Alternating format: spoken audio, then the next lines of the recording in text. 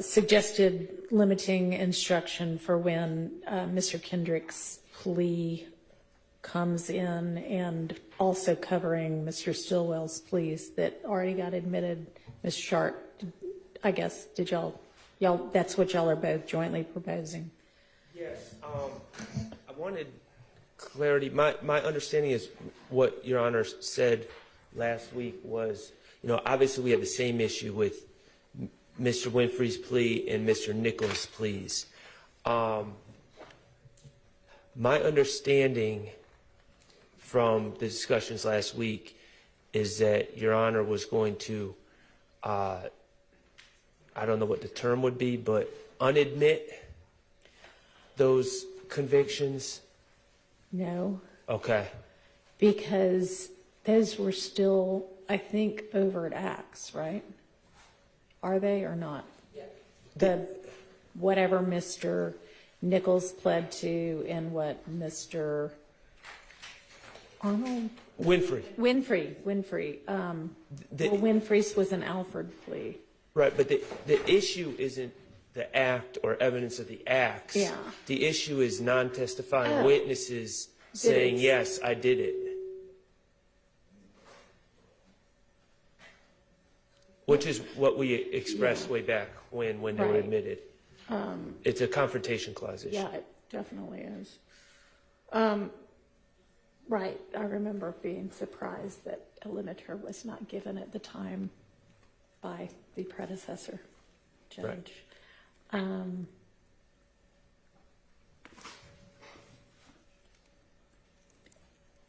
Was there any instruction on Winfrey's?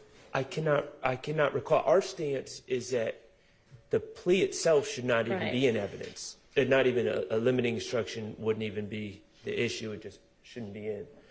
And same with Nichols. Same with Mr. Nichols. Although now that they are not. Mr. Winfrey never was sitting with us. So that our stance is that should have never been. But Mr. Nichols.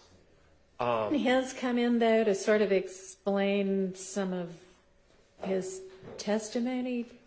No, he never testified. We were arguing that it was a controversial day because from our vantage point, the state was trying to suggest that Mr. Winfrey took a plea because of promises of a car or different things. But Mr. Steele at the time was rightfully pointing out that plea was not, the Supreme Court later found that plea was not voluntarily given. Right. Didn't that come into evidence then? No. We were not allowed to get into that at all. The fact that it had been reversed and that he then entered an Alford plea instead of a guilty plea, right? That came in. That information came in, right?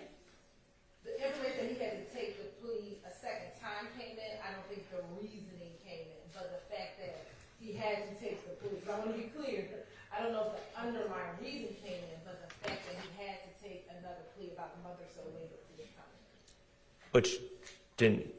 That didn't help a lot for us because we wanted to get into the reasoning. But the bottom line is the plea, whether it was voluntary or involuntary at this point, it's still statements by Jimmy Winfrey, and he never took the stand. So, all right, you know what? I may need to just review that trial testimony. Who was on the stand? Okay.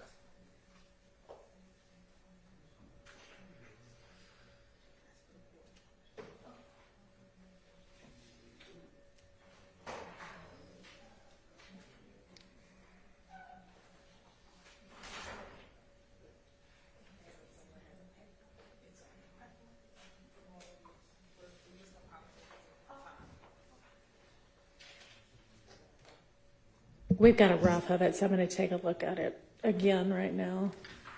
Great, thank you.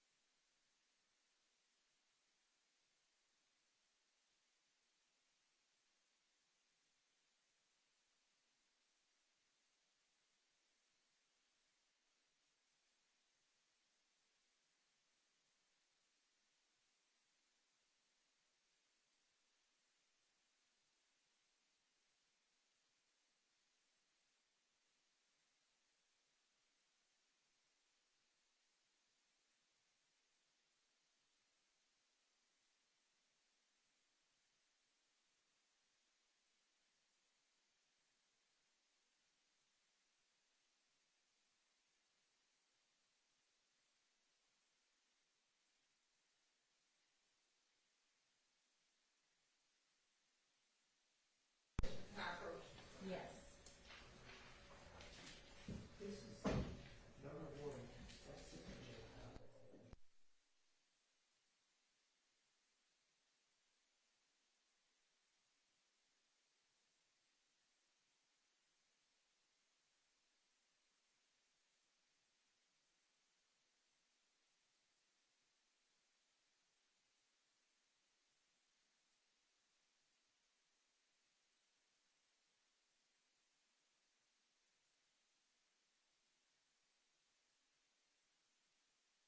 About the certified of Winfrey's plea redacted somehow.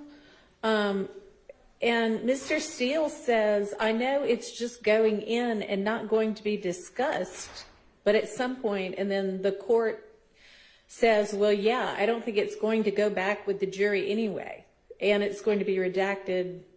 Is there anything else I need to cover about it? I mean, so did it not get introduced in front of the jury and anybody say what it was? I mean, I hadn't read through the whole thing, but It did. The defense did not acquiesce to this, but there was a kind of a standard operating procedure where things were being admitted and we discuss whether it goes back with the jury and things like that later on. yeah. And so that is kind of the back and forth that occurred, but it was admitted in front of the jury. Did they know what it was? Or was it just, here's exhibit number I'd 350? I'd defer to the transcript, but I'm pretty sure there was a discussion that Jimmy Winfrey pled guilty to, or pled whatever he pled to the charges.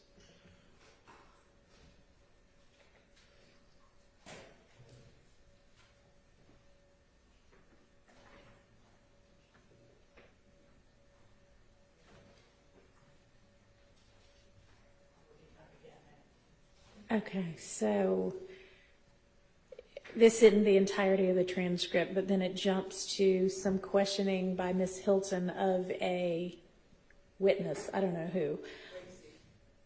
Oh, yes. As it relates to this case, do you know if Jimmy Winfrey ever took a plea? Yes, he did.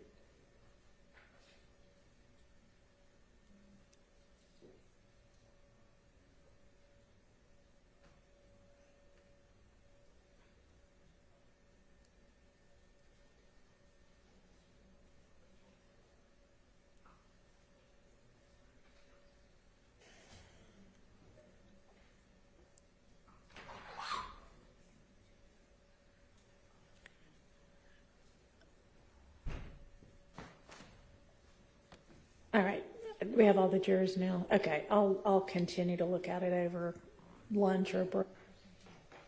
We're not going to need this limiter this morning, right?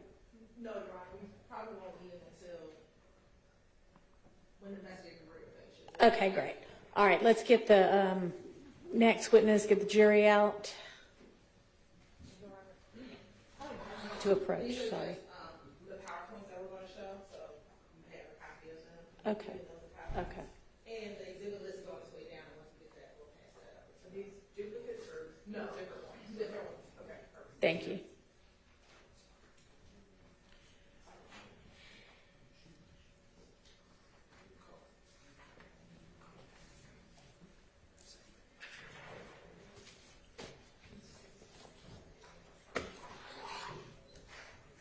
All right, for the jury.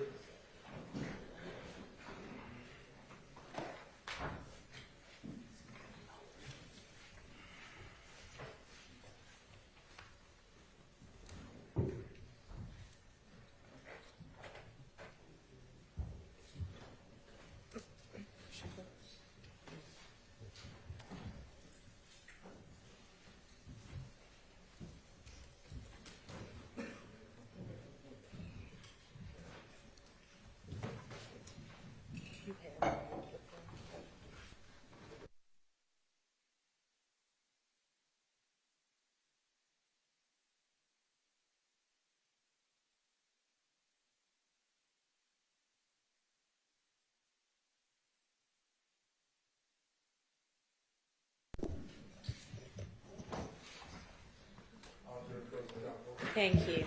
All right, y'all have your next witness on the stand. Sergeant Ingram, would you swear that witness for us? Can you stand up till you get sworn, please?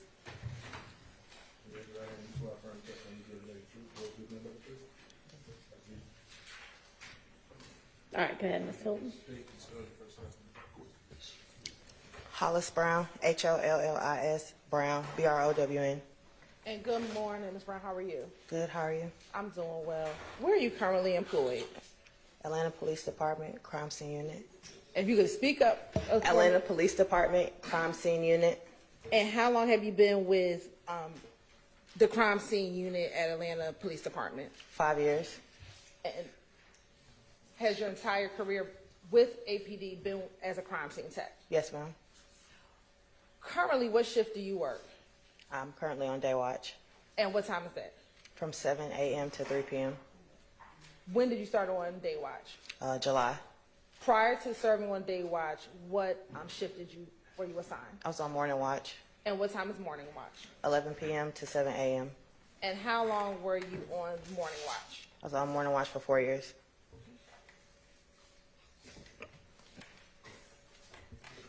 And taking you to March 2022, were you working morning shift back in March of 2022? Yes, ma'am. I want to direct your attention to two separate locations that you responded to in March of 2022. First, I want to direct your attention to March 11th, 2022. Did you have the occasion to respond to I-7585 northbound and Fair Drive? Yes. And why did you respond to that location? I was called to that scene for a homicide. Okay. And I'm going to ask you today, do you remember the APD case number associated with that location? No, ma'am. Did you do a report in this case? Yes, ma'am. Will looking at a copy of your report help refresh your memory as to the location, the APD case number? I'm sorry. Would taking a look at your police report help refresh your memory as to the APD case number? Yes, ma'am. Permission to approach him, Ron?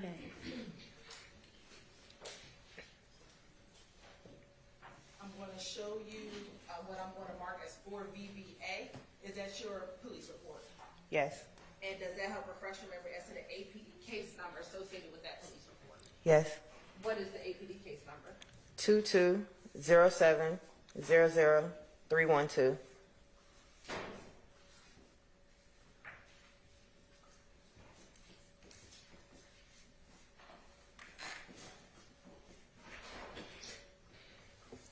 And that's on March 11th? Yes.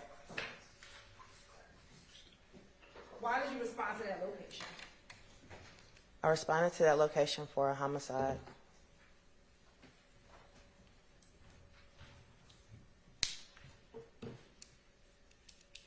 About what time did you arrive at that location? Approximately around 5. Is that 5 a.m.? Yes, ma'am. And why were you requested to go to that location?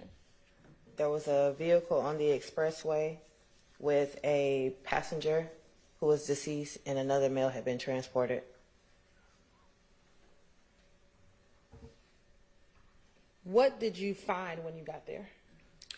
I found a grayish-looking vehicle with defects all around the driver's side, the rear, and the passenger side, with a deceased male sitting in the passenger seat, front passenger seat. Did you see any of the shell casings? Yes, they were on the expressway.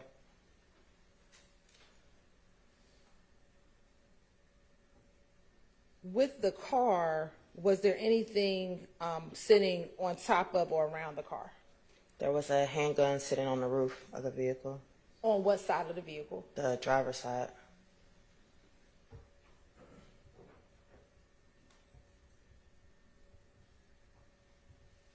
And you said there was a passenger still seated in the car. Were they alive or deceased? They were deceased. Did you find any weapons on that individual? He had a handgun in his waistline area. Now, you talked about shell casings. How far did the shell casings span on that highway? I don't really remember too much, but I know they were before we hit the vehicle. When you say before you hit the vehicle, what do you mean? So they started a little bit further back, going towards where the vehicle was at. And did you take pictures of the scene as you found it? Yes. And have you had the opportunity to review some of those photographs that you took on March 11, 2022? Yes. Okay, in front of you had the opportunity to look at State's Exhibit 4 VV through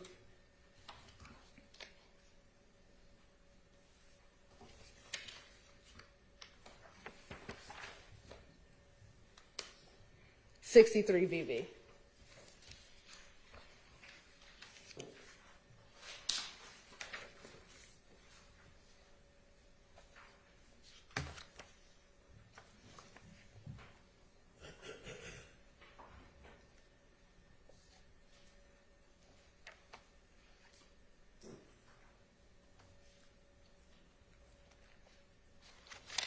Yes.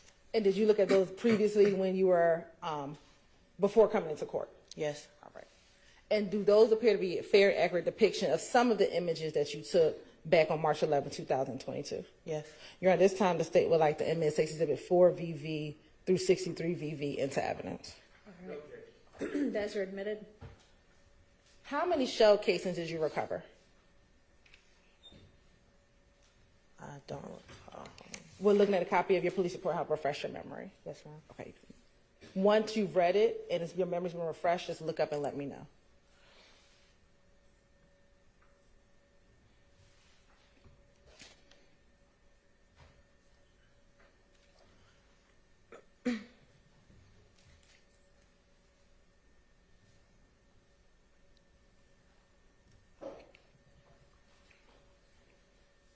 Okay. Okay. How many shell casings did you recover? It was 31. And when you recovered those shell casings, how did you package the shell casings when you recovered them? Individually in a little coin pouch. And what did you do with the shell casings once you recovered them and packaged them in the coin pouch? I took them back to our annex and processed them for latent prints. And after processing for latent prints, what did you do with those shell casings? I placed them back in an individual coin bag, labeled them, and then sent them off to our crime lab.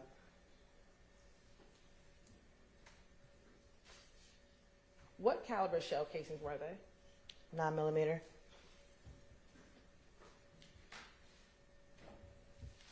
Now I'm going to publish first, starting with State's Exhibit 4 VV.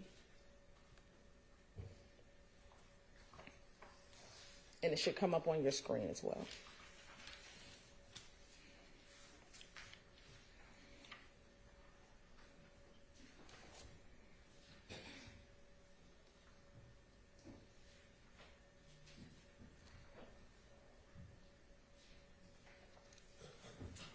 And now also looking at 6VV.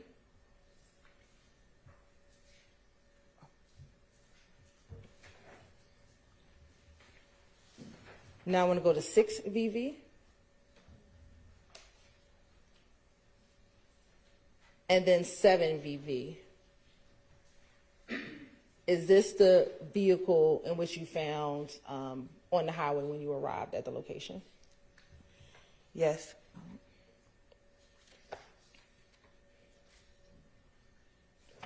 Turn into 10VV.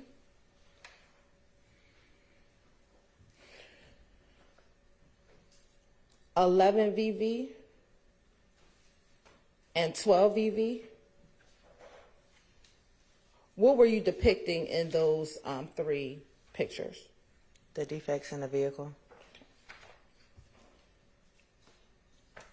Now looking at 14VV. And let me go and ask, for 10, 11, and 12, what side of the vehicle were those defects on? The driver's side. Now looking at 14VV and 15VV. What were you taking pictures of in those 2 pictures? The defects in the vehicle and the damage to the window. Okay. And what side of the vehicle is that? Passenger side. Okay. And is that where you found the male that you discussed earlier? Yes. And was the driver present when you arrived on scene? No. Okay. Do you know where the driver went?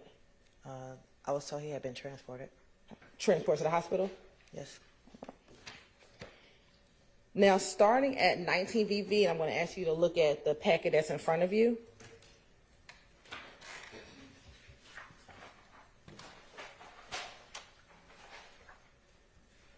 Through 51VV, what is in 19VV through 51VV?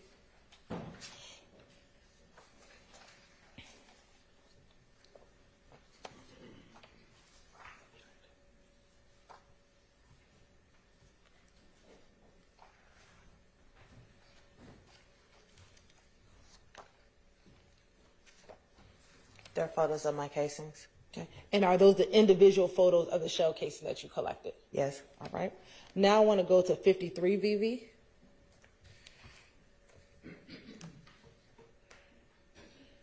(54VV),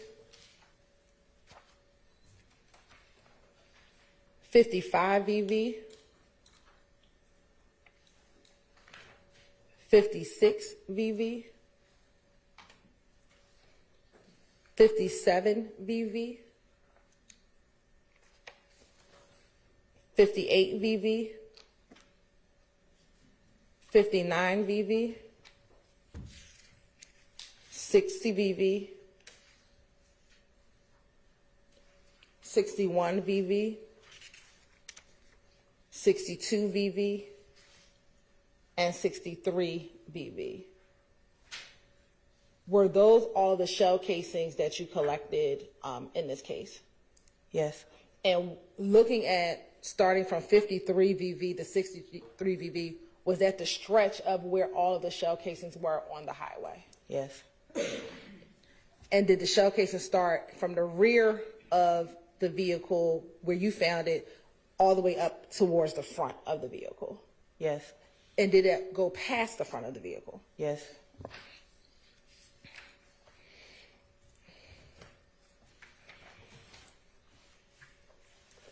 And were all the shell casings that you recovered on that scene 9mm?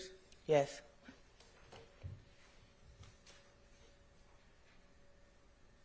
After collecting and processing the shell casings, once you went back to headquarters and after you took your pictures, did that conclude your involvement in this case? Yes. All right. Now I want to direct your attention to March 16th, 2022. Did you have the occasion to respond to 2830 Waters Road in Atlanta, Georgia? Yes. And was that about 5 days after the incident that we just looked at? Yes. All right. And do you remember that APD case number? No, ma'am. Did you do a report in that case? Yes, ma'am. Will looking at a copy of your report help refresh your memory as to the case number, APD case number? Yes, ma'am. Permission to approach again, Your Honor.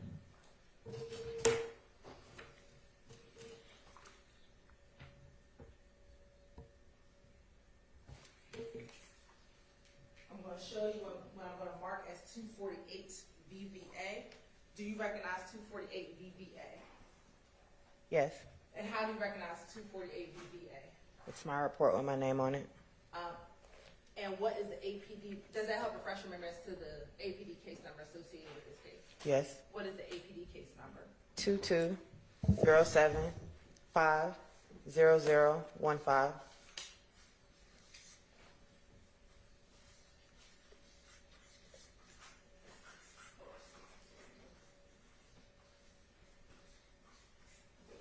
And that date was 3/16/2022? Yes. And what time did you respond to that location? Around 2:30. Is that in the morning? Yes, ma'am. And for the March 11th incident, did you say that you responded about 5 a.m.? Yes, ma'am.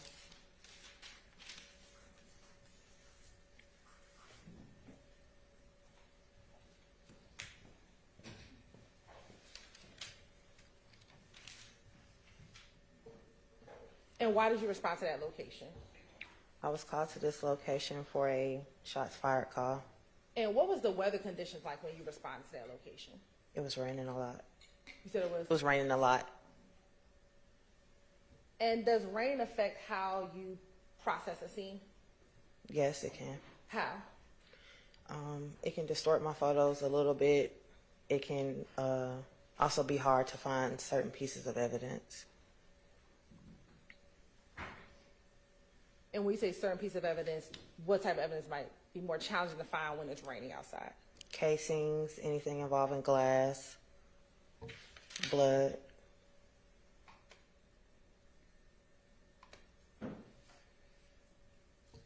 What did you observe when you first responded to that scene?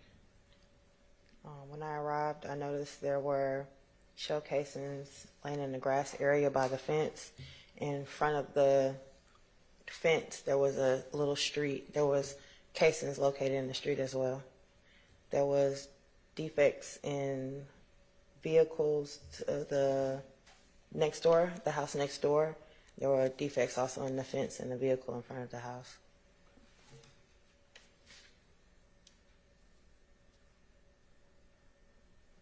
Did you take pictures when you arrived to this location? Yes.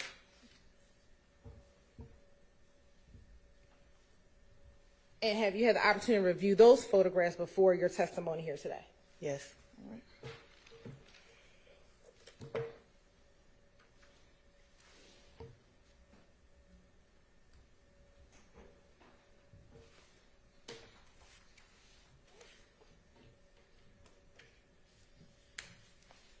Permission to approach, Your Honor?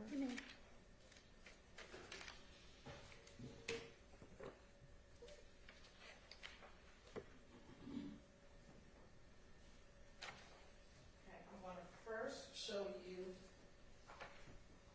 248 VV through 271 VV. Are these images that you saw prior to your coming into court today? Yes. And then I'm going to show you next 272 VV through 308 VV. Are those also items or pictures that you saw prior to your testimony today?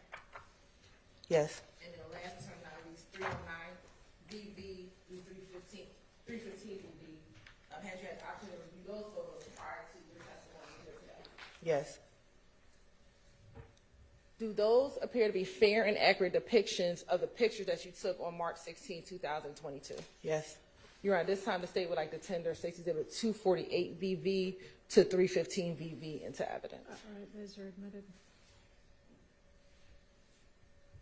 And permission to publish. First, starting with 248 VV.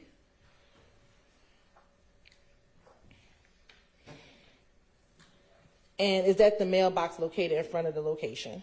Yes. And what is the address on the mailbox? 2830. Is that Waters Road? Yes. All right. Now looking at 249 VV. What is depicted in 249 VV? That's where the scene occurred. Okay. And looking at 249 VV, do you see the gate that's in front of the location? Yes. Are there any defects in that gate in front of the location? Yes. Where on the gate are the defects? They're going to be in between the trash cans. And for the record, is that the blue Atlanta recycling trash can and the green trash can? Yes. Okay. And is that also where the hand is indicating on the picture? Yes. Right. Now looking at 252 BV. What is contained in 252 VV? That is a vehicle parked in front of the residence. And there's some other kind of spots on the image. Is that from the raindrops? Yes. All right. Looking at 253, 254, and 255 VV, is that the same vehicle that we just looked at previously? Yes. Okay. Now, looking at 255 VV, what, if anything, were you depicting in 255 VV? The defect in the vehicle. And if we can scroll in, is that the defect that you're referring to? Yes. Do you recall sitting here now what side of the vehicle that defect is on? From this photo, it looks like the passenger side, Okay. rear passenger window. All right. Now looking at 257 VV. What is being depicted in 257 VV?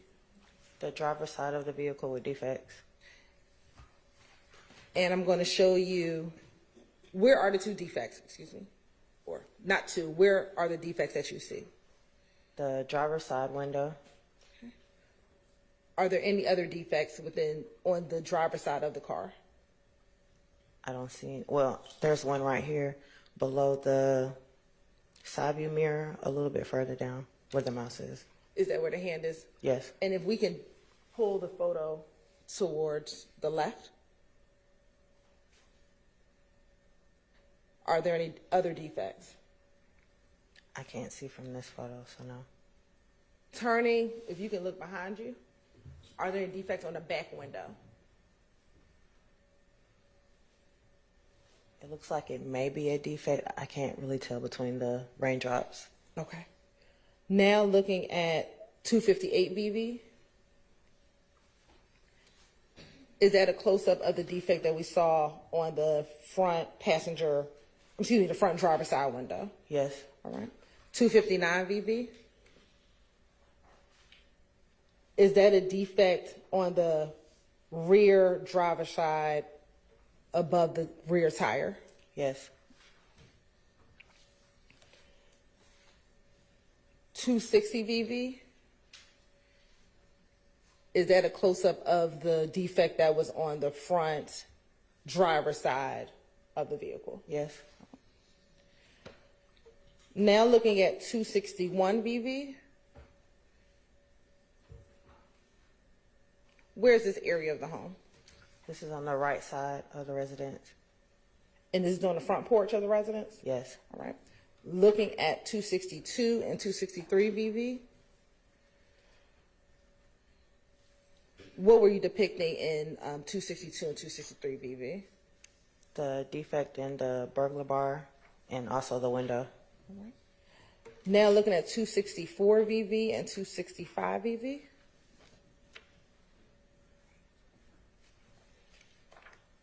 What were you depicting in 265 VV?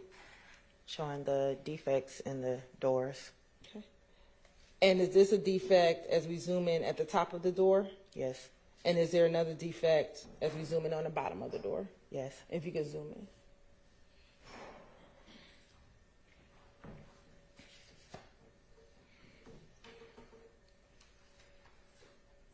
Now looking at 266, 267, and 268 VV.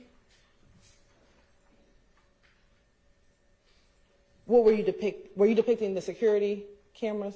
Yes. All right. Now looking at 269 VV, 270 VV, 271 VV. Are those the shell casings that you spoke of earlier that were on the scene when you arrived? Yes. And from pictures 272 through 308, are those just the individual pictures of all the shell casings that you collected?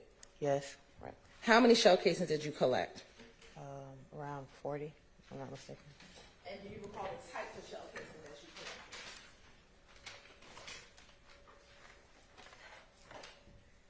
you collected? They were, That's they fine. don't, well, okay. They were 40s, I'm sorry, they were 5.57s, 223, 40s, and 9s. Okay. And have you had the opportunity to look at those items today before your testimony? Yes. Mr. Sharp.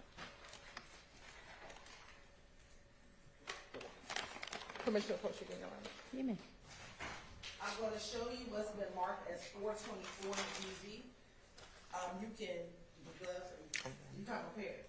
Can you look in that bag and tell me if you recognize the items in your bag? In the bag, excuse me.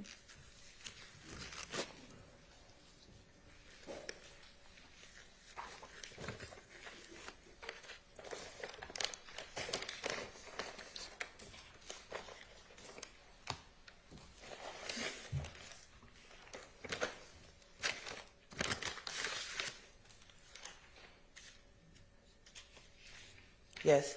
Okay. And how do you recognize those items? They're casings from my scene with my handwriting. All right. And do they appear to be in the same or similar condition as when you collected them on March 16, 2022? The casings or the packaging? The packaging. Yes. Okay.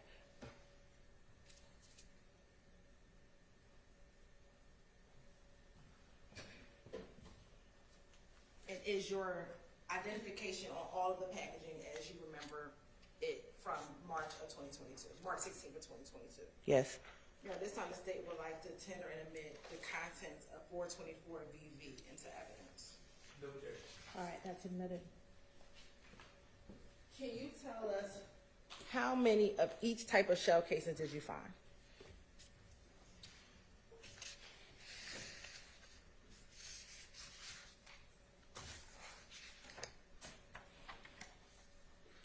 There were 11 5.7s, 2 223s, 8 40 calibers, and 19 9mm.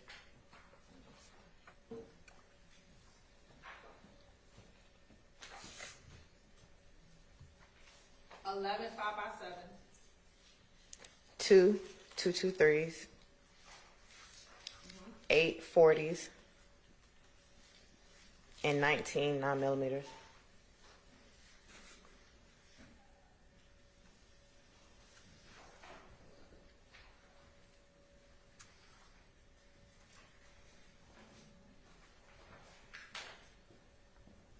When you collected those shell casings, did you do the same thing that you discussed, that you did earlier with the March 11th shell casings? Yes. And when you talked about the March 11th shell casings and how you packaged them, did you package the shell casing from March 11th in the similar way that you packaged these shell casings? Yes.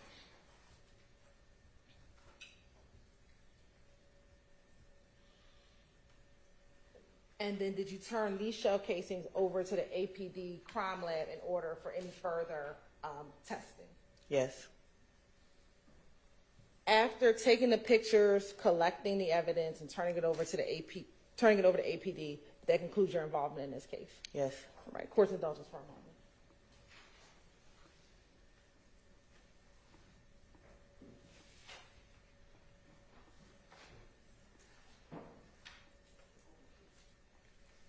I have no further questions, Your Honor. Cross.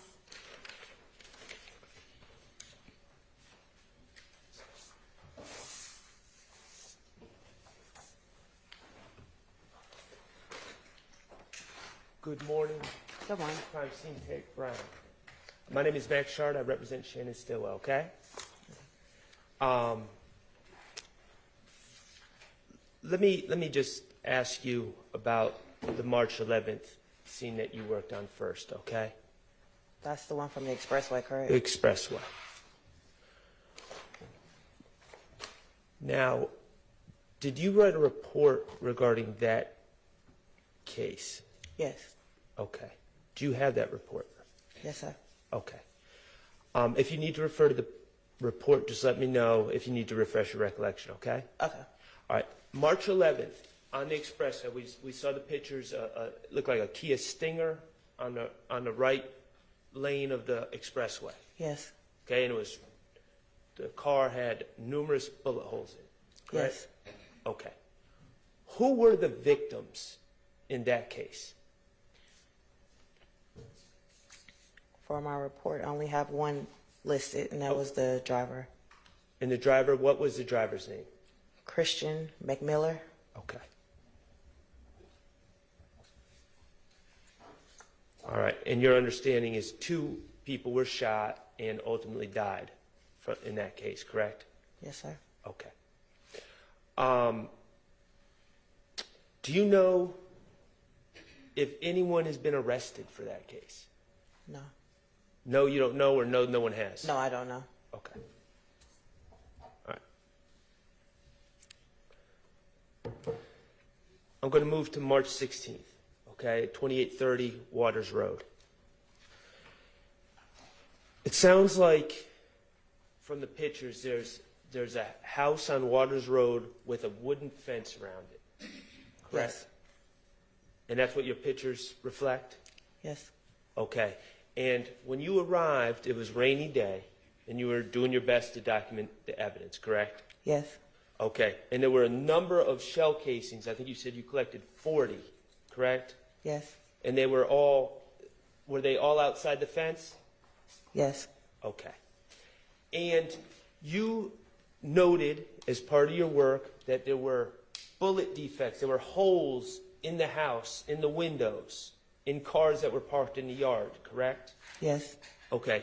It was consistent with people shooting from the street area towards that house, correct? Yes. Okay.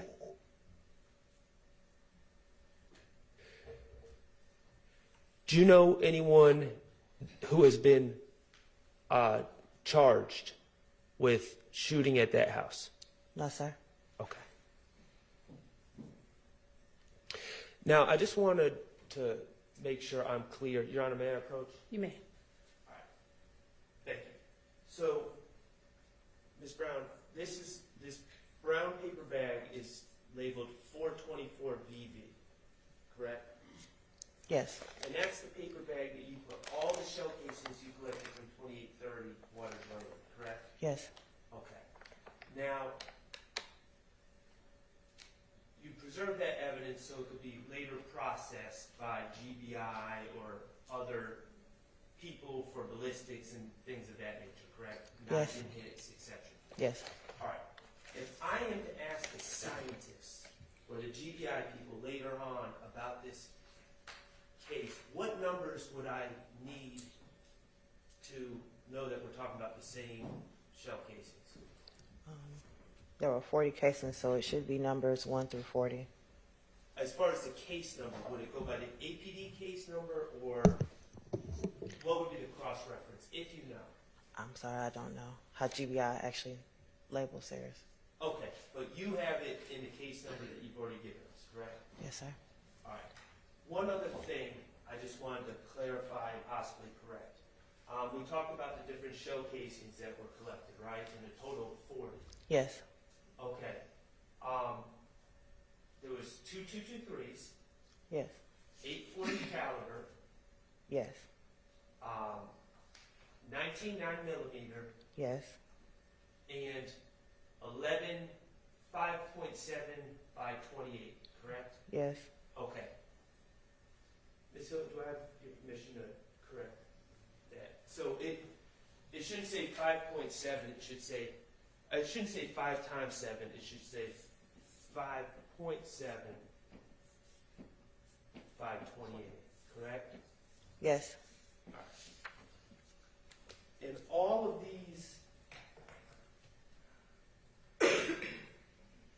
these shell casings are for different caliber bullets, correct? Yes. And a gun wouldn't shoot different caliber bullets. A gun would just shoot one specific caliber, correct? I'm sorry, I'm not a ballistics expert. I Okay. just know they fire. Fair enough. Thank you.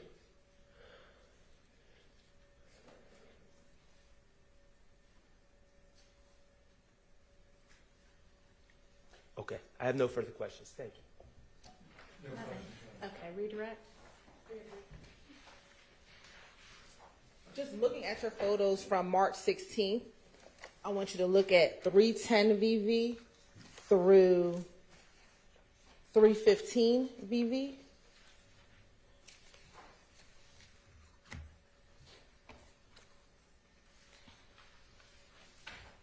Which numbers? 310 VV through 315 VV. Okay. Earlier you talked about going to another home and taking pictures of some defects. Is that the home next door to 2830 where you went and took other pictures? Yes. Right. And looking at 311 VV, 312, 313, 314, and 315, is that the vehicle that was of interest that had defects inside of the vehicle?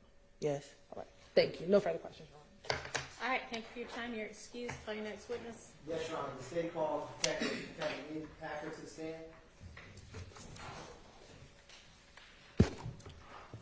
Judge, Yes. you'd like for me to leave these here? Yeah, that's fine. Thank you. Thanks.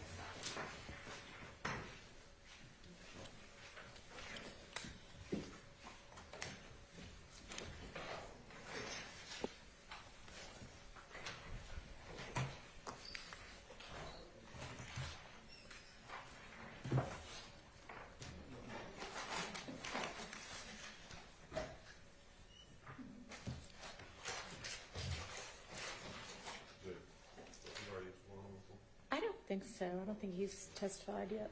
Raise your hand. You swear to God, you want to do the court, the truth, and all the truth, and nothing but the truth, so help you God. I do. Let me see you. Can you state your first and last name, which is present, please? My name is Kevin Leon Packer. It's Kevin. My last name is Leonpaccher.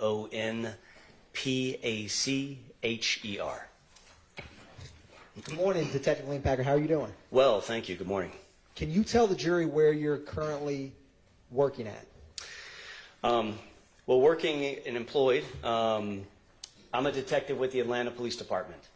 I've been with APD for over 22 years, and after spending the last about 14 and a half years in the homicide unit, I have also joined the FBI as a task force officer.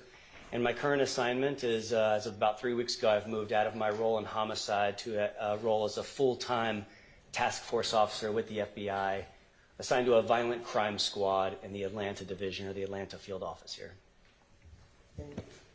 In general, what are some of your roles and responsibilities that you currently do? So currently, I'm over 14 years in homicide. I'm tying up a lot of loose ends, finishing up some case files, and still doing some active case work on some of those cases. But my primary role with the FBI is in this violent crime squad. We work any violent crimes that have a federal nexus, essentially any violent crimes that might be a federal offense. I work on exigent circumstance cases, sometimes prisoner escapees, sometimes kidnappings, sometimes missing children. I'm also a member of the FBI's Cellular Analysis Survey team after having gone through the certification curriculum for the CAST team last year. Do you work with Agent Bernie? I do, regularly and often. Now, when was it that you started working with the FBI? June 1st of last year, so about a year and a half ago now. Now, when you were with APD and working as a homicide detective, do you have any experience with extracting cell phones? I do. Can you explain to the jury what experience you have regarding that? Starting with my experience with APD that led me to mobile device forensics or dumping cell phones, after being a patrol officer, I joined APD in 2002. And I was a patrol officer up until 2008, where I made detective. I spent a year doing mostly violent crime investigations, but any generalized investigations. Sometimes I'd work shootings and robberies, and sometimes I'd work parcel thefts, like package thefts and fraud.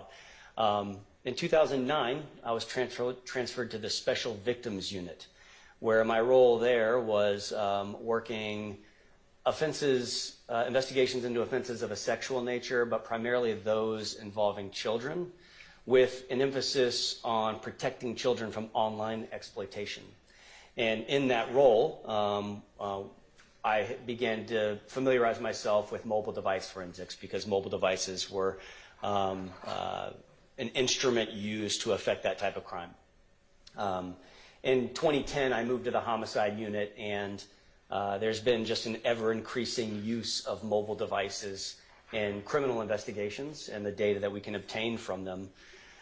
In 2014, I attended my first formalized training in mobile device forensics, and that was a class put on by the Public Agency Training Council. They're a very large private entity that conducts law enforcement training. And that instruction was cell phone technology and forensic data recovery. So that was instruction, a one-week course, 40 hours on working with cell phone records, mapping out cell phone activity, how phones communicate with cell networks. But it was also mobile device forensics. And at the conclusion of that class, I also obtained a certification in Oxygen Forensic Suite, which is one of the many tools that we use to dump cell phones, or at least we did back then. In 2018, I attended a certification course put on by a company called MSAB, and they make a tool called XRY. Again, one of the forensic tools that are out there available for law enforcement to use to dump cell phones and get data off of cell phones.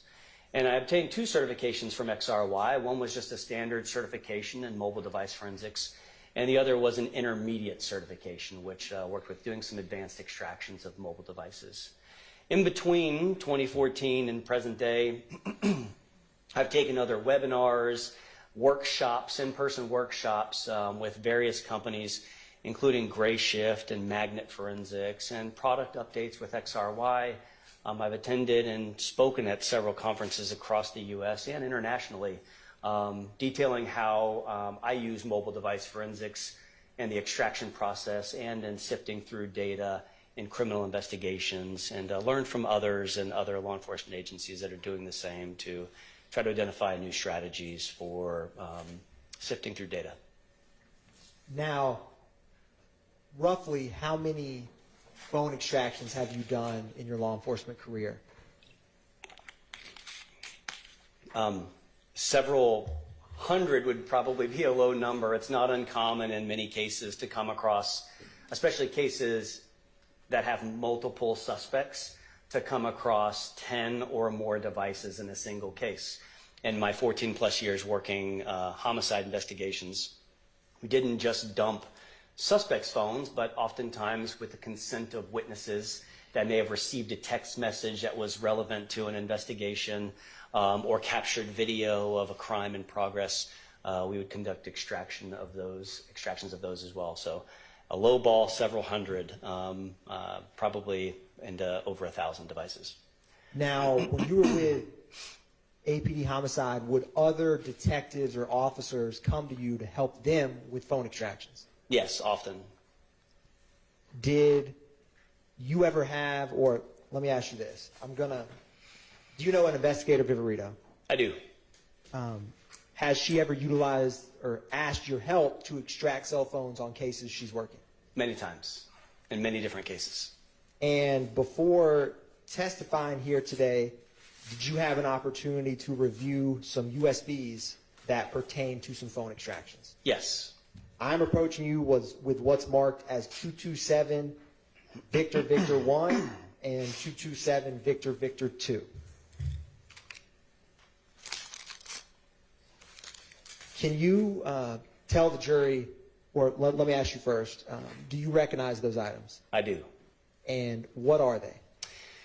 They are USB drives, one of which contains cell phone extractions that were from devices associated with Mr. Shannon Stillwell or Shannon Jackson. I'm familiar with him by both names. And the other is and I should say that one is States Exhibit 227VV1. That's correct. And then the other one, which is a silver and gray USB device, States Exhibit 227VV2, contains mobile device extractions for phones that are associated with Marquavius Huey. And how many phones extractions are there on each of those USBs? If I could review Yes. my notes, but I believe it was 3 for each device. Yes, 3 for each device, Now, each USB drive. can you describe for the jury, you've discussed phone extractions, what kind of data comes back? Can you kind of describe the process when you get a phone to extract? Yes, it depends, is the short answer. So it depends on the state of the phone, whether or not it's powered on or powered off at the time we recover it, and whether or not the user had unlocked it since it's last being powered on. That's a good state for us, and using some advanced forensic tools, we can still recover a lot of data, even if we don't even know the passcode to the phone. So in a situation like that, we would recover most data that we would want to see for investigative purposes, like calls, messages, not just messages that are text messages, but messages that are iMessages, which are not text messages, by the way. iMessages sent from iPhone to iPhone do not travel through the cellular network like an SMS message. Those do not appear on records from cell phone companies. Those will only appear in mobile device extractions. So we recover messages, photographs, videos, web history, sometimes health data, again, dependent upon the state of the phone, and third-party application data. So depending upon how an application works, if it stores data on the device, then we can sometimes recover that data, and depending upon the forensic tool we use, it could parse out that data and show it in the messages section as well. For instance, DMs on Instagram may appear in a cell phone extraction. In the case of a phone being powered off, Apple uses encryption to encrypt data. And if the phone powers off, from iPhone 5S, which is a long time ago, to present day iPhone 16, there's a whole separate chipset inside of Apple iPhones that does nothing but hardware encryption for iOS devices or iPhones. And that can present some challenges to us. If we do not have the passcode for the phone and the phone's powered off, we're going to have a difficult time getting all that data that we want to see for investigative purposes. And we'll be left with sometimes a list of blocked numbers on the device, sometimes some cached images or images that are temporarily stored in the phone's memory but aren't the photos and videos taken by the camera inside the phone. We won't see messages or web history. So we're very limited if the phone's powered off. So again, it depends, but the shorter answer is, in best case scenario, we get pretty much everything that you have on your phone. Now, is 2 of the phones that investigator Viparito asked you to extract pertaining to Shannon Jackson or Shannon Stillwell, did investigator Viparito have a passcode for those? Yes. And roughly, was it in December of 2022 when you conducted the extraction on those 2 phones? Yes. I wanted to also circle back. You had mentioned web history. Is when the data comes back, are you able to look and see web searches? Yes. Can you describe for the jury what that means or what that may show? What's important to note that whatever we get on the phone is just a log of activity for the phone. So I may not know who was physically holding the phone unless we have a witness or it's on video to show who was physically operating a device. So when I see web history or I see a search that appears in the web history, what I know is that the phone navigated to the internet and conducted this search. So for instance, if I go onto my iPhone and I go to Google and I type in a search term, then I would see the URL or the web address of what that search term result is. That's the page that Google will navigate to, that my phone will navigate to. And in that URL, you'll see an indication that this may have been a Google search. you'll see some indication of what the search terms were. If there's multiple search terms like Kevin, Leon Packer, Court, then you may see Kevin plus Leon Packer plus Court. And what that means is that the phone navigated to that page that may have those results from Google. If someone were to send a link of search results, which I don't think I've ever seen someone send a link of Google search results, but that would have the same web address. So whether someone types in the search term or navigates to the page that resulted in those search terms because someone, say, texted them a link, then you would still navigate to the Google page that has the results for those search terms. Now, when you do these phone extractions for other detectives, like you did in this case for Vivarito, when you didn't personally, in this case, review the contents of the extraction, is that fair to say? Yes. Now, when you give it to them, are they able to navigate and see the data that you just described? Yes. And is the system that they see that data for messages or calls, are they able to tell if it's incoming, outgoing, and who they're communicating with? Yes. The tool that I use and used in this case is XRY. That's the one that's made by that company, MSAB. And XRY has essentially, it's two different tools. One is the extraction tool, that's XRY, and then the reviewer or reader tool is called Examine. So Examine is used to open up the XRY extracted files, and it presents the results of the extraction. And you can create filters. You can say, I want to see all the calls, or I want to see all the messages, or you can select both and say, I want to see just calls and messages. And when you click on messages, it brings up the messages. It's essentially divided into 3 columns. Filters on one side, the left, calls, messages. And then in the middle, it'll display the calls and messages. And you can sort it by time or sort it by how frequently someone communicated with this person. And then when you click on a message, in the right-hand side, it'll give you more details about it. So you can tell in the center column or in the more details column on the right from whom the message was sent and to whom it was sent. Now, when you extract these phones, is there any data gleaned of if various SIM cards were used on a phone? Yes. Can you describe, one, what a SIM card is and how that data may show up? SIM cards, which are slowly going away. SIM cards are physical cards that insert into a mobile device. Before we had them just for like GSM phones. That's before we went to like what modern day LTE technology is.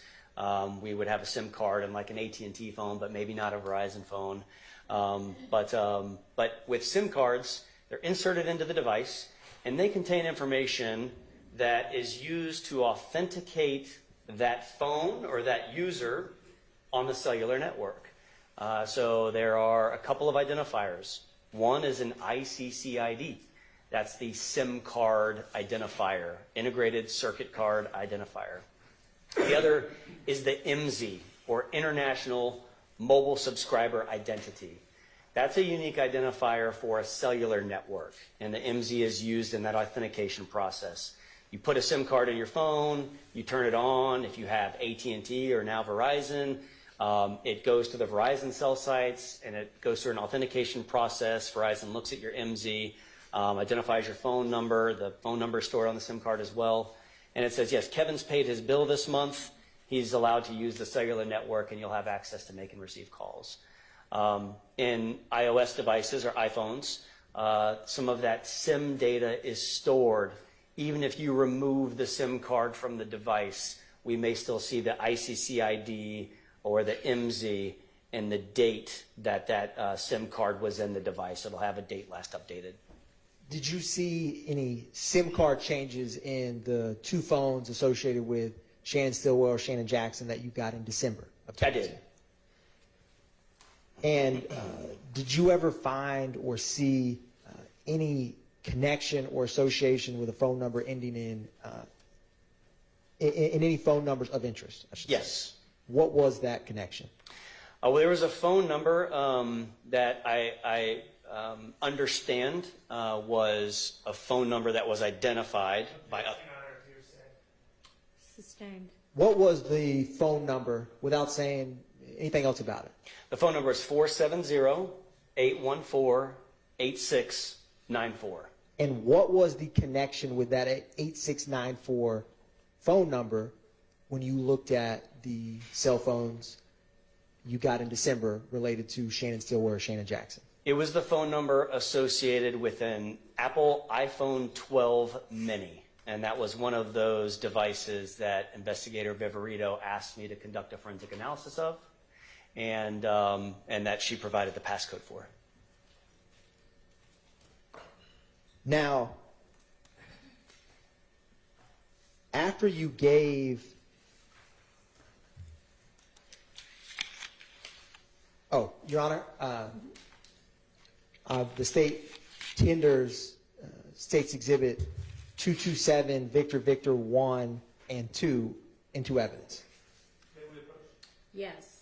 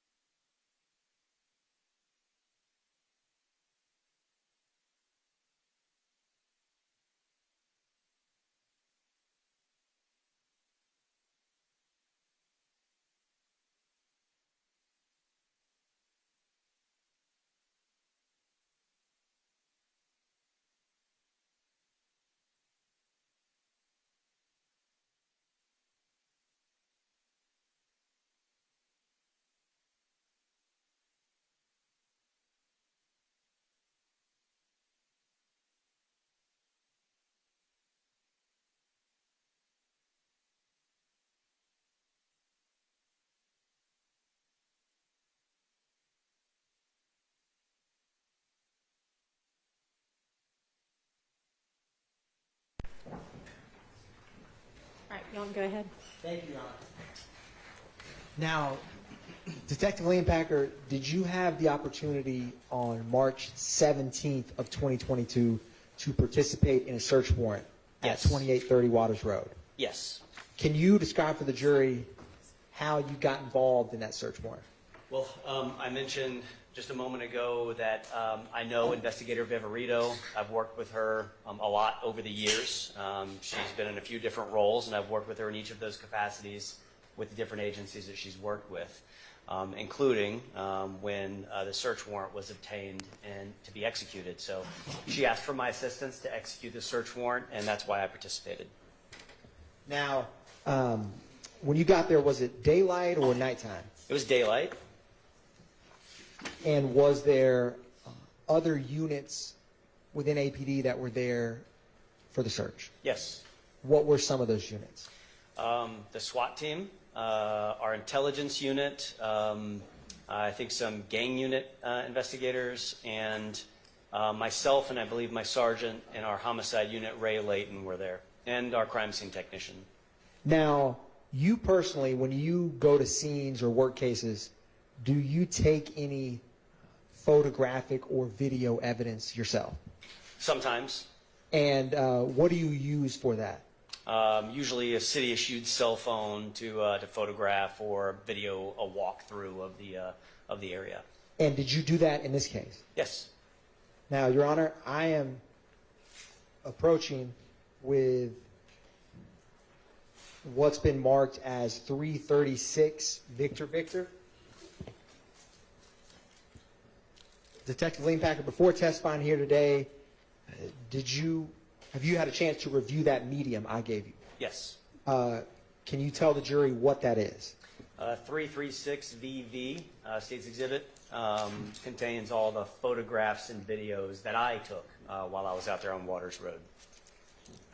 And I'm also going to approach you, Detective Leonpacker, with what's been marked as State's Exhibits 316 Victor through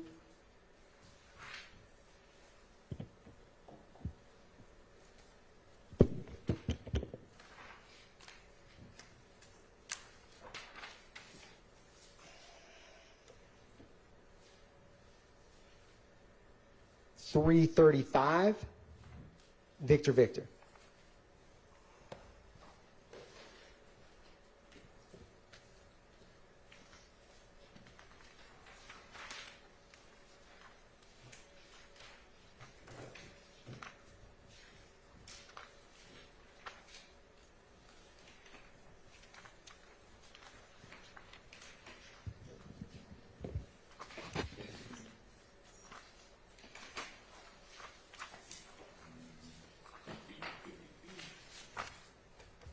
Are those photographs that you took the scene that day?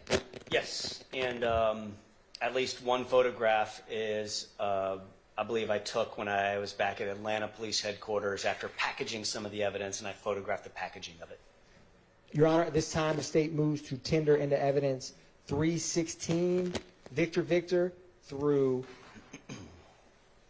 335, as well as 336 Victor, the USB.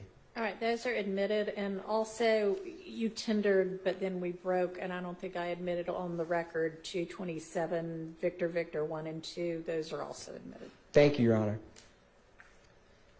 I'm going to publish 336 Victor.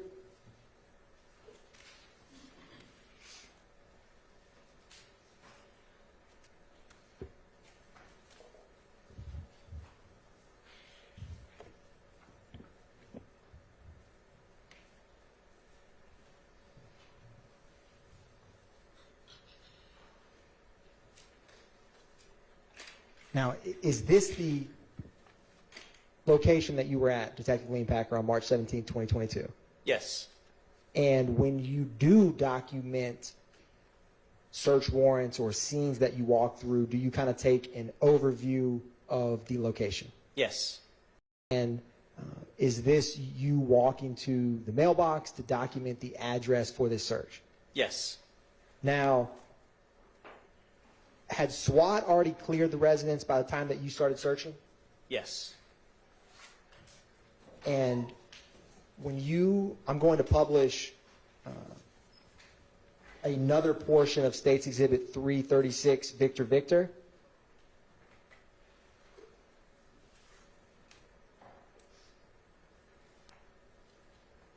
Was there a Audi that you see in this clip when you got there? Yes.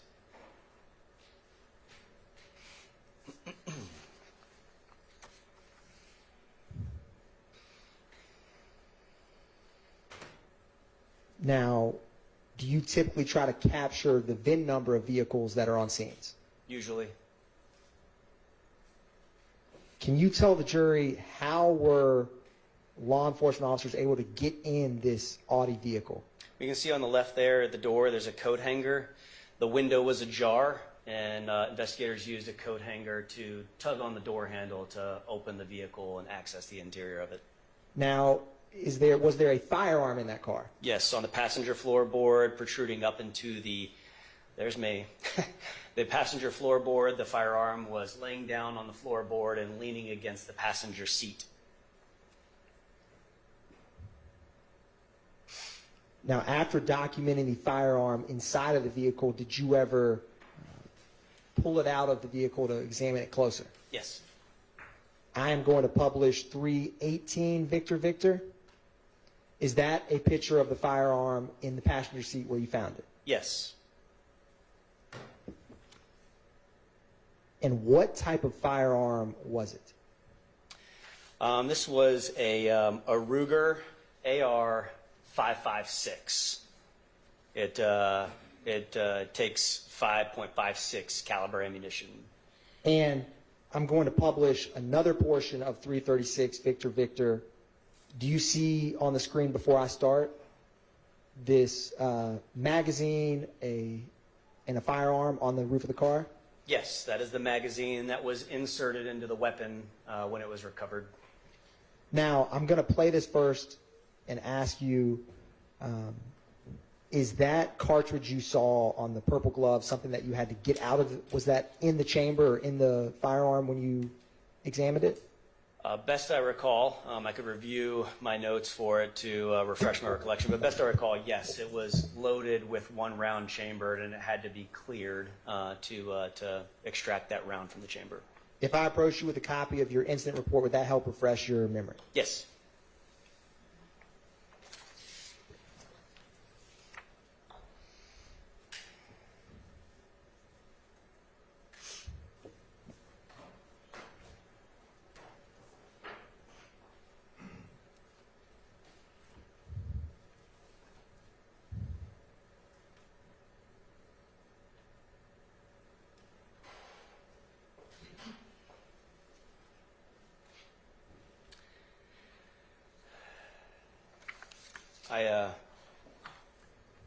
I've refreshed my recollection about what I wrote in the incident report.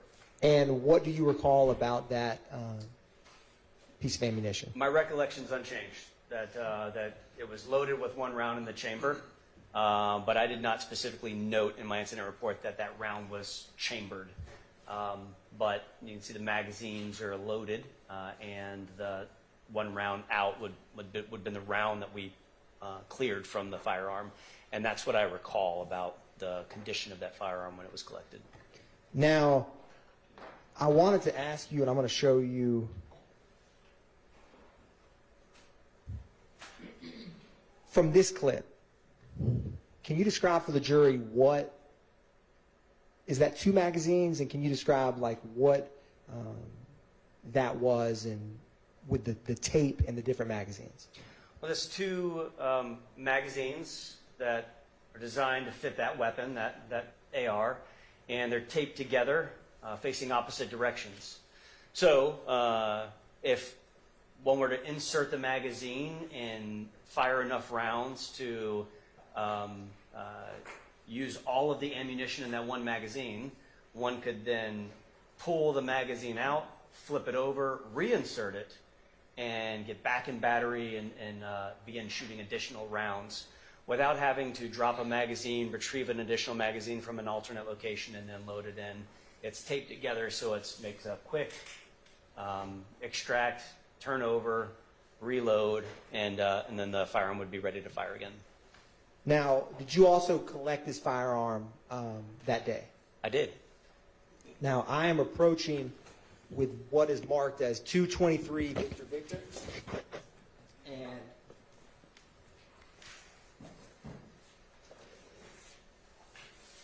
oh, actually, one brief second.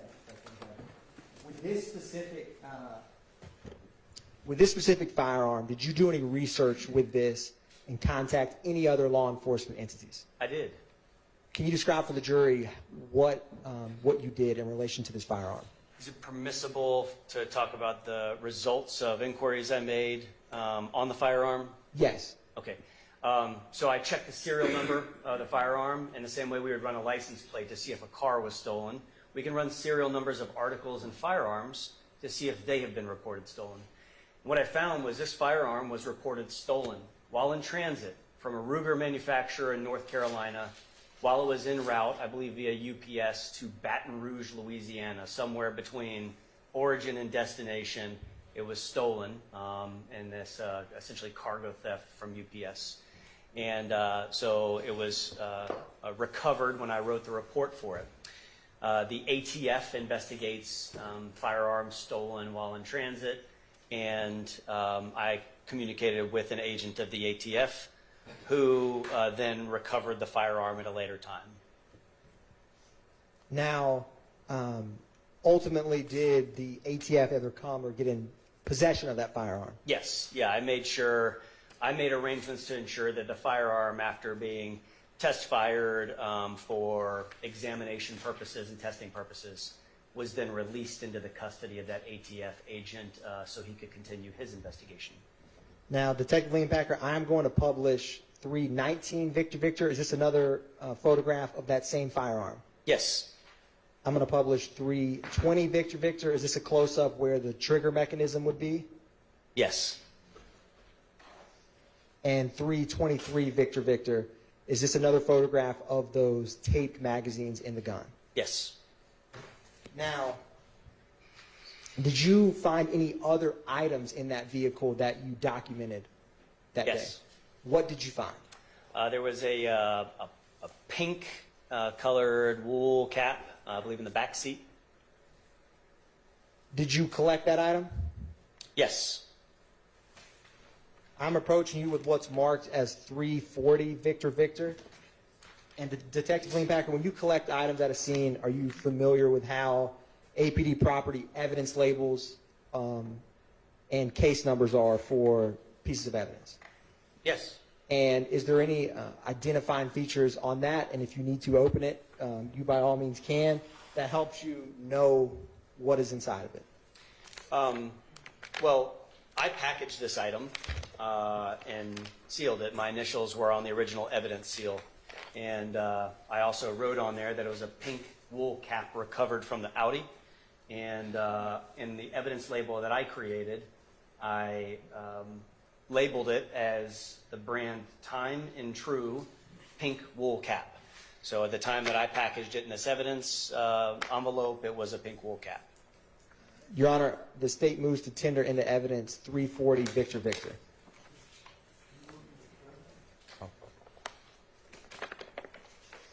And this... I have an objection. Is 340 the firearm or the envelope there? It is the envelope with the pink wool cap. Objection, relevance 403. Overruled. And to be clear, this first, the vehicle where officers put the coat hanger inside of it, is this the Audi we're talking about where you found this pink wool cap? Yes. That first vehicle, if you were to enter the property on kind of the right-hand side of the yard. I'll go back to 318 Victor Victor. Is this the vehicle that you found that pink wool cap? Yes. Did you also find any temporary tags or license plates in that vehicle? Yes, multiple. I am going to publish 324 Victor Victor. Are these some of the temporary plates that you found? Yes, And did you ever find a driver's license or identification in that car? I did. I'm going to publish 325 Victor Victor. Who was the individual's name that you found? Eric Jerome Moore. I'm going to publish 326 Victor Victor. Did you find some other registration paperwork for that vehicle Yes, with the same individual's name? yes.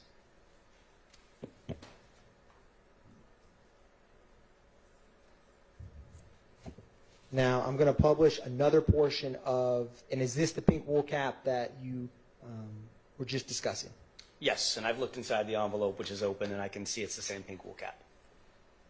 I'm going to publish another portion of State's Exhibit 336, Victor Victor. And just to be clear, this is the video footage that you personally recorded that day. Is that fair? Yes, And to the right, that's depicted on the screen, is the vehicle we were just discussing. yes.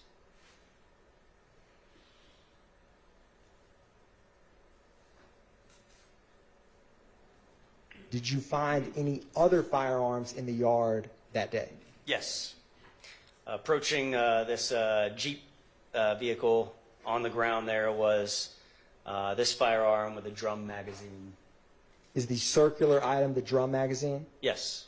Is that increase the capacity of rounds that it can hold? Yes, the drum magazine is a high capacity ammunition magazine that loads rounds or cartridges in a circular motion. And as rounds feed into the firearm, they continue loading a round in that circular motion to feed into the firearm. So it's just a high capacity magazine. Now, Detective Leanpacker, I am approaching you now with what's marked as 223 Victor Victor.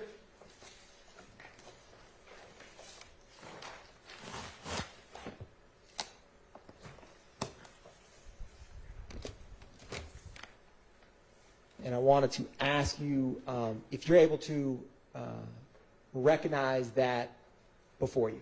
Is it okay to go ahead and open it up? It is. Yes. And what is that item? It's the firearm that was just depicted in the video, and it's a AK M10762P firearm, and the drum magazine that was there as well. Your Honor, at this time, the state moves to tender into evidence what is marked as State's Exhibit 223, Victor Victor. Objection, Your Honor. Relevance in 403. Has nothing to We may need do with to this case. Your Honor, take that up. I object to the speaking objections, and I can explain relevance outside All the right. presence of the jury. Coming up.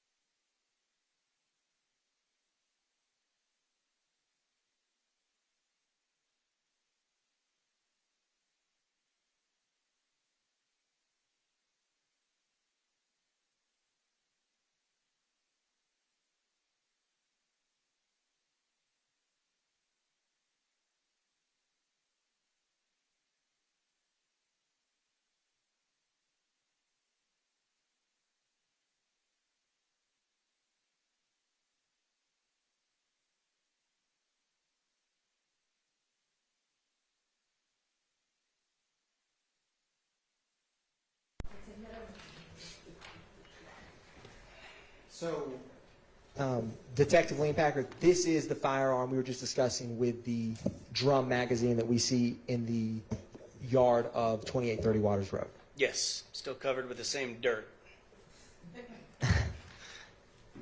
Do you know if it rained the night prior? I don't recall. Now, I am going to.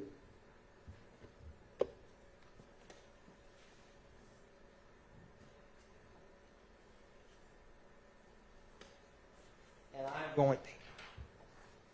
I'm going to publish 328 Victor Victor. Is this the firearm that we were just discussing? Yes.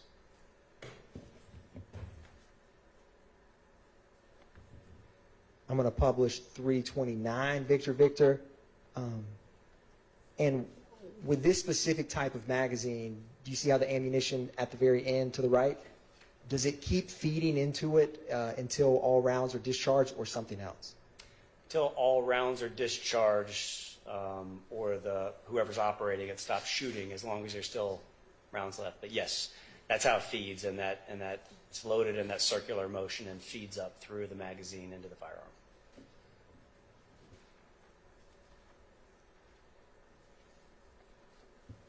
One brief moment.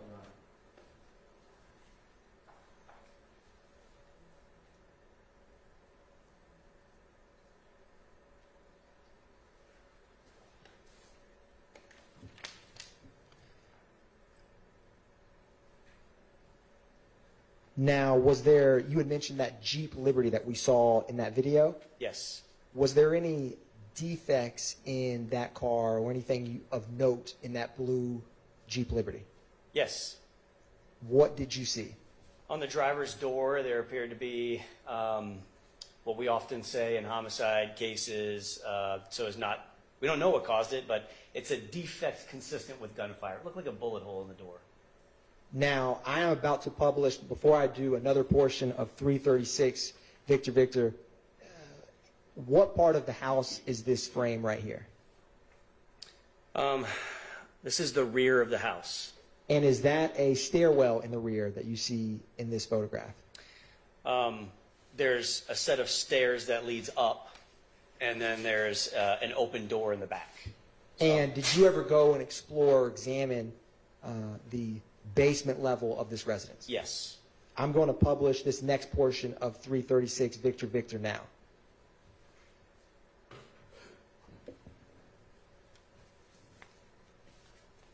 And is this opening that you are walking towards the basement of the home? Yes. Was there another stairwell inside of the basement? There's stairs, yes. Were you able to get inside the home from those stairwells? No. No, it's closed off. It's like wood that's like nailed shut, so it did not permit access from the basement level into the house.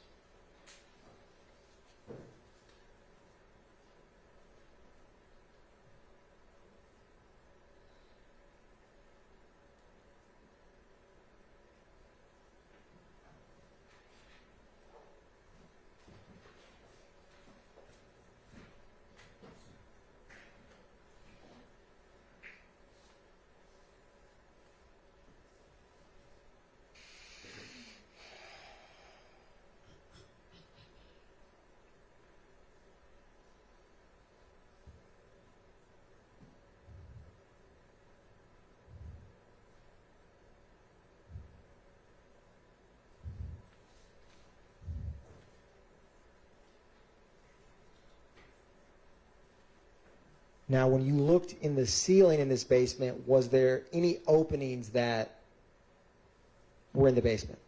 Yes. And do you know where that went? Into the house level above, but I don't recall which room it was.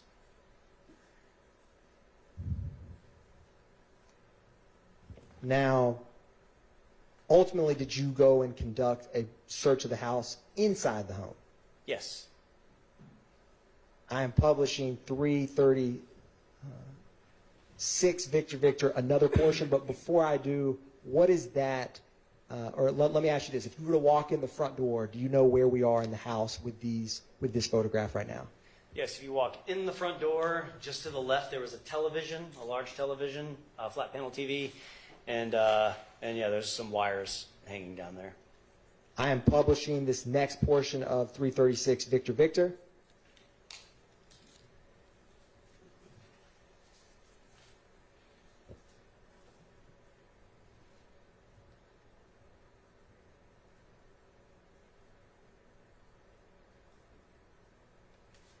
Did you ever find or see any device that normally would be plugged into those when you were searching there at that time? Yes and no.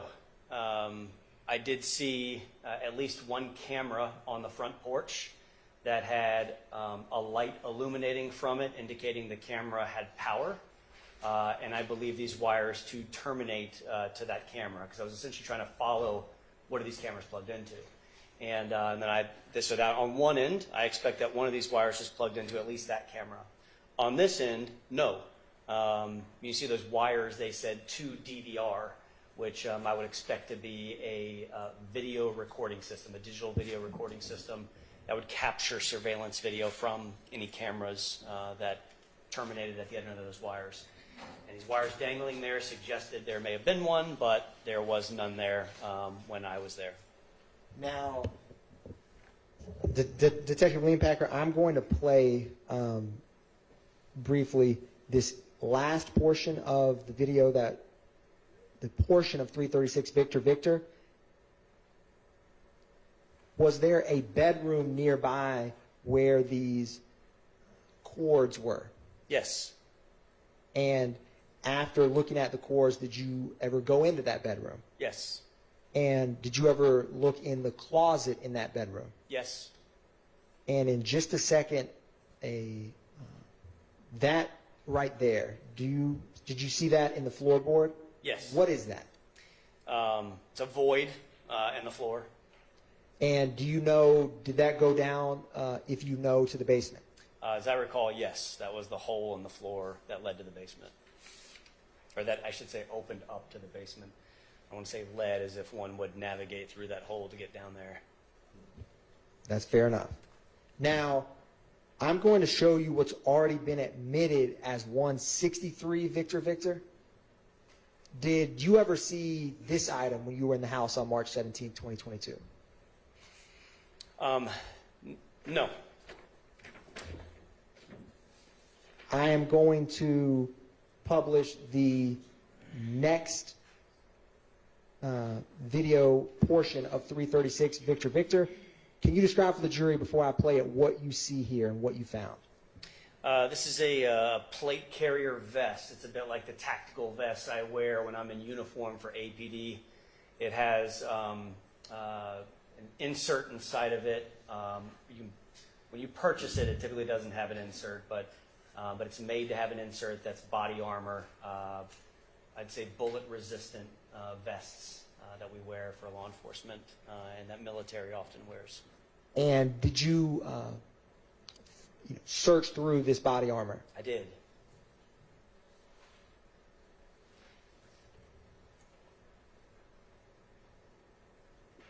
Did it have, if you recall, what type of, in general, plate? Was it hard, soft, or some?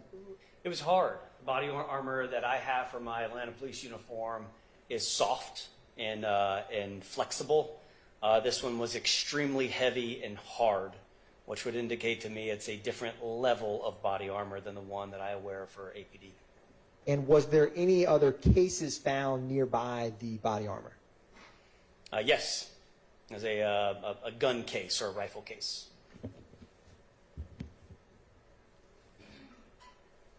Now, I wanted to ask you, did you ever find any firearms inside of the house? Yes.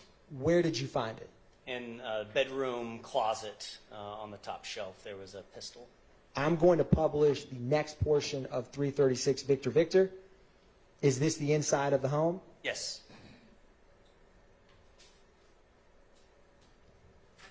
And you had mentioned a top shelf where you found a firearm. Is this what you were discussing? Yes. Did you collect that firearm? Yes. Ultimately, a crime scene technician took it away from the scene, but I participated in the collection of the item. Now, I'm going to approach you with what has been marked as 222 Victor Victor.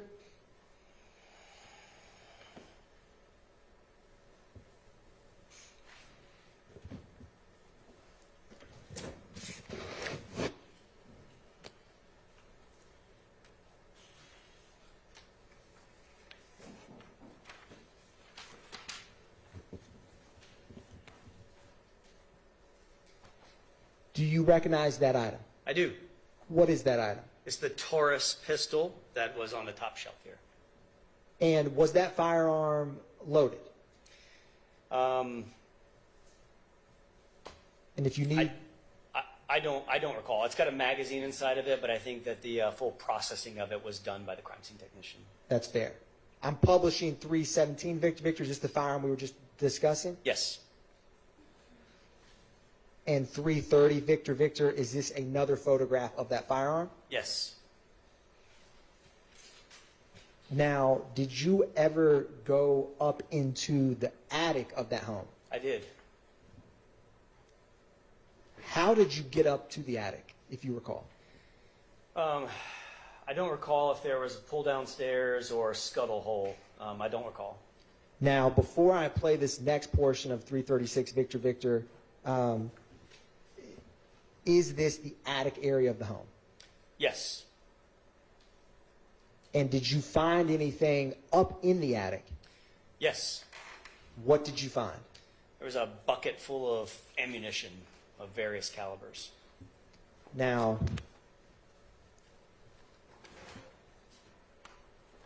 I'm first going to approach you with this bag, and then I'm going to bring over 225 Victor Victor.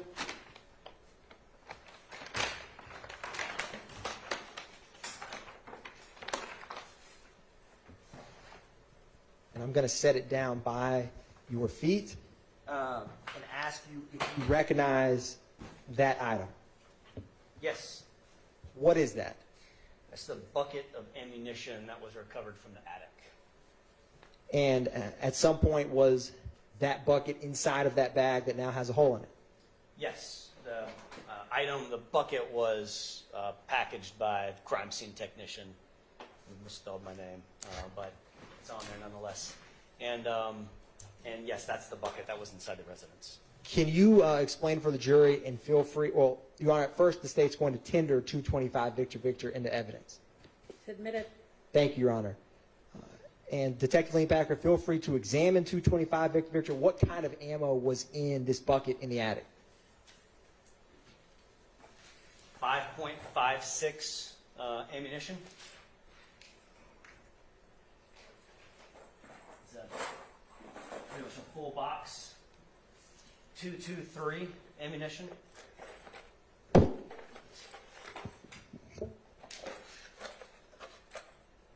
Large ammunition, typically used with rifles.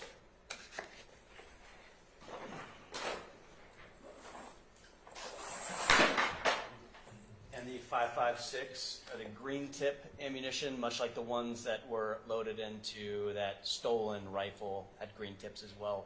The two magazines taped to each other. Only 4 popped out, so excuse me.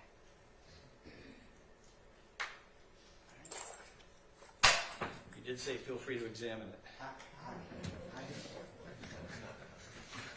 Thank you, Detective Lane Packer.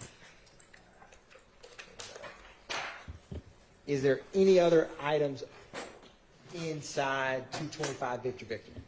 And this is a ammunition box. When ammunition is sold in large quantities, it often will come in a large box, and it's labeled 9mm Luger.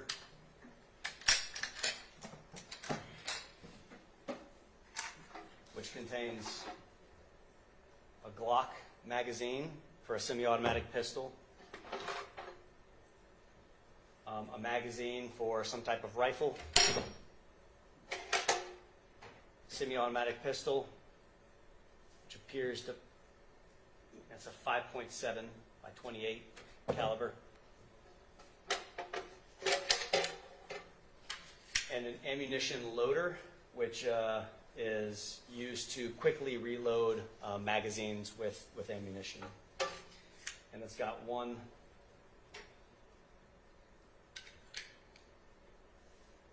cartridge loaded inside of it.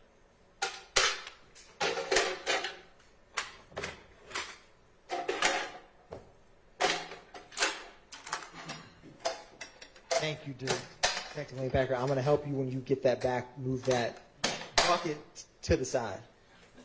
There's more. There's more. Keep going, Detective Lane Packer. What else is inside? Another box of .223 ammunition. That's pretty full. It's okay, I will open that one. Plastic sandwich bags. Another box that's pretty full of 5.56 ammunition.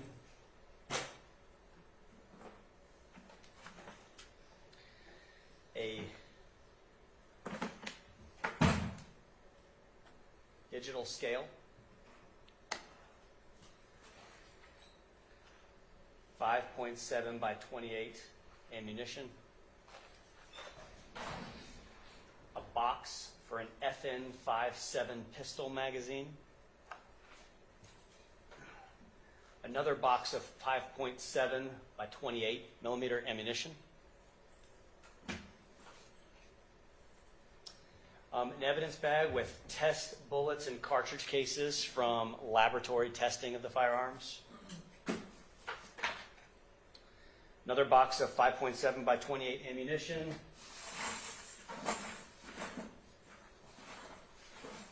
Some loose bag packaged ammunition. And a small sack of marijuana. Well, what I suspect to be marijuana. Without testing, I wouldn't. Thank you, Detective Lane Packer. And I did not. I returned the marijuana back to the bucket. Let the record so reflect. Thank you. And Your Honor, I don't believe that I formally tendered 222 Victor Victor into evidence, but the state would move to tender 222 Victor Victor at this time. Admitted. Is the firearm. Now, Detective Lane Packer, I'm going to help make a little bit of room for you.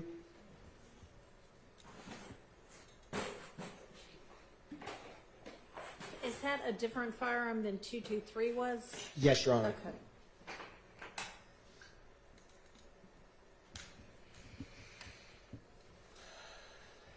Did you ever collect, Detective Lane Packer, any items of clothing in that house? Yes. What did you collect? A T-shirt that was found in a bin inside the house, a plastic bin. I'm approaching you with what's been marked as 226 Victor Victor. Ask you if you recognize or see that item. Yes. Is that the piece of clothing that you were describing? Yes. And I'm going to publish 332 Victor Victor. What did that piece of clothing say? The front of it had a print on it that read slime, and then in quotation marks it read slime. It's an adjective is listed below that, and then it says, 1, can't be trusted, a repulsive or despicable person, wipe your effing nose. I'll just say F asterisk asterisk ing. So wipe your effing nose, and then is you slime enough? Did you ever examine the front yard for any possible shell casings or cartridges? I did. I'm going to publish another portion of State's Exhibit 336 Victor Victor at this time. Can you tell the jury what we're looking at as this plays in terms of right here? This is a portion of the front yard near those Herbie Kirby cans where I recovered 2 cartridge cases of different caliber. And is that the first cartridge that you recovered? Yes.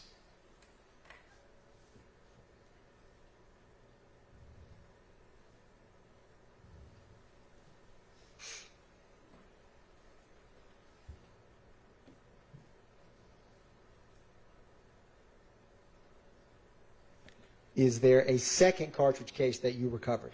Yes. is this documenting that second cartridge case that you recovered? Yes. The first one was a 5.7 by 28 millimeter, much like the ammunition that was in that bucket. And the other one was a 223 Remington ammunition. And did you package those items or help them get transported back to APD? I did. I packaged them and then photographed the packaging, which I referenced earlier. Is publishing 334 Victor Victor, are these cartridges that we just were discussing? Yes. Another picture of them at 335, and Yes. then 316 Victor Victor, is that the packaging that you just discussed? Yes. I'm approaching you with what's been marked as 224 Victor Victor. Do you recognize that, Detective Leonpacker? Yes. Is that, or what is that, I should ask you? These are those two cartridge cases packed as I packaged them. And initially I sealed it, and my initials were on the evidence seal before it was submitted to the crime lab for additional testing, which is that additional seal on there.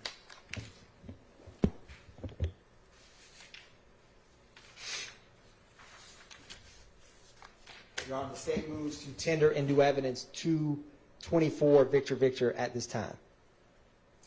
Okay, it's admitted. And Detective Leonpacker, was there a vehicle parked very close to the front door of that house? Yes. Can you describe for the jury what you saw in relation to that vehicle?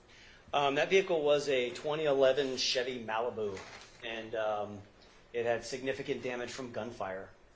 There was gunfire. First off, I should say, I believe it was the front passenger tire was flat.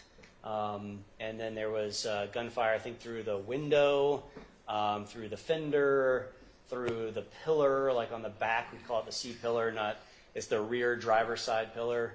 So there was just damage from gunfire, and the car did as well on portions of the residence, the facade of the residence. It seemed to line up with the where the defects were to the car, as rounds may have traveled through the vehicle and into the house.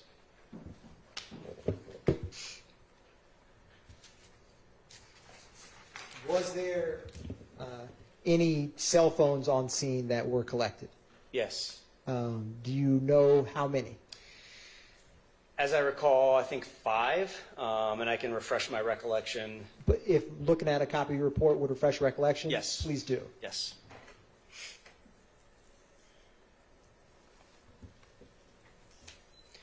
My recollection is refreshed.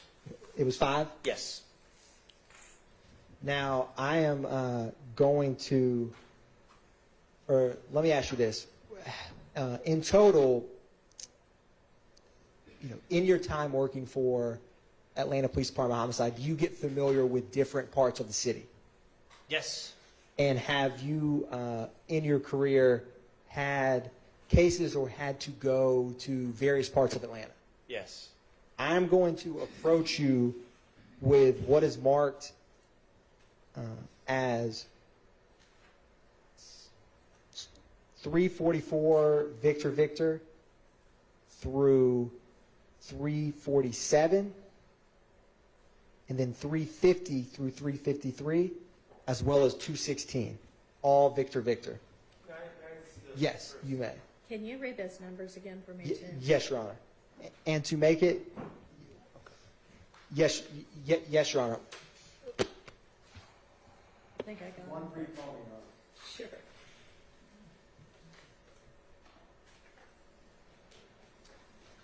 So, Your Honor, it is 344 through 353 minus 348 and 349, if that makes it easier for the court. So, and I'm not admitting 216. 350 through 353, and you're not tendering 316. 216, Your Honor, not tendering 216. So it's 344 through 347, Your Honor, and 350 through 353. All right, those are admitted, and did you tender for admission 226, the shirt? Your Honor, I believe that I did, but to be clear, the state would move to tender into the record 226 Victor Victor Okay. at this time. All of those are, No objection, and no objection to 344 to 353 minus the 2. thank you. Thank you, Mr. Sharp. Thank you. Detective Leonpacker, before testifying, did you have an opportunity to look over some of these photographs? Yes. And with the photographs before you, do you recognize them? Yes. And are they a fair and accurate depiction of the locations in Atlanta that they depict? Yes. Your Honor, the state moves to tender into evidence those items. I had shown them to Detective Leanpacker, Your Honor, before we admitted them. These are the ones we, okay. Correct, Your Honor. Yes, Thank you. they're admitted. So, Detective Leanpacker, I'm going to publish 344 Victor Victor.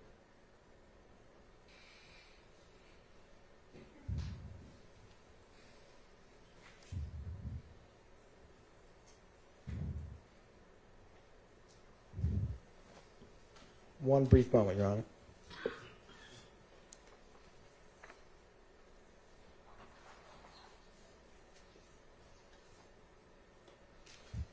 It should come up on the screen here momentarily.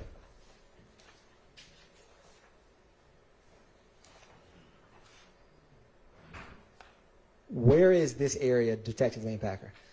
That's, I believe it's 464 Windsor Street. It's at the corner of Windsor and Fulton, the northeast corner. Is it near I-20? Yes. I'm going to publish 345 Victor Victor. Is this another photograph of that same location? Yes. I'm going to publish 346 Victor Victor. Is this the inside of that BP gas station? Yes. I'm going to publish 347 Victor Victor. What is this? It's the liquor store that's next door to it. It's kind of attached. I am going to publish 350 Victor Victor. Do you recognize where this area is? Yes, that appears to be Windsor Street, orientated looking northbound. So if you were to come out of that BP gas station, again, which is at Fulton and Windsor, go north on Windsor, you're looking north towards I-20. And I'm going to publish State's Exhibit 351 Victor Victor.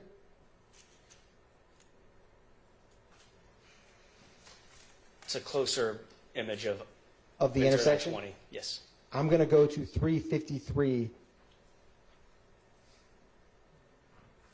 352 Victor Victor. Yep. Same intersection.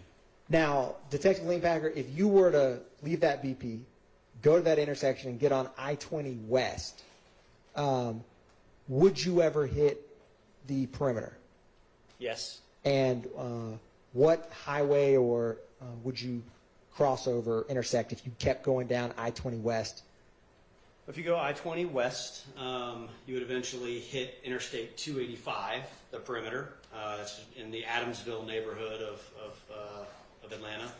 And then if you keep going I-20 West, another major roadway you hit just after you pass over 285 is Fulton Industrial Boulevard. Thank you, Detective Leanpacker. One brief moment.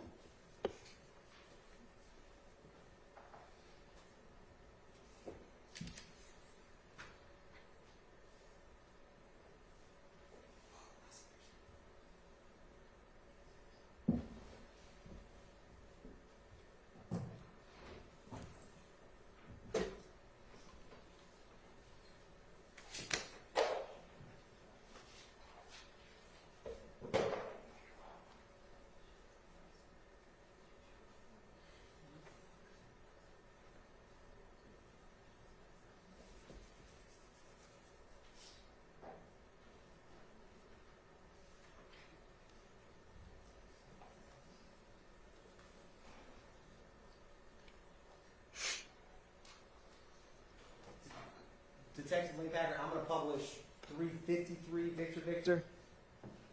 And that's a Scribner's error, Your Honor. It shows 253, but that's what has been admitted as 353. Is this also what you were just describing, Detective Leanpacker, with I-20 near Windsor? Yes. Yeah, different perspective, but yes. I am going to go back to 164 Victor Victor. Or I'm going to go back to 164, Victor.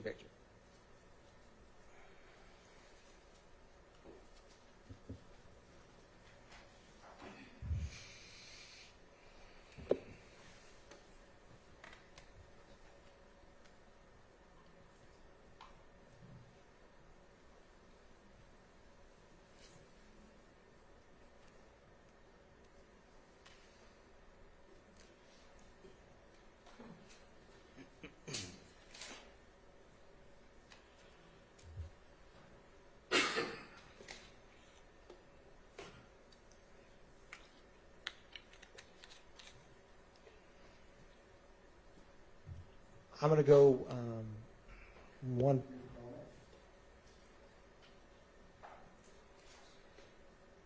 Detective Leanpacker, do you see that TV that has TCL Roku TV on it? Yes. Was that TV in 2830 Waters Road on March 17th when you did the search? Yes.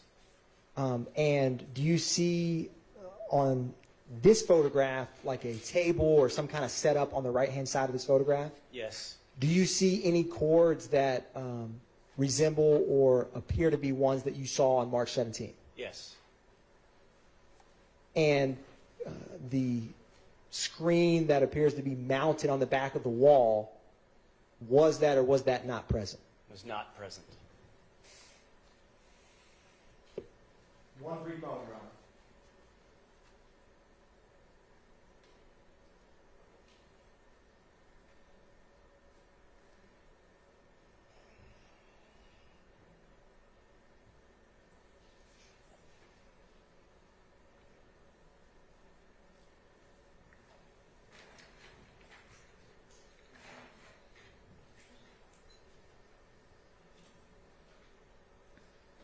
Detective Leanpacker, I'm going to go back to 252. It should come up on the screen in just a minute. And if you were heading north from that BP gas station at 464 Windsor and we're trying to get on I-20 West, where's the rampway that you would get on? You go underneath the Interstate 20 and then go west from there. Yep. Yeah. You'd have to go past the interstate then to go west. Okay. Thank you. Or I'll publish 253, what is really, yep. So is this what you were discussing? Yes. That's the westbound ramp. So this perspective is looking south along Windsor Street. And that roadway that goes at the right edge, that would be heading west on I-20 there. Thank you, Detective Leanpacker. Your Honor, no further questions at this time by the state. All right. I assume y'all are going to have cross. Is it going to be like 30 minutes? All right. Y'all want to just go ahead and get this finished before we break for lunch? Yes. Okay, go ahead.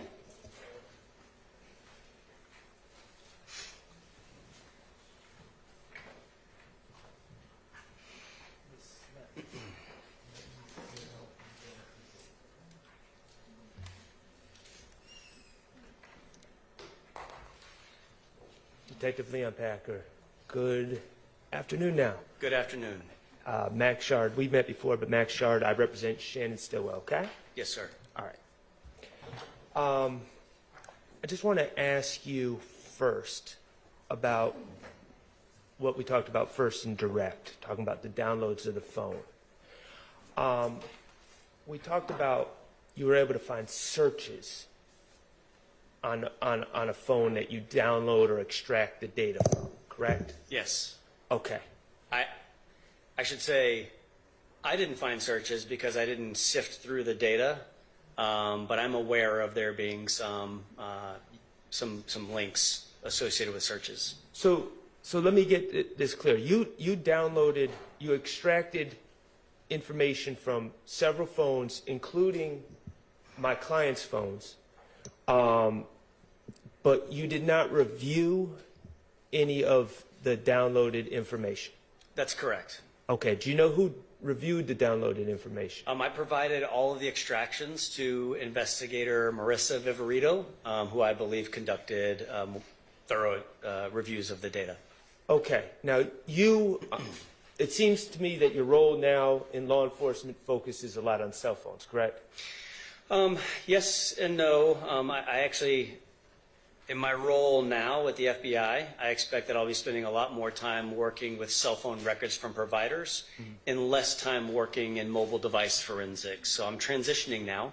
But yes, over the past several years, I've been working a lot with mobile device forensics. You were once a homicide investigator, though, correct? Up until about 3 weeks ago, yes, sir. Okay. Now, as a homicide investigator, if you see a search in a phone, is there some information you'd want to know? Let me back that up. You would want to know when that search was made, correct? Yes. And now let me be clear, because on direct, you did say a few things. It could be when a search shows up with keywords, it could be someone clicking on a link sent by someone else, right? Yes. It could be someone searching in their phone themselves, correct? Yes. And it could be someone else utilizing a device, right? Just because it's someone's device doesn't mean they were the ones utilizing it at that time, correct? Yes, I wouldn't count that as a third option because as a forensic examiner, I'd only be concerned about what the phone did. So no matter who's holding the phone when it did what it did, it's only one of the two, right? The phone navigated to a URL that resulted in search results from, say, Google, regardless of who's holding it. Okay, now with all those qualifiers aside, as an investigator, if you saw search results in a phone of a person of interest, you would want to know what date that search was allegedly done, correct? Yes. Okay. You would want to know, if you were investigating a case with such a cell phone, you would want to know if on that date of that search, other people had already alerted the owner of the phone of the fact that something had occurred at an address, correct?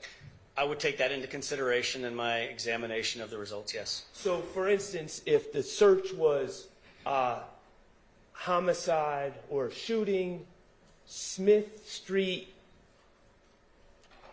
X Bell Street, corner of Smith and Bell, you would want to know if the person that owns this phone or may have been using this phone is just searching that on them by themselves with no prompting, or if someone else has already alerted them to a fact that a shooting had occurred at that address. That would be an important fact to know as an investigator, wouldn't it?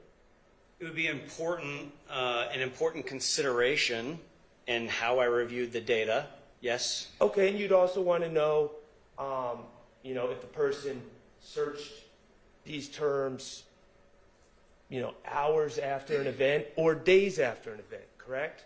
Yes. Okay, and you'd want to know if there was press coverage about this event prior to the person searching. Objection, Your Honor. The press conference relevance. Press coverage.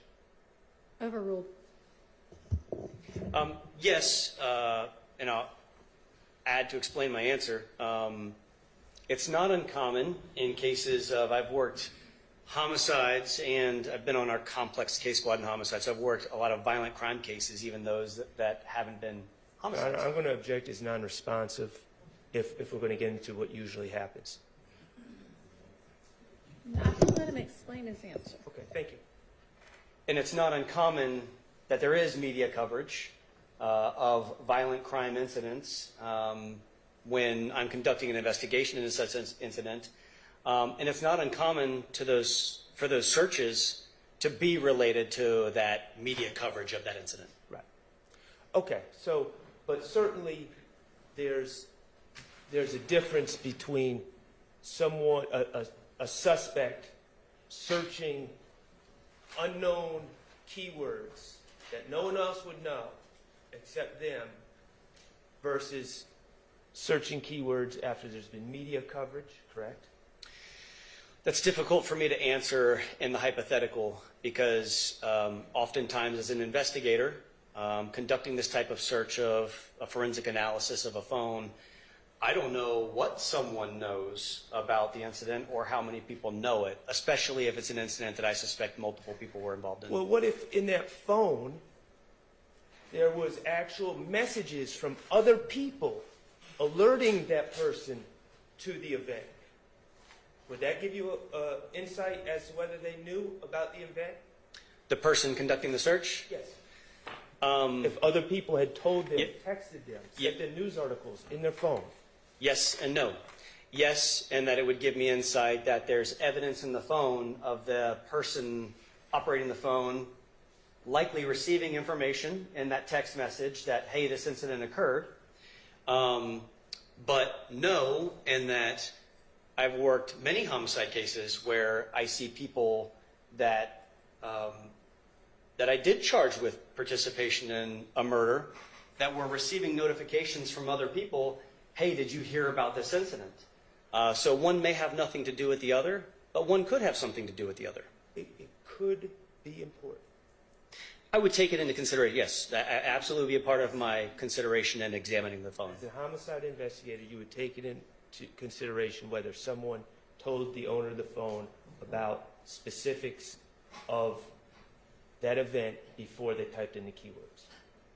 Yes. Okay. And do you know what ATL Scoop is? Yes. Okay, ATL Scoop gives updates or really quick news about events around Atlanta, correct? Yes, largely the reposting of individual Instagram users' coverage of events around Atlanta. It's a big reposting site typically. Did ATL Scoop, to your understanding and knowledge of this case, Shamal Drink's shooting, did ATL Scoop have updates being sent throughout Atlanta within hours of the shooting? I don't know. Actually, Your Honor, it's assuming facts. Okay, well, he said he doesn't know. If you know. I don't know. I honestly know very little about this case other than I worked next to the detective that was the lead detective, Al Hogan. But I know very little about the circumstances of this Do you case. know if my client's girlfriend reached out to him within hours of the shooting just to check if he was okay and alerted to him about the shooting? Objection, Your Honor. Lack of foundation, assuming facts. Not Sustained. Do you know if my client's grandmother did the same? Same objection. Sustained. Okay, so you didn't review the phone, so you don't know any of these answers that could add context to any searches. From the phone or my knowledge of just being in the homicide unit next to the lead detective, no, I still don't know the answer. Okay, great. Now, let's turn the page to the search warrant on 2830 Waters Road. Okay, is that okay? The execution of the search warrant. Yes, sir. All right, awesome. Now that happened on. There was, to your understanding, there was a shooting in the morning hours, March 16th going into March 17th of 2022 at that address, correct? Yes. Again, I know very little about the other shooting as well. I just went to assist in the execution of the search warrant, so I don't know very many case details about the other shooting, but it is my understanding that, yes, there was another shooting that was just before this incident. And you observed holes in the house, you observed holes in vehicles that were parked in yard, etc., correct? Yes. All right. Do you know how many people were living at 2830 Waters Road at the time that you executed the search warrant? No. Do you know how many people frequent that address, were frequenting that address in March of 2022? No, any evidence of that would have been on that video surveillance system that was no longer present when I executed the search warrant. Do you know of who the registered owner of that address is? No. Okay. Now, I wanted to just clarify a few things about your direct testimony. First of all, Ms. Knight or Mr. Atkins, could you kindly display 318 Victor Victor.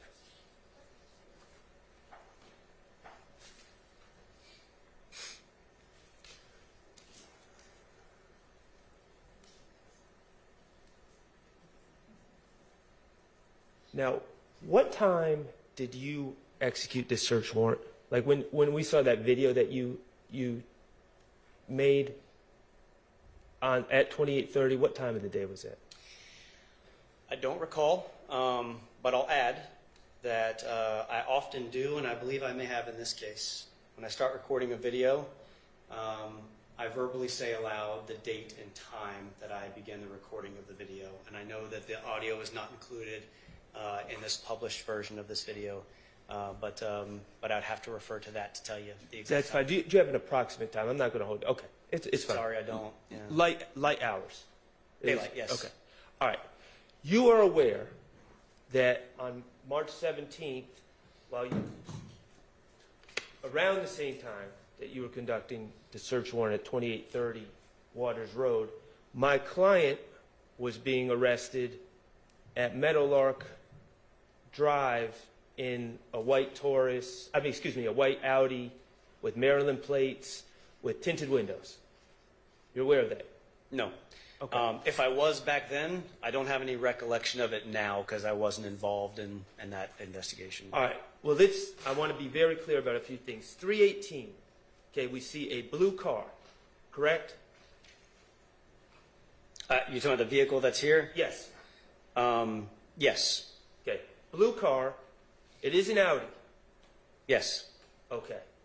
And you found various things in the car, and we're going to get to that in a second. You are not suggesting that this is the white Audi with tinted windows that was rented to Shannon Stillwell, are you? I have no idea. I don't know anything about that. Okay. All right. This pink hat, 323 Victor Victor, if you would, Miss Knight. Thank you.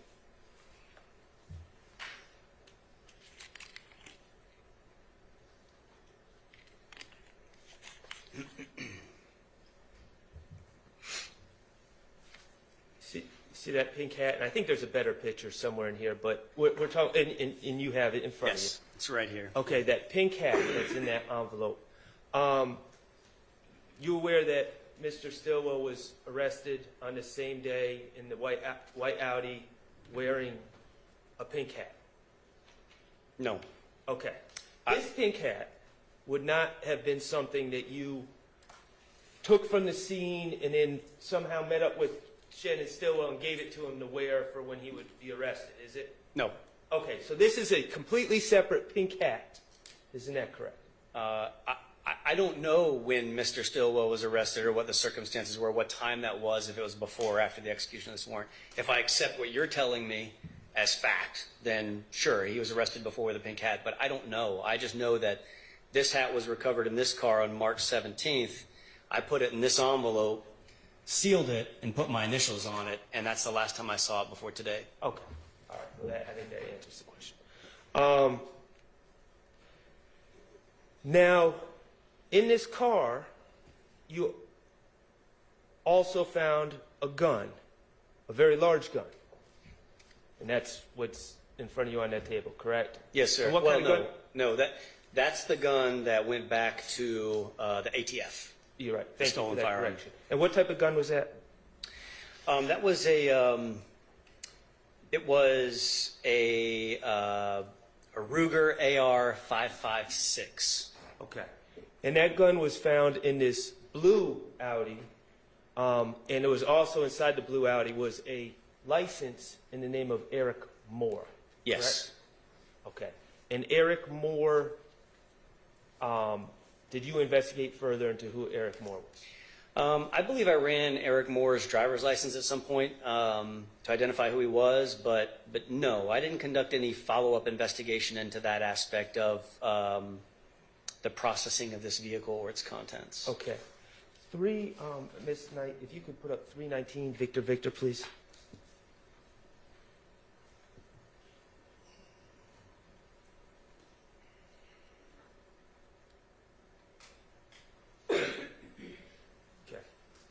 So that's the gun that was found in the blue Audi, correct? Yes. All right.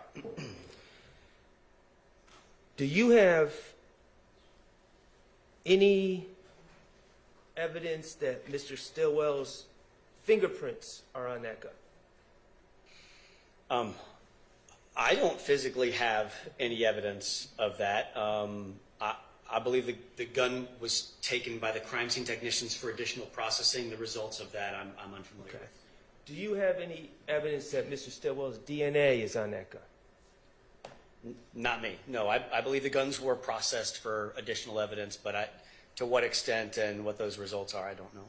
I don't have that evidence. I don't want to speak on behalf of the police department to say that the police department or the Georgia Bureau of Investigation does or does not. Kevin Leon Packard doesn't have DNA results. Anyone that comes from the crime lab, I'm going to make sure I ask them the same questions. I'm just Yes, asking sir. you. Yeah. So you don't have any evidence that Mr. Stillwell has ever touched this gun? No, I don't. No. Okay. All right. And let me ask you this. This gun, are you aware that Mr. Drinks, deceased Mr. Drinks, from the 3/14/2022 shooting was shot with .40 caliber ammunition? I'm unfamiliar with that. Okay. Well, let me ask you this. Does this gun shoot .40 caliber ammunition? No. All right. Excellent.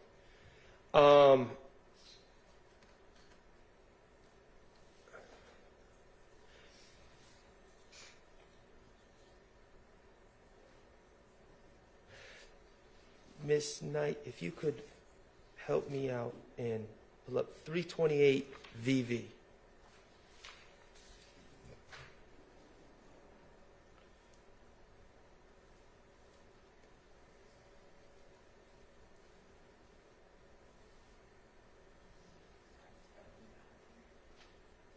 Definitely further down. It's the second gun. No, up.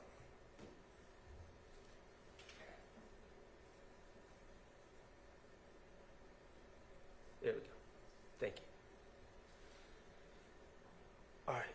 This is the second gun that you collected at 2830 Waters Road, correct?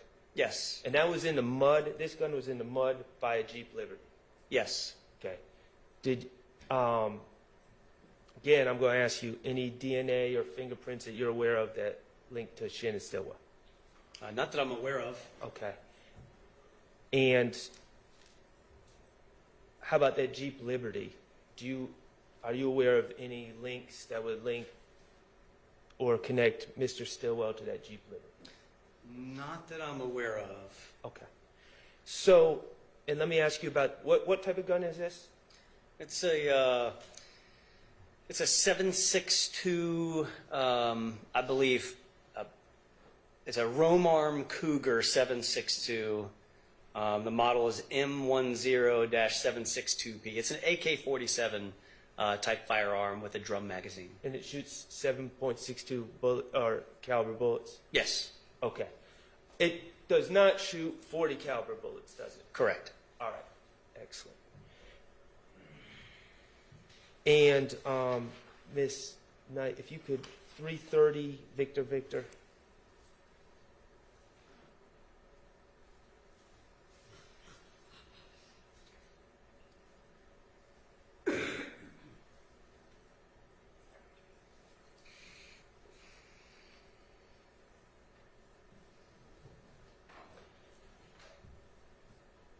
Now, this gun was actually found in the house at 2830 Waters Road?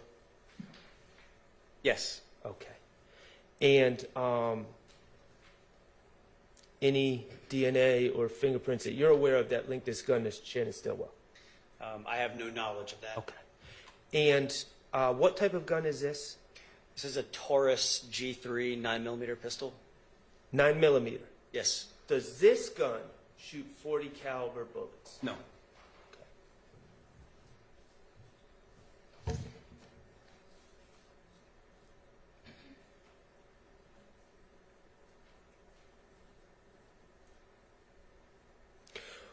Were you involved in the search warrant of 855 Allison Way? No. The residence of Jeffrey Williams? No. Okay, fair enough. All right. Couple more questions. A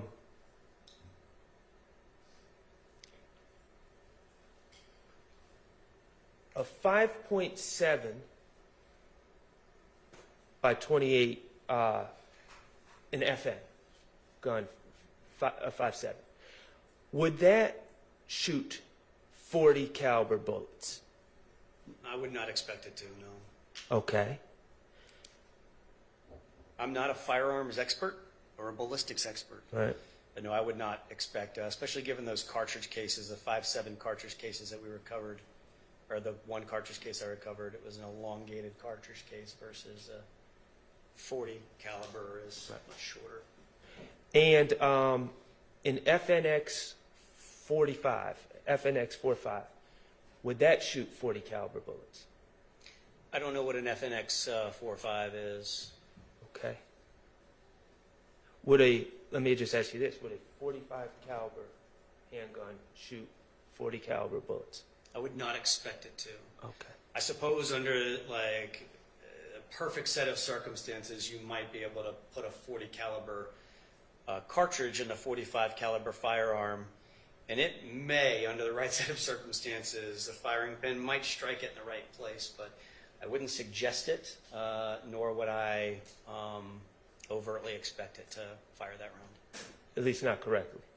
Not correctly. I think it's a bad idea to try. Yeah. Okay. Is it fair to say that you don't have any information about any guns ballistically matching the shooting of Chamel drinks? If I ever came across any information about any ballistic matches or Nibin correlations, I listed some in my report that I wrote following this incident. Whether or not those matched that shooting, I don't recall. Okay. And I did not conduct any follow-up investigation into any correlations that were made from anything found at Waters Road or elsewhere. How about any of these guns matching the January 10, 2015 homicide of Donovan Thomas? I'm not aware of any, if there were any Nibin correlations to that incident, I'm unaware of them, and I did not conduct that investigation into the murder of Donovan Thomas. Okay. One last thing. As part of your involvement in this case, did you ever get a chance to review, I know that we looked at photos from Windsor Street, did you ever get a chance to review the surveillance video from the FedEx on Windsor Street? I don't want to misspeak and say that I never saw it because I know, again, Al Hogan sat 2 seats in front of me. It's possible at one point I saw it on his screen, but I have no recollection of ever seeing that video. Okay. Did you ever speak to any FedEx employees and ask them to just describe what they saw on the video? Okay. All right, thank you. I have no further questions. Okay, thank you. Any questions? All right, any redirect? Brief redirect, All right. Detective Leanpacker, how many murders have you worked in your experience with Atlanta Police Department Homicide Unit? I've worked on hundreds of homicides in my tenure with APD Homicide. How often would you find the homicide suspects, the murder weapon used in the murder? Overruled. It was more common to not find the firearm used in the offense. I have recovered weapons used in homicides, but I'd say it's far less common. And do you know why that is? Sustained. Detective Leanpacker, on cross, you asked a lot of questions about searching of a location in a phone. Do you recall that? Searching a location of a phone? A suspect searching a specific location in their cell phone. Yes. And you were also asked questions about if they were notified or hypothetically what someone knew. Do you remember that? Yes. If you had information that a possible homicide suspect was either at or within minutes at the scene and searched that location, how would you take that piece of information? Sustained.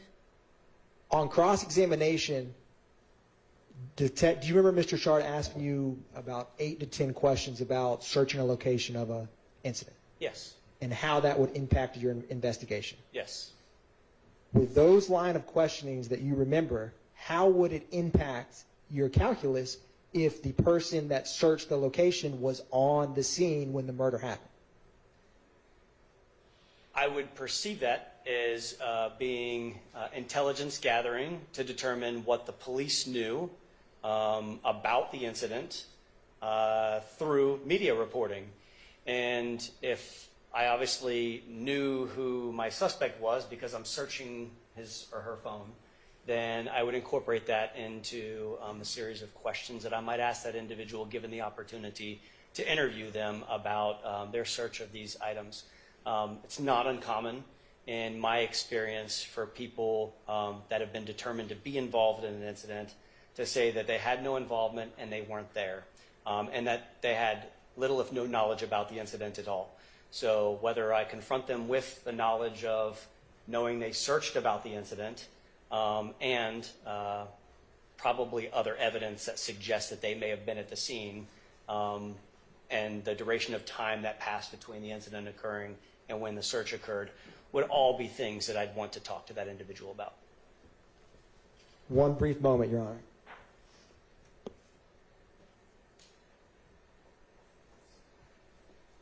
Thank you, Detective Lean Packer. No further redirect by the state, Your Honor. All right. I'm glad you answered that last question. Said if you had a suspect that said they had no involvement and were not there, you'd think that's important. Yes. What about a suspect that says, I have no involvement, but yes, I was there. I was there. What if you have him on tape at a BP, crystal clear, wearing distinctive clothes, and he's not denying he's there? Would you make sure that you watch the surveillance video of the killing pretty darn carefully? Yes, among other things, given that assertion made by that person, there's additional things that I would do as well. You wouldn't just ask someone that works for a business with no law enforcement training, hey, tell me what seems to be going on your videotape that you have, would you? You would want to watch it for yourself, wouldn't you? Yes. You'd want to watch it several times for yourself, wouldn't you? Probably yes. You'd want to look for details that are important in that videotape, wouldn't you? Yes. All right, thank you. All right. Let's take our lunch break. Thank you, Detective. You are excused. Thanks for your time.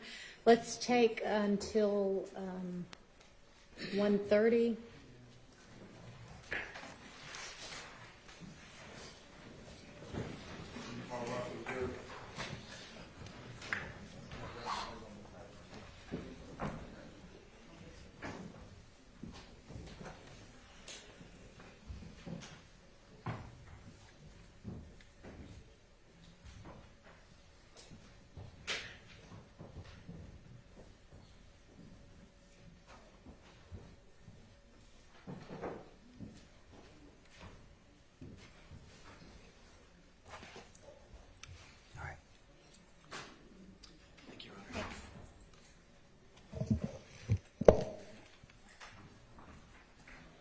Okay, y'all should have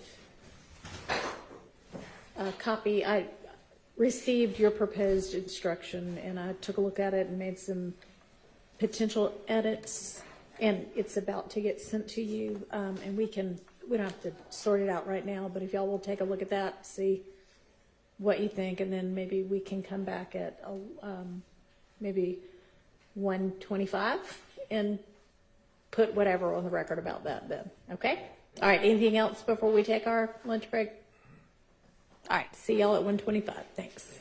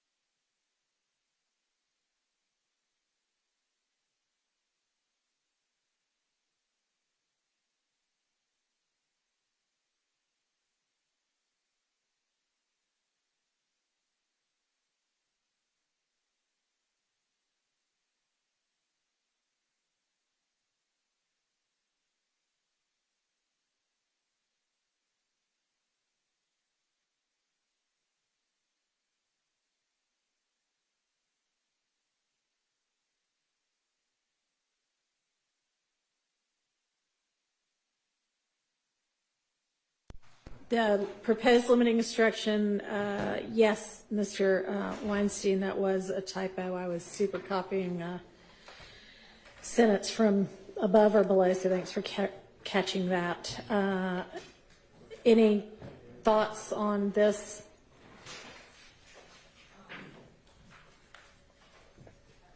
I had none other than that one. Okay. Mr. Shart and Mr. Shart, do you, specifically, I'd like to hear about whether you want anything said about them being reminded what an Alford plea is or means. If so, if that's what you'd like, and then just generally how you feel about that.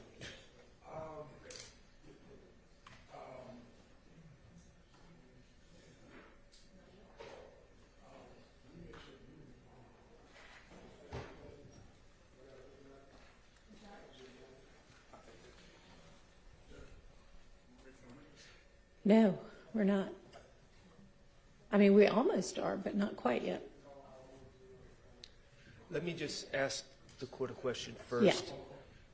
The idea of Mr. Stillwell entering a guilty plea and an offer plea, is that coming just from me? That's not, I mean, that part I didn't create. That was in what y'all sent over. Okay, well, let me just say this. When I was working with Doug, I put guilty plea and offer plea in there as kind of a placeholder as a reminder to check Okay.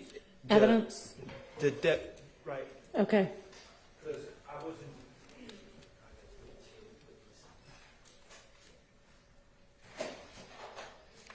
I mean, I think it said, when it came over to me, I think it said guilty pleas and offered pleas, and I just figured it was one of each. So I did change that. I did that without, it was more just reminding me. to Okay. check on it as opposed to now, because I wanted to know. I think there's actually 3 convictions. Okay, well, however you want to say it.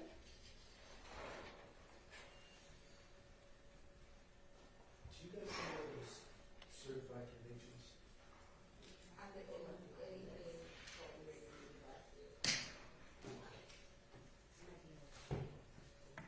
Oh, you come up. They may be in those bins too. I don't know. Did you find them on Friday? I did find them on Friday, and I kept them, my recollections, I kept them separate here. The problem is we didn't have enough room in the bins, Okay. so. Did we find or could we get another bin, I wonder?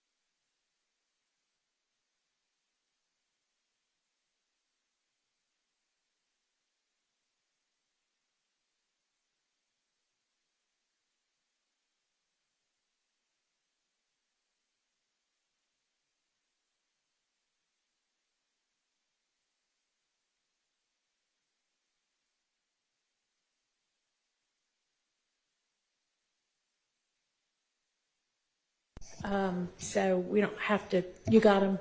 All right, what do we know? All right, so there appears to be a 10SC 87662. 10SC 87662. Okay. I'm just trying to figure out where they would. All right, you know what, let's figure it out on the next break or after court today, because we don't have to deal with this today. I just, and then we have to still sort the Nichols thing too. And I found out some more information about Winfrey, but we'll do all of this after, not on the jury's time, but, yep. And these are in Q. Q? Yes, in folder Q. Okay, thank you. All right. All right, is the jury ready? Okay. Just find out and we'll do it on the next break. All right, we're ready for the witness, next witness.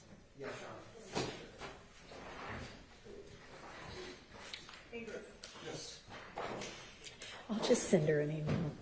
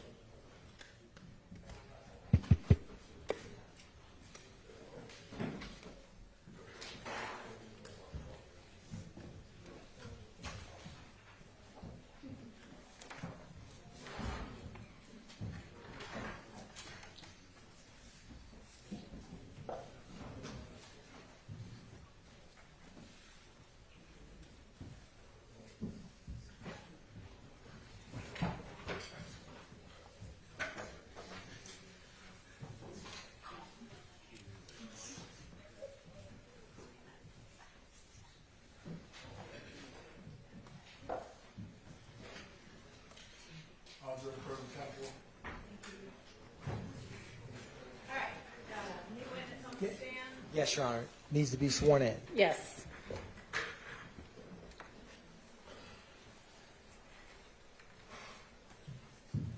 Raise your right hand. You swear affirm testimony you give the truth, the whole truth, nothing but the truth? Yes.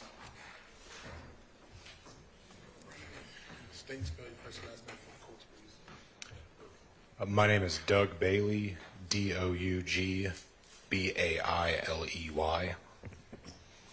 Good afternoon, Mr. Bailey. How are you doing, sir? I'm doing well. How are you? Doing well. Can you tell the jury where you currently work? Yes, I'm the operations manager of GPS monitoring and tracking services. Can you explain a little bit about what GPS monitoring and tracking services does? Yes, we are an electronic monitoring service provider. We install GPS ankle monitors and alcohol ankle monitors on people to track location and alcohol consumption. Who is your primary client? Typically, pretrial defendants, as a condition of bond, that they're required to wear an ankle monitor. Hang on just a second. Yes.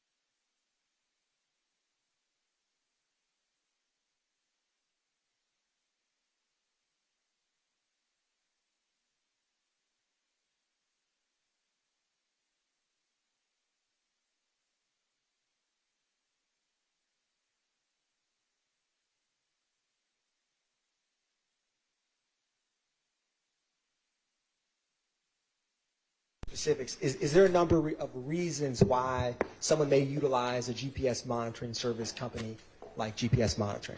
Yes, sir. And back in 2022, did you work for another company? Yes, sir. A&A All County Monitoring Services. Now, when did you first get into the ankle monitor? And if you could, Mr. Bailey, could you try to speak into that mic? Thank you, Yes. Yeah, I started in ankle monitoring in September of 2016. And can you, or let me ask you this.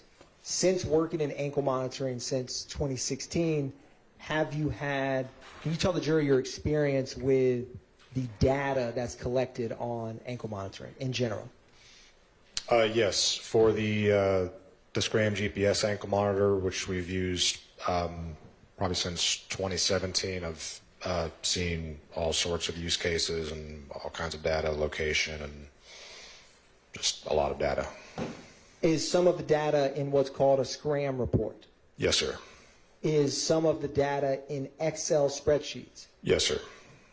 Now, before testifying here today, did you have the opportunity to review, and I'm approaching you with what's marked as 397 Victor Victor and 397 Victor Victor Alpha?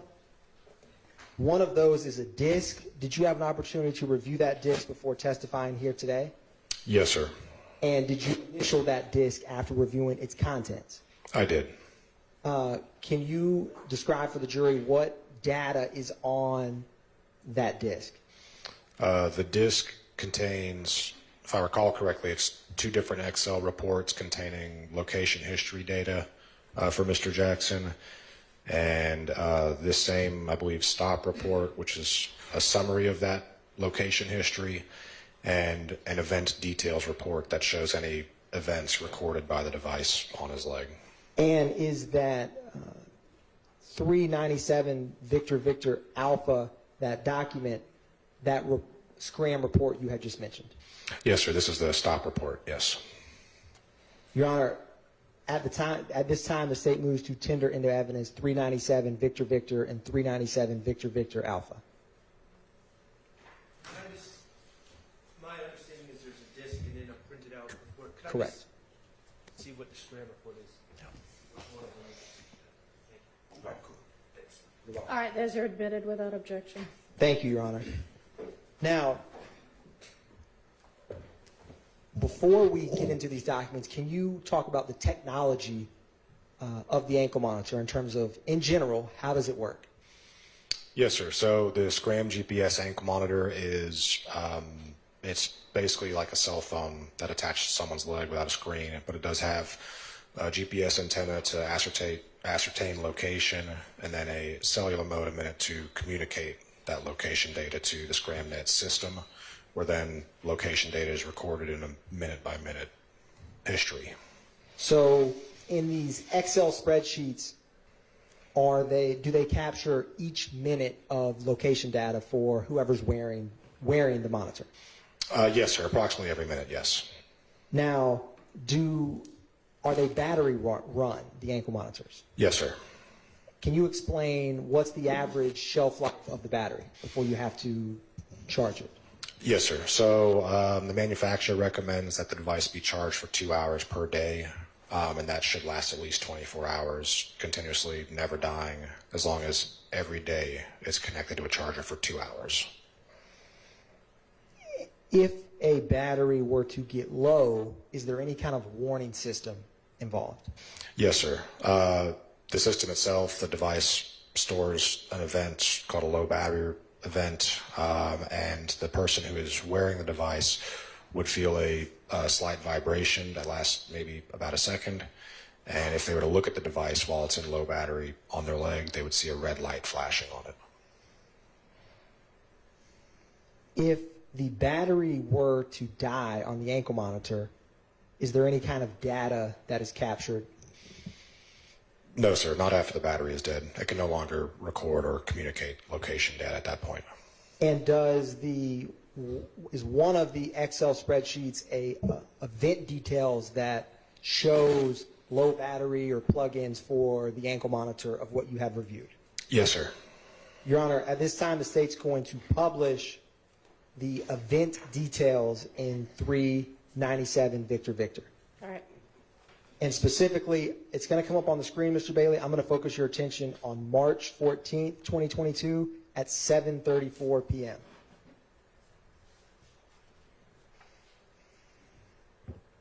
And we're going to zoom in a little bit on this document. And what I may ask you, Mr. Bailey, and if I have an old school pointer that I may use so you can help orient the jury to to what we're discussing. I'll find it here in a moment, but I also have a laser pointer that I think would do the trick. But can you describe the columns for this to the jury while I'm pulling that up? And I'm going to give you this laser pointer. You click this big red circle, and it should, well, that screen consumes the laser pointer, but we'll make it work. This one should work. Yep, and it does. So I'm going to give you this laser pointer. Use it carefully, Mr. Bailey. Can you tell the jury what the columns and data this has? So the first two columns are the person wearing the device's first and last name. The third column, column C, the events. That is any events that is logged by the device, including when the service was complete, anytime the location failed or communication failure occurred, typically due to a dead battery. There's also battery critical events, low battery, any type of event that the device records. And then column D is just the date and time that that event was recorded. Okay. Now, Mr. Bailey, I'm going to scroll down and ask you about a couple of these to March 14th at 7:34 p.m. Do you see that data? Can you show the jury where that date and time is on this Excel with the laser pointer? Yes, March 14th at 7:34. What is the event detail for this ankle monitor at this time? At that time, it was a battery critical event. Now, can you tell the jury what does battery critical mean?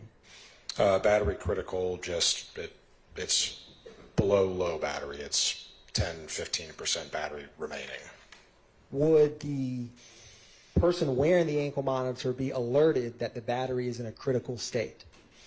As with the low battery, it's the same type of event. At low battery, the device vibrates, and there's a red light flashing. It's one where to look at it, and then at battery critical, the device again vibrates, and that red light keeps flashing. Now, do you see the entry above that? And if you could show the jury at March 15th, 2022 at 12:07 a.m. What is the event detail at that point?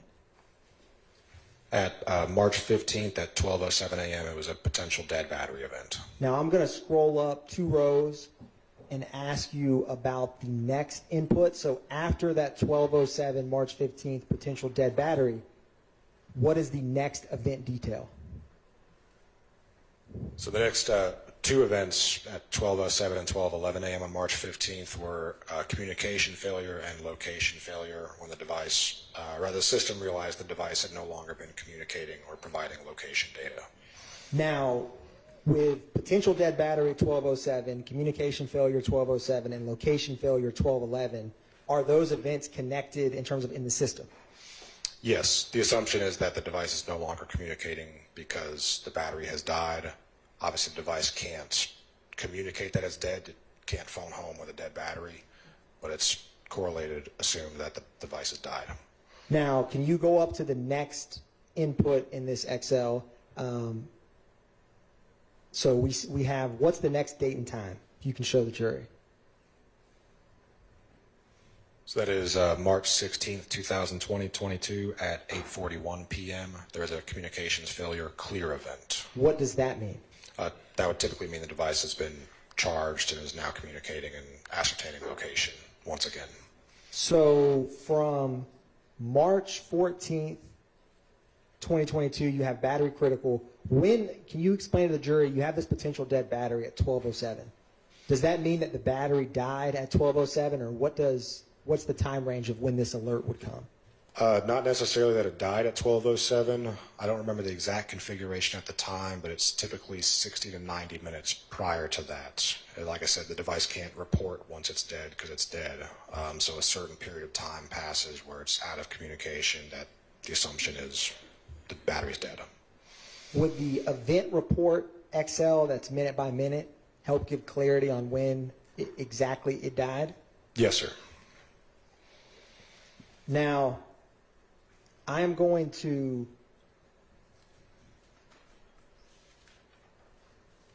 publish for you report 2 Excel spreadsheet.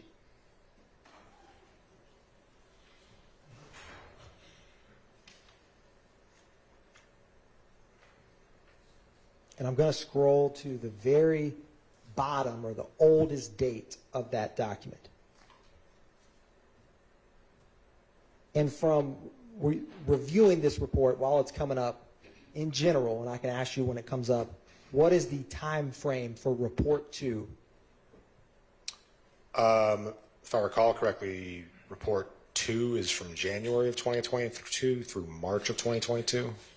If we scroll to, so you see at the top it says January, and we're going to zoom in some. Can you explain for the jury while we're zooming in what these columns show? Yes. So from what we can see here, Can you use the laser pointer, Mr. Bailey? Thank you, sir. column B is the person wearing the monitor's last name. And then date and time column. Date and time column is column D. What about those numbers in E and F? So E and F, that is the latitude and longitude of the GPS coordinates. And what is the address in column G next to the lat and longitude? The address in column G is the closest address that the system can correlate to the specific latitude and longitude recorded. And then what is column H? Without seeing the header, I'm not sure. It's either accuracy or speed. It is accuracy. Okay. Column H. And then column I? And column I is the speed. Okay. Now, and this is the one you described that's minute by minute? Yes, sir. So the last date, was it March 18th, and the first date was January 2nd of 2022? I believe so, yes, sir. Okay. Now, scrolling down, I wanted to ask you, is that roughly 2.5 months, give or take? Yes, sir.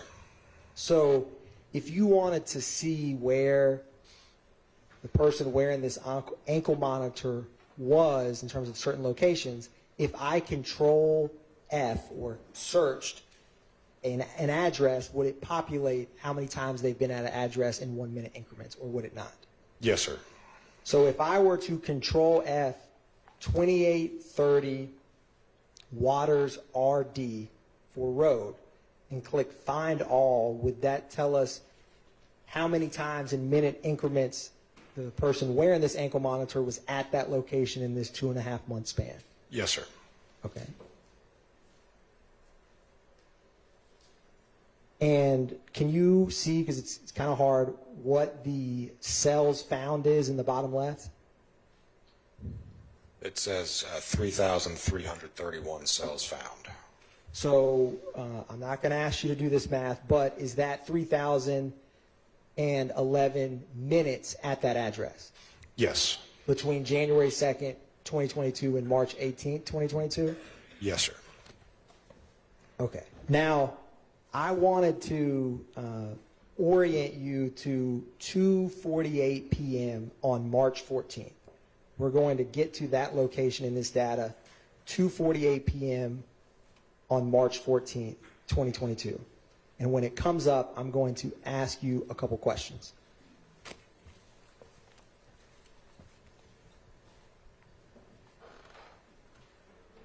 What is the location at 2:48 p.m.? And if you can use that pointer, Mr. Bailey, I appreciate it.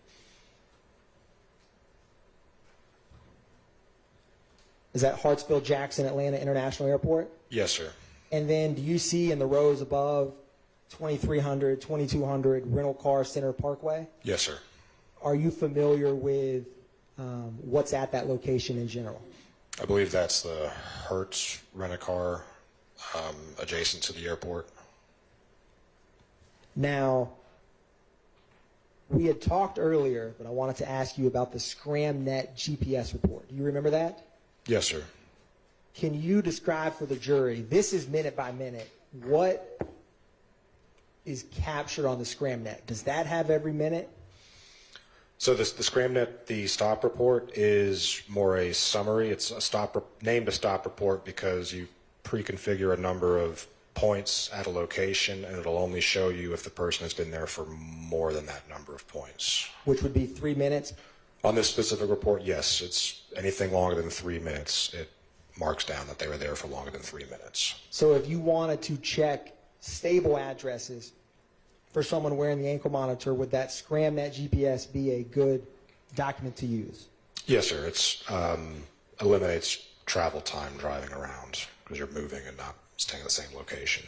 Now, I'm going to publish page 6 of 7, and you have the physical document before you on what's...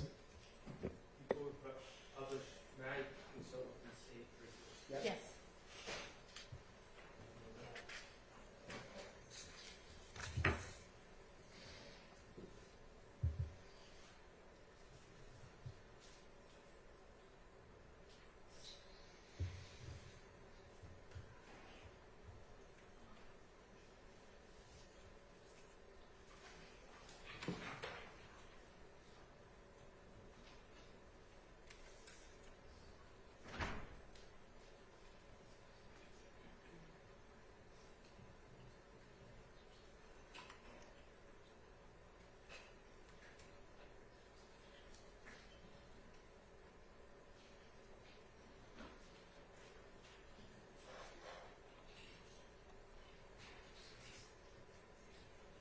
So, Mr. Bailey, you can use that physical copy. We're going to zoom in on page 6 of 7 of that report on March 14, 2022 at 3:10 p.m.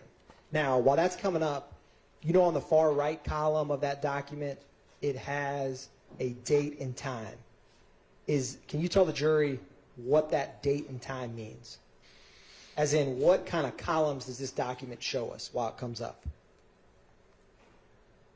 I'm sorry, I didn't understand the question. If you go to the very first page of that report while we pull it up, what are the different columns of data that we're looking at? So again, the first column is the name of the person wearing the device. The second column is the number of points, which with a point being approximately once a minute should be at least that number of minutes at the location. The third column does actually show the amount of time there. And fourth column is the address, again, the best correlated address from the grouping of GPS coordinates. And then the final column is the last date or time that they were at that location. So if I was at 123 Main Street at 1 o'clock for 30 minutes, would the time on January 1st, just say, would the time and date on the far right be January 1st, 1:30, 123 Main Street? Yes, sir. And if the number of points indicated 30, then I was at that address for 30 minutes. 30 minutes prior to the last date and time. Okay. Yeah. So with what we were just discussing, do you see that 220 Rental Car Center Parkway on this? And if you can, use the screen. We tried to zoom in on it. Yes. And is that March 14, 2022 at 3:10 p.m.? Yes, it is. What is the next address that the monitor of Shannon Jackson went after the rental car location, or Rental Car Center Parkway, I should say? So after that, it was at 2830 Waters Road, Atlanta, Georgia. Now, I wanted to orient you to, we're going to scroll up a little bit to 6:30 p.m. on March 14th, 2022. And while that comes up, I'm going to approach you with what's labeled as 397 Victor Victor Bravo through 397 Victor Victor Juliet. Were you able to, in preparation for your testimony, review some locations that came up in this data? Yes, sir, I was. And did you have the opportunity to review those documents before testifying here today? Yes, sir. And what are they in general? In general, these are locations that the monitor pinged at, showing that it was there at the locations. Your Honor, at this time, the state moves to tender into evidence 397 Victor Victor Bravo through Juliet.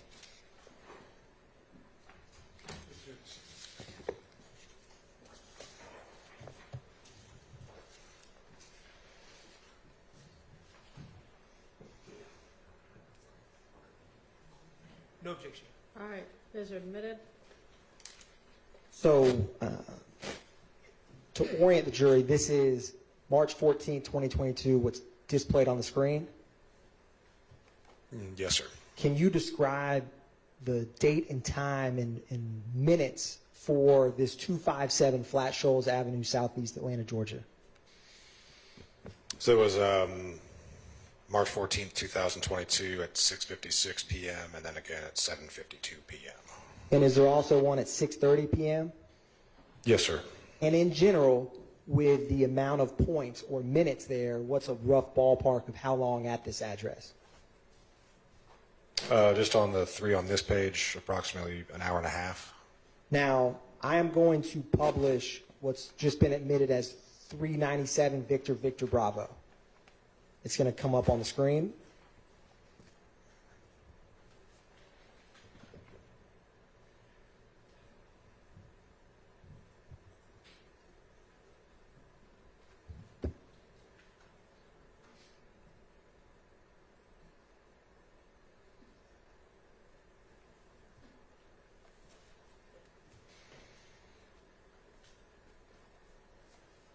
And we're going to zoom in a little bit, but is this 257 Flat Shoals Avenue Southeast if you were to look at it on Google Maps? Yes, sir, it is.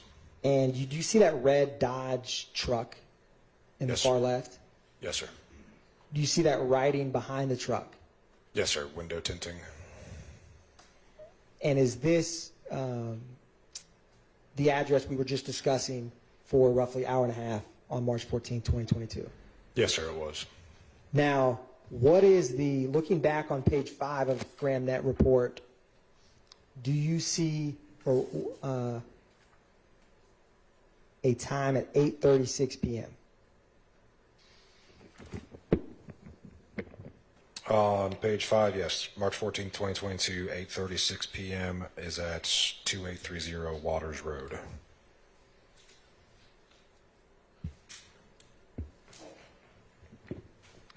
And after that, how many minutes is it at that address? On this occasion, it says 3 minutes. And do you see a 2830 Waters Road at 9:37 p.m.?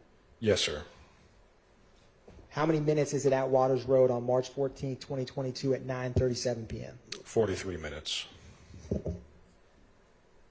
Now, I'm going to go back to the report to minute by minute XL, and I'm going to go to March 14th, 2022 at 9:50 p.m. It's going to come up on the screen here in just a minute.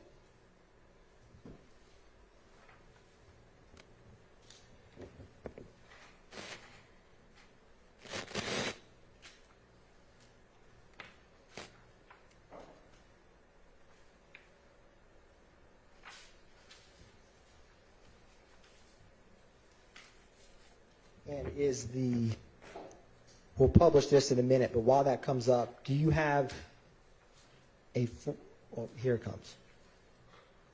So, do you see the first entry at 464 Windsor Street Southwest? Yes, sir. March 14th at 9:50 p.m. I am going to publish 397 Victor Victor Charlie, and then come back to this document.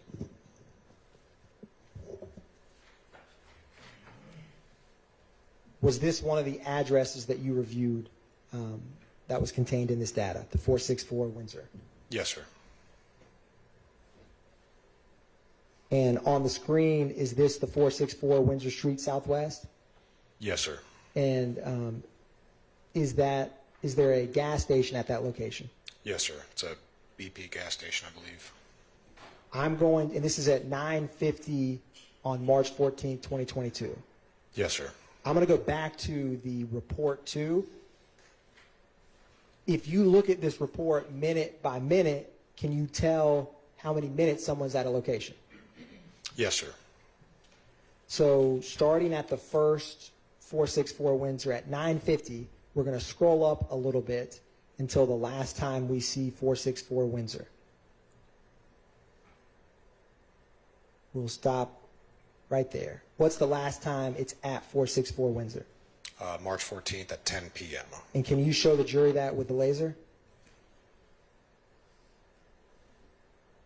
So it's at the ankle monitor for Shannon Jackson is at the BP gas station for about 10 minutes on Yes. March 14th. Yes, sir.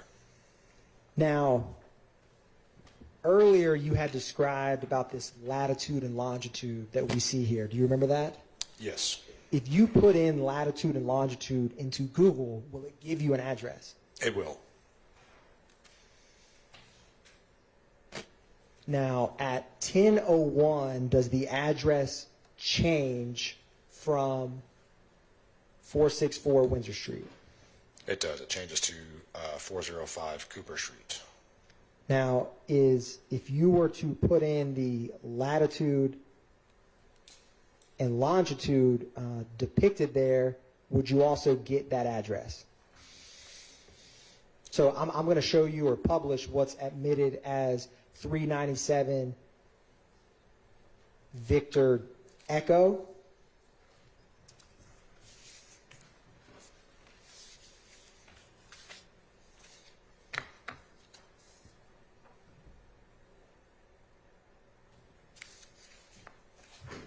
And this is at 10:01 p.m. on March 14, 2022.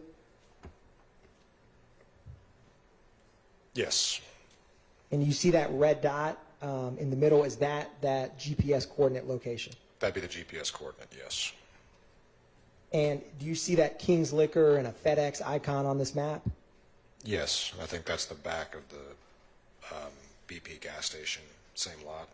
So at 10 p.m., the ankle monitor is at 464 Windsor, the BP, and then at 10:01, it is this location of Windsor Street. Right, yes, sir. Now, going back to report 2, at 10:02, where is the ankle monitor's location?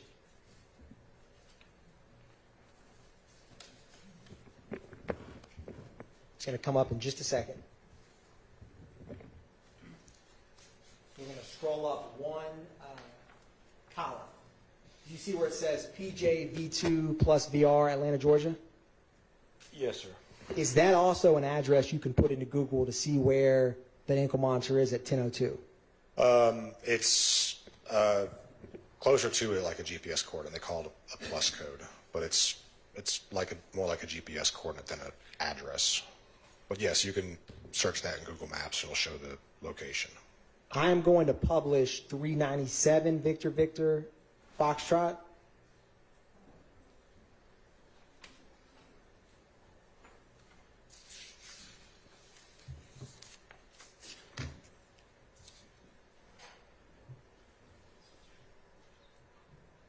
We're going to zoom in just a little. Is this that address at 10:02 p.m. on March 14, 2022? Yes, sir.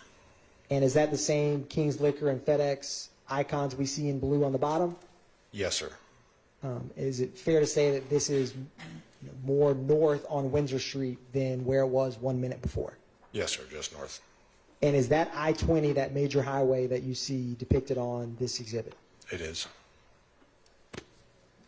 Now,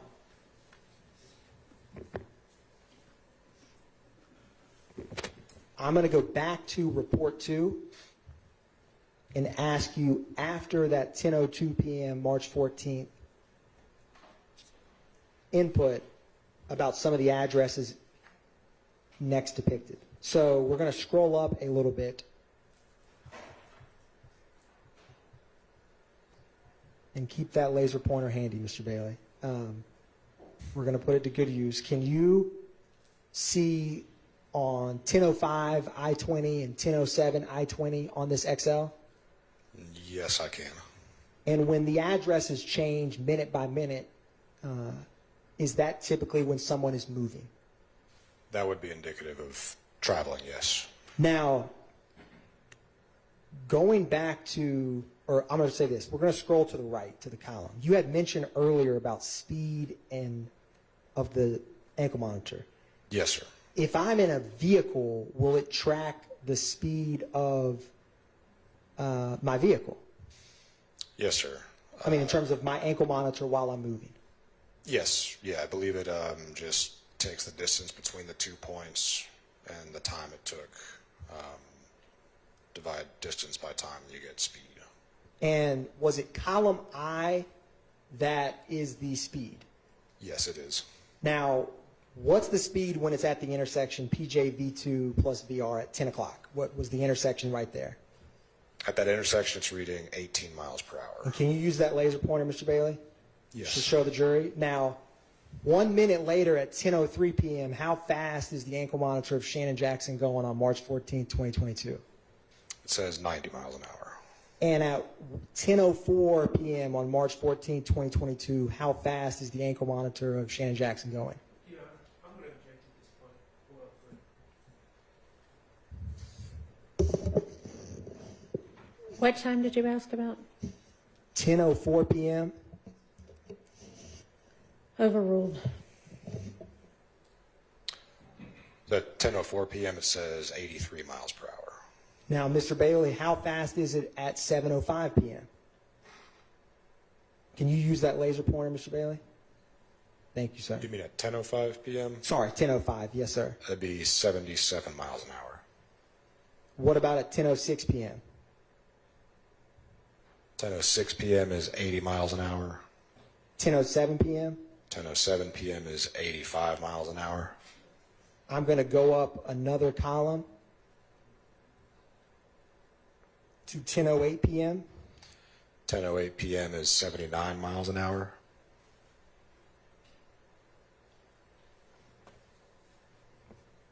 Now,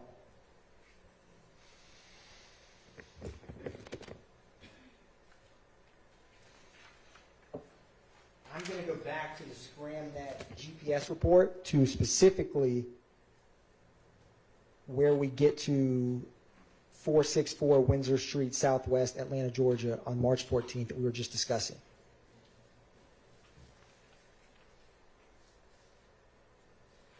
Okay, yes, sir. What is the next stable address after that? Captured on that report. So after Windsor Street, March 14th at 10 p.m., the next address where the device, where the stop report marked that it was longer than 3 minutes was 600 Interchange Drive in Atlanta, and it says it was there for 38 minutes, ending at 10:55 p.m. Now, I'm going to publish 397 Victor Victor Golf.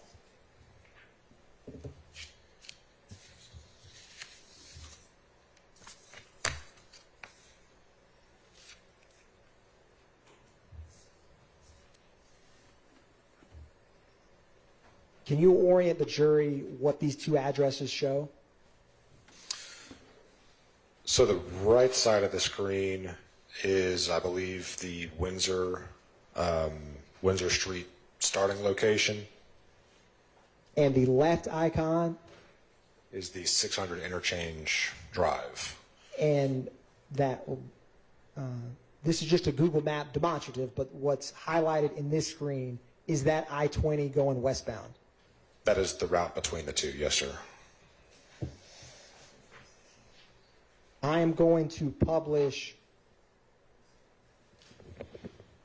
Oh, I wanted to ask you something else. Going back to the, remember how earlier we had mentioned to you about the battery critical and then getting recharged? Yes, sir. On this report 2 data on March 14th, 2022, we're going to pull it up now, and I'm going to ask you if the minute-by-minute increments ever stop.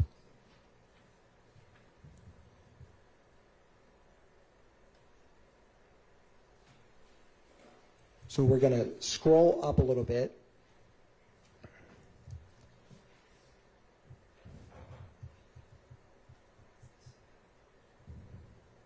And is this the 600 Interchange Drive we were just discussing? Yes, it is.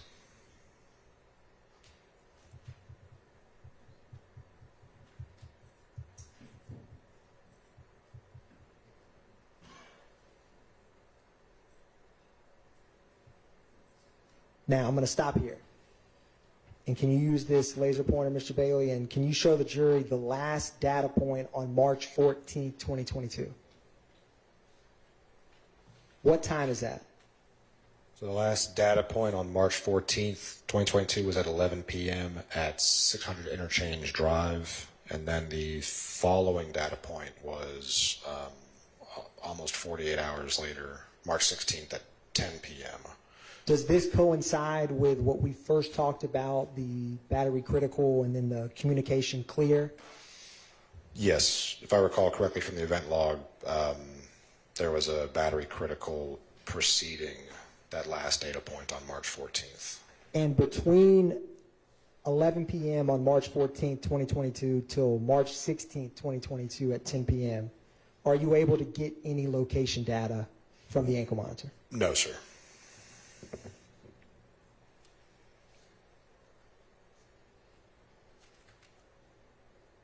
Now, when the ankle monitor does plug or comes back online to register data, what is the address? The address is 7055 Concourse Parkway in Douglasville. And is that at 10 p.m. on March 16th, 2022? Yes, sir, it is.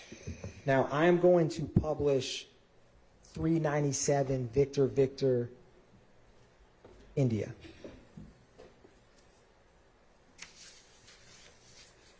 And if you want to get ahead of me, you can, Mr. Bailey, because you have the hard copies, but it should also come up on the screen.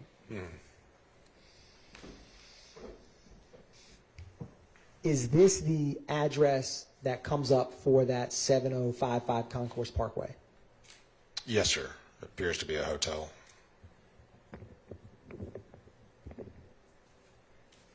Now, looking back at the Scram report that you have, is the ankle monitor at that hotel location for quite some time?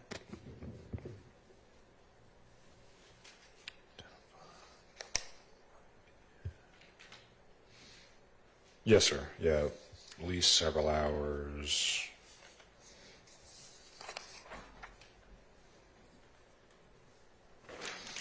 At least until March 17th, 10:52 a.m. So a little over 12 hours later. So what is the next address after that 10:52 a.m. on March 17, 2022 at the Concourse Hotel location? The next address after leaving Concourse Parkway was 2481 Meadowlark Drive in East Point. That was March 17th at 11:37 a.m. was the last point at that location. And I'm going to publish the Scram report on page 2.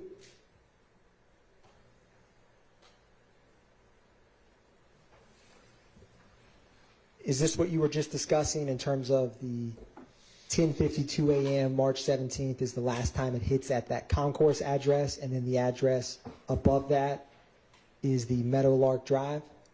Yes, sir.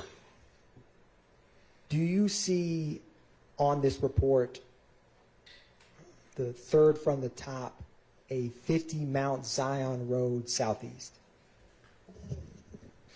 Yes, sir, I do. Do you know what's at 50 Mount Zion Road Southeast?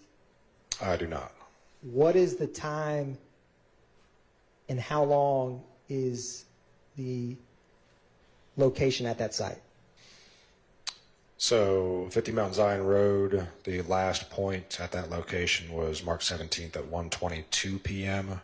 And it says it was there for 20 minutes, so it would be from 1:02 p.m. to 1:22 p.m. Now, I want to fast forward to page 1 of this report at 2:56 p.m. on March 17, 2022. What is the location at that time?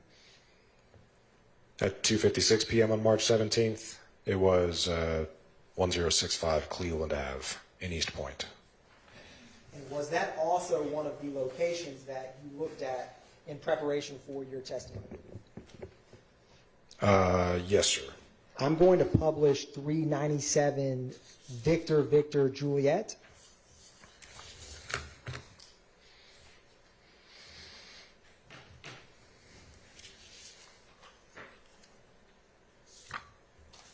and this is 2:56 p.m. on March 17, 2022. Yes, sir. Does it appear to be at Chick-fil-A? Yes, sir. Now, after that location, what, from the Scram report, what is the next stable address that the ankle monitor reports location data for? Be back to the Meadowlark Drive in Atlanta. And does it have numerous data points at the Meadowlark Drive in East Point, Georgia, or Atlanta, Georgia, as you see the report where it has the different Meadowlark Drives? Yes, sir. And does that continue for some time at that location? Yes, sir. From at least 3:10 p.m. to 3:51 p.m., about 40 minutes.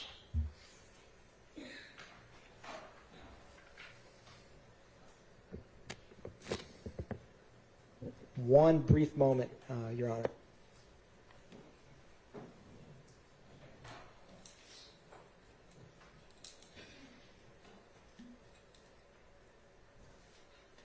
Thank you very much. Mr. Bailey, no further questions by the state. Yes, sir. Mr. Bailey, good afternoon. My name is Max Shard. I represent Shannon Stillwell, okay? Yes, sir. All right. Now, let me just back up to when someone has, let me back up. Ankle monitor. I know it seems self-explanatory, but could you just explain what it is? Yes, sir. I'm talking about the device itself. Yes, sir. So it's a kind of like a bracelet that goes on the ankle. There's a black box portion of it that contains the electronics to record GPS location data, and like I said, the cellular modem to communicate that data to the system. Then there's a strap that wraps around the person's leg from the device back to itself and secures it. Okay, when you say a strap, are you talking about like a Velcro strap that can be taken on and off easily, or? A hard plastic strap. Okay. And, for instance, if I'm getting an ankle monitor, do I just put it on myself, or does someone else put it on? Typically someone from the service provider, the company would have to come and install it. Okay. And without getting into exact words, if someone is putting an ankle monitor on my leg, your company, would you explain what it is, explain how it works, and explain the data it collects to me when you're putting it on my leg? Generally, yes, sir. Okay. So in your experience and expertise, someone wearing one of your ankle monitors would know what it's doing, know the data it collects, and know that you will be getting, be a recipient of that data, correct? Typically, yes, sir. Okay. In other words, the person wearing the monitor knows they're being monitored. Yes, sir. All right. Okay. Let's talk about the battery issue. I know that you testified that typically, if I were to charge my ankle monitor for 2 hours, it would be good for a day. Yes, sir. Okay. How would I charge my ankle monitor? So there's a proprietary charging cable that is issued to the person when they get the ankle monitor. It's standard, plug one end of the wall, and the other end attaches to the monitor.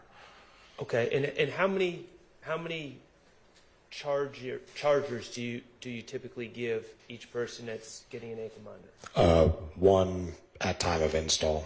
Okay, so there's no car charger like we have for phones? No, sir. The manufacturer recommends not to do any kind of car charging. Okay. And so to charge my ankle monitor, I would have to plug it into the wall, plug the charger into the wall, typical outlet, I'm assuming, in a house? Yes, sir. All right, and then plug it into my monitor to charge it, but the monitor stays on my leg. Right, yes, sir. Okay.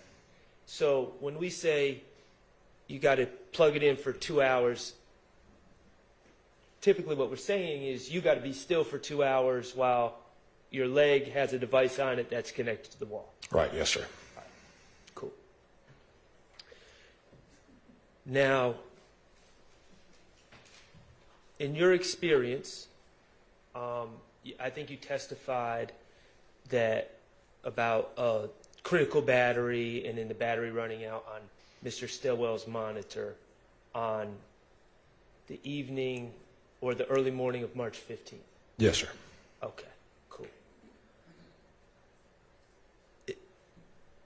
You've been doing this for a while. Mr. Stillwell's not the only person that's ever had a dead battery on his ankle monitor, is he? No, sir. It's quite common.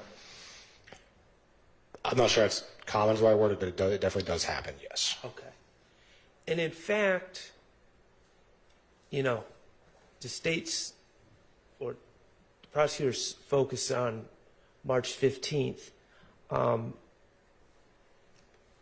Mr. Stillwell, you have his records of troubles with his battery going back to when he got the monitor, correct? Could you clarify? Well, you've displayed, or the state has displayed all these Excel with minute-to-minute updates and everything else.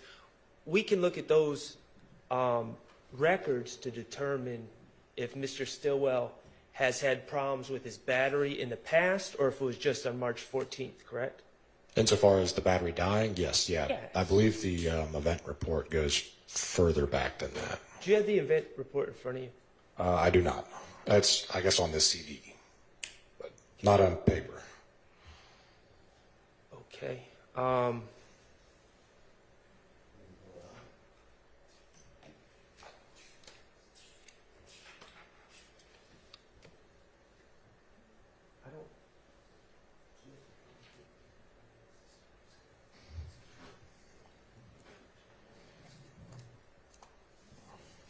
We're looking at the printed out copy of the event report. Yes, sir. Refresh your recollection. Okay, that approach.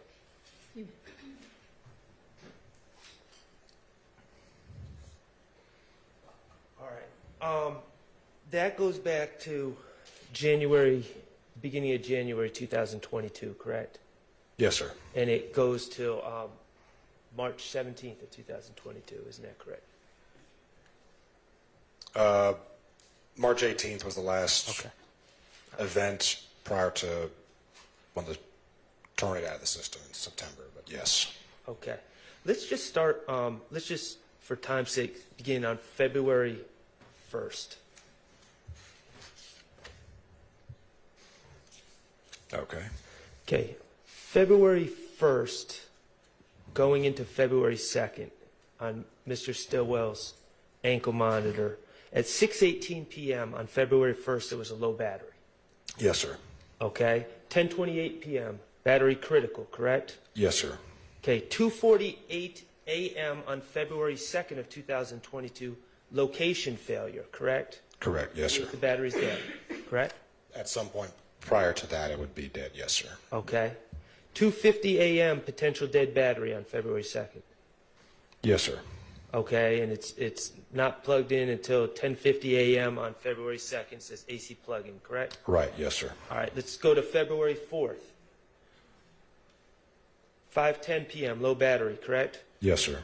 8:09 p.m. battery critical, correct? Yes, sir. Okay, February 7th.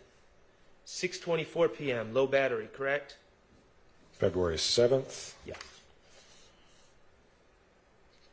February 7th, 6:24 p.m. low battery. Yes, sir. 9:43 p.m. battery critical, correct? Yes, sir. Okay, I'm going to February 12th going into the 13th.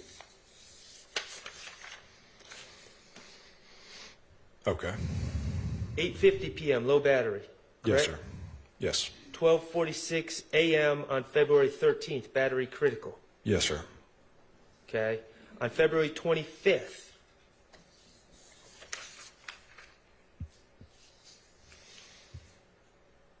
Yes, sir.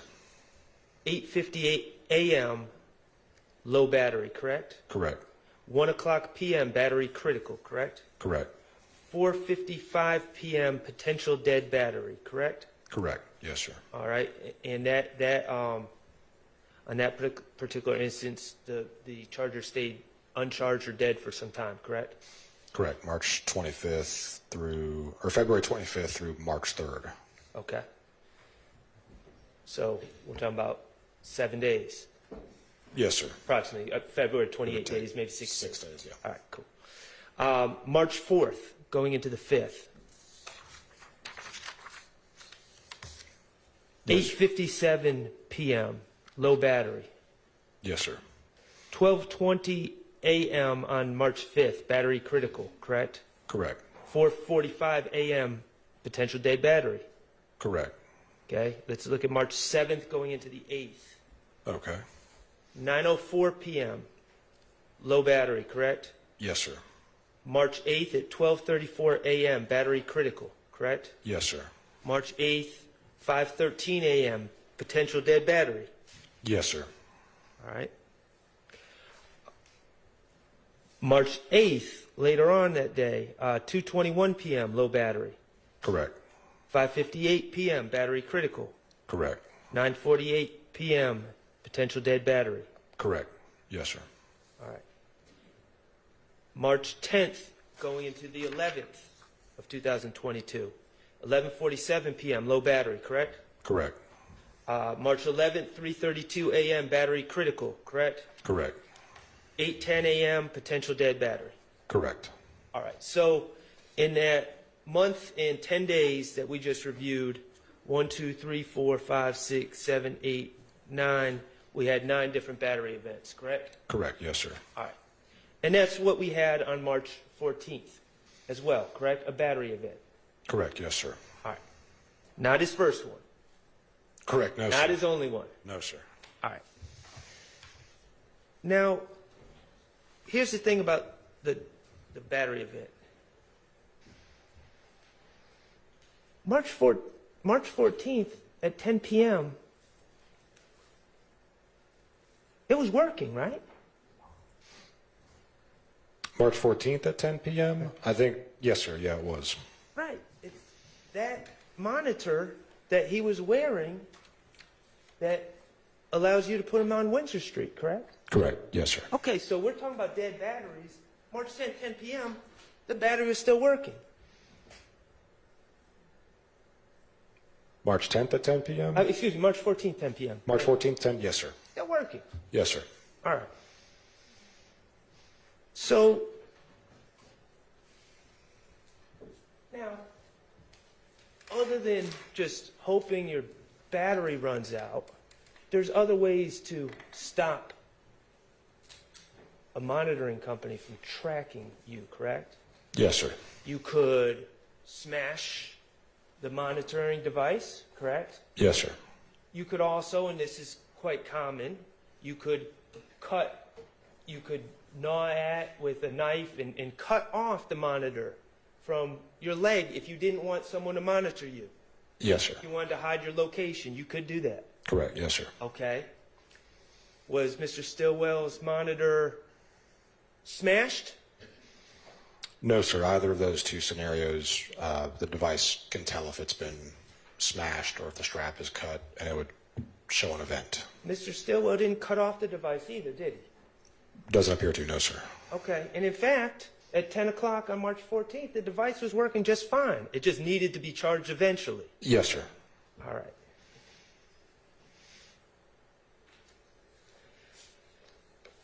And let me just ask you one more thing. When you were going through those locations on March 14th, 15th, and you Googled different addresses in? Mm-hmm. Okay. Do you remember at 10:55 p.m. on the 14th, and this is in the stop report, 600 Interchange Drive, Southwest? Yes, sir. Okay, and the state asked you to Google those addresses to figure out what's there, correct? Correct. Okay. And you, in fact, Googled the addresses and printed out pictures of what Google Maps says is at that location, 600 Interchange Drive, correct? The state asked me to review them, but these are the state's Okay. Extras printed these, but yes, sir. So they printed them out and asked you to review them? But I have Googled these addresses as well. Okay. 600 Interchange Drive, your monitor was showing Mr. Stillwell there on 3/14/22 at 10:55 p.m., correct? Yes. And that was the first location in your stop report from the Windsor Drive, or excuse me, Windsor Street address, correct? Yes, sir. All right. Do you have that picture of 600 Interchange Drive? I do. Yes, sir. Could you publish that for me?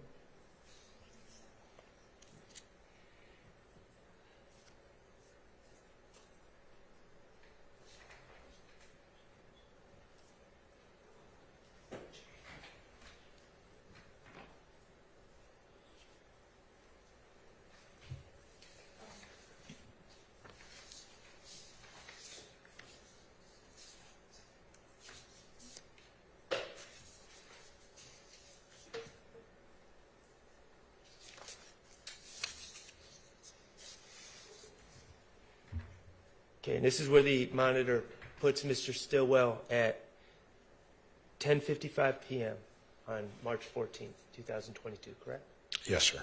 All right. And have you been to that location? I have not, no, sir.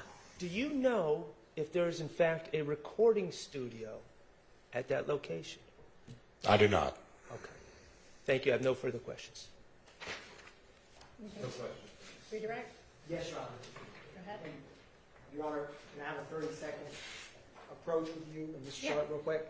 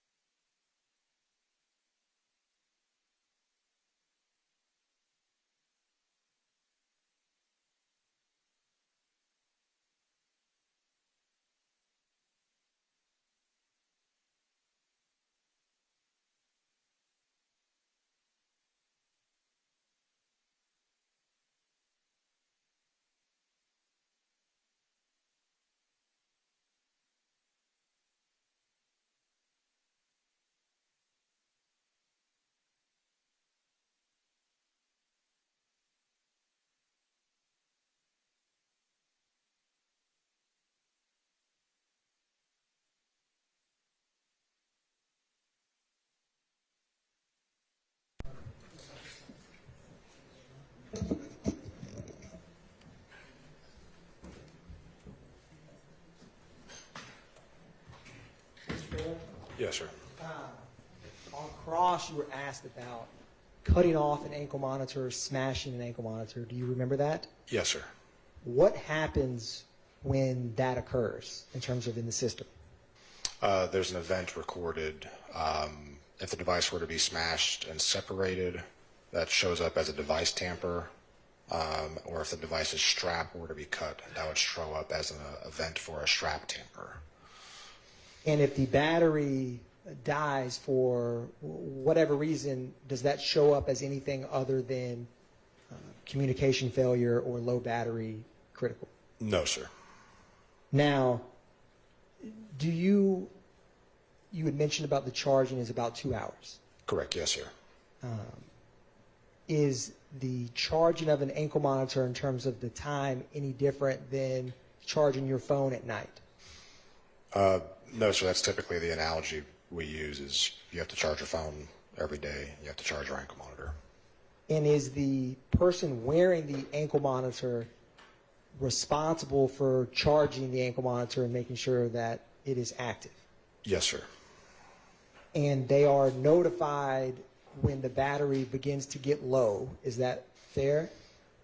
By the device itself, by a vibration, And if they were to look at the device, they would see a flashing red. And on cross, you were asked about other times that the device stopped working or was not registering data. Do you remember that? Yes, sir. Does that event details, that same document that you were looking at, show you when the device is plugged back in to be charged? Yes, sir. So for those gaps of time where there's no data, the device is not being plugged in to be recharged. Is that fair to say? Correct. Yes, sir.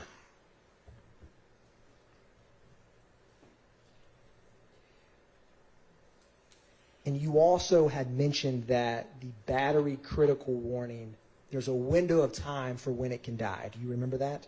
Yes, sir. So would the person wearing the ankle monitor know exactly to the minute when their battery would stop communicating with the monitoring company after that vibrating low battery? Not to the minute. I mean, you could presume, like I said, there's a flashing light that continues from low battery through critical battery to dead. So if you were to literally watch the ankle monitor and see the light stop flashing, you could assume it's dead at that point. But before that light stopped flashing, would you know exactly how many minutes left before that specific battery dies? no, sir. And we had, on cross, you were asked about that window of time, March 14th, March 15th. Do you recall that? Yes, sir. And with the event detail data, or excuse me, the event report data, the Excel spreadsheet that we looked at, do you remember that? Yes, sir. Is it fair or not fair to say that within less than an hour from 10 p.m. on March 14th, 2022, the battery or the ankle monitor for Shannon Jackson did not return a signal for roughly 48 hours?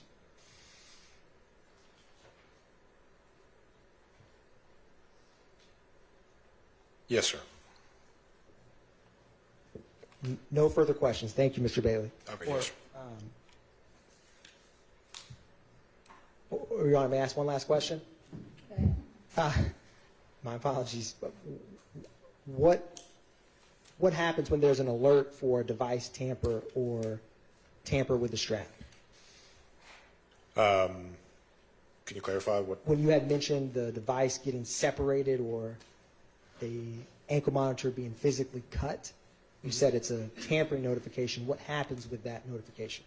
Oh, typically someone in our office would immediately get like a text message and an email, and the way the system is oriented on the computer screen for us, that person moves from wherever they were alphabetically to the very top, and there's a flashing red light. It's a high alert for a tamper, and one of our employees would then call the person, see if it's something happened out of their control, and see if we can get them in to get it corrected, or if there's belief that there's an issue for public safety, we might call 911 and ask law enforcement to respond to the location. But tampers are addressed as soon as possible by our staff to make sure the device is still functioning and on a person. Thank you, Mr. Bailey. No further questions. Yes, sir. Mr. Bailey, I believe either you or the prosecutor said tampering. Charging a monitor is like charging a cell phone.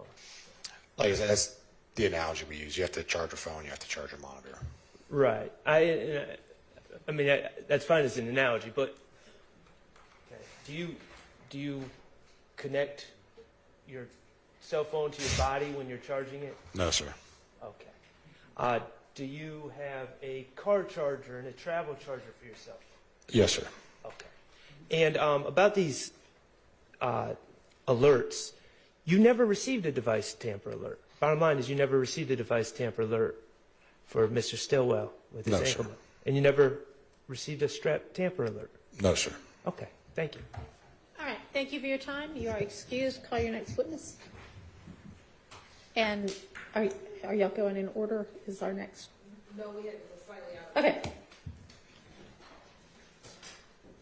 Your Honor, the state calls Michael Sayez.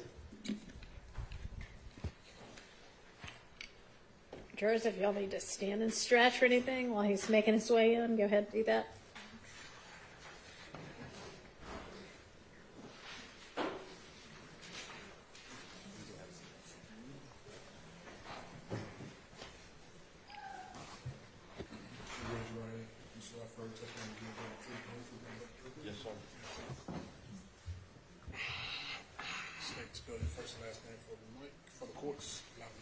All right. First name Michael, last name Syas, Syass.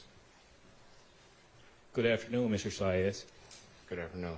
Mr. Sayas, please tell the jury where you reside. East Point, Georgia.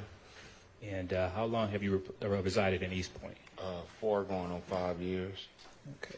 And I know you're wearing a mask, but can you just speak it to the mic a little bit? Yes, sir. 4 to 5 years. Thank you. Mr. Sayas, on or about March 17th, 2022, did you report finding a gun to the police? Yes, sir. Okay. Can you tell the jury what you were doing when you found the gun? I was walking my dog up the street, Okay. And when you say street, what street? Metal Art Drive, Okay. And where did you find the gun? off to the side in the field near a fence. Okay. Permission to approach, Your Honor? You may.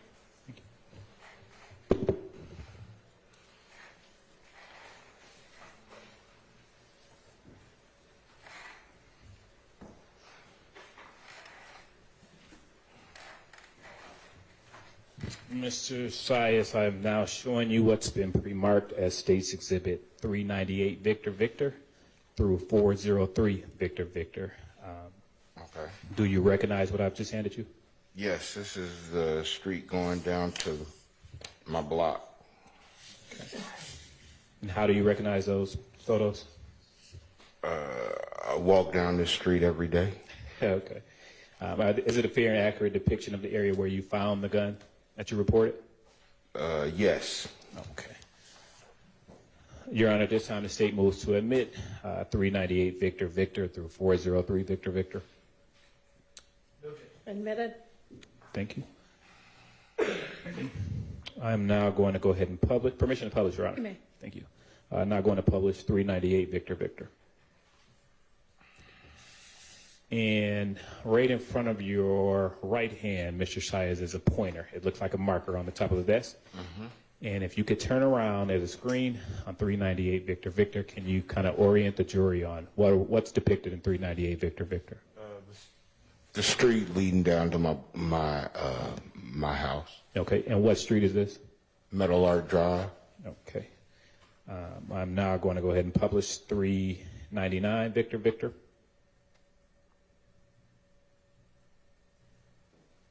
And tell the jury what's depicted in 399 Victor Victor. The road leading down to my house, the area where I found the gun at. Okay. And I'm just going to go back just briefly. 398 Victor Victor. And is this the entrance of Meadow Lark? Yes, that's the street leading up to Ben Hill. Okay. I'm now going to publish 400 Victor Victor. And can you tell the jury what's depicted in 400 Victor Victor? The area where I found the gun at. Okay. And can you, with that pointer? Right in that area. Right in that area right there. Okay. And if it's easier, you can stand and turn, and it's up to whatever easy for you. Okay. My arms are long. I'm now going to publish 401 Victor Victor. And can you tell the states what's depicted in 401 Victor Victor? The area where I found the gun at. Okay. And can you highlight again with the pointer? Right in that area right there. Okay. I'm now going to publish 403 Victor Victor. And can you tell the jury what's depicted in 403 Victor Victor? This is the street leading down to my house. Okay. This is Meadow Lark Drive. Okay. Now, if you continue to travel north on Meadow Lark Drive, that leads to Meadow Lark Lane. okay. And if you're going towards Meadow Lark Lane, would you run into 2841 Meadow Lark Drive? Yes, that's going down the block. Okay. Towards your home? Yes.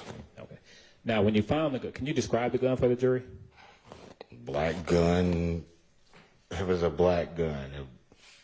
I don't know guns like that. It was a gun. Sure. And after the finding the gun, what did you do? Called the police.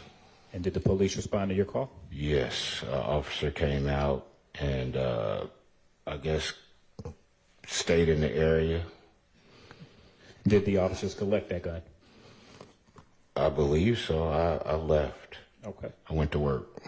Now, in the time that you lived in that neighborhood and, you know, walked your dog, have you ever found like a random gun on the side of the road? No. Nothing further at this time, Your Honor. Questions for this witness? All right. Thank you. All right. Thank you for your time. You're excused. Call your next witness. State cause Detective Starks. Okay. So this next witness is, thank you. Yes.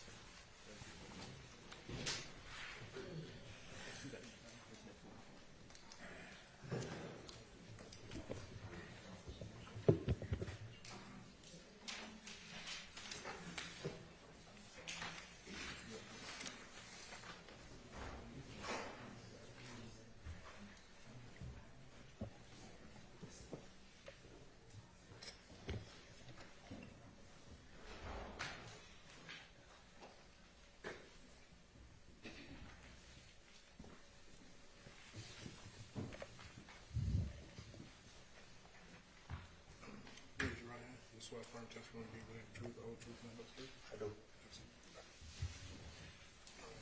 State your first initial, last name, explain last name for the First initial J, last name Starks, Starks. Good afternoon, Detective Starks. Good afternoon. Detective Starks, are you employed? Yes, sir. And where are you employed? With the City of Atlanta Police Department And how long have you been with the City of Atlanta PD? since around 2012. All right. And can you tell the jury what unit you are assigned to? Yes, sir. I'm assigned to the gang unit. On or about March 17, 2022, what unit were you assigned to? The gang unit. Can you tell the jury some of what your role and your responsibilities were within the gang unit? Yes, sir. So I'm a detective. We investigate predicate acts such as aggravated assault, homicides, robberies, entering autos, auto thefts, and we basically go out and investigate those crimes and add gang charges if applicable. So we document, we interview witnesses, victims, interview suspects, do undercover work, stuff like that. Okay. Now, turning your attention to March 17th, 2022, were you requested to assist the gang unit with locating a suspect vehicle involved in a homicide? Yes, sir. Okay. And what type of vehicle were you looking for? It was an Audi A5. And where did you locate this vehicle? So I was hungry, so I went to Chick-fil-A off of Cleveland Avenue. I was going to order some food, and while I was in the drive-thru, the vehicle drove through. Okay. I'm now going to publish 397, Victor Victor, what's already been admitted. Oh, Juliet, 397, Victor Victor, Juliet.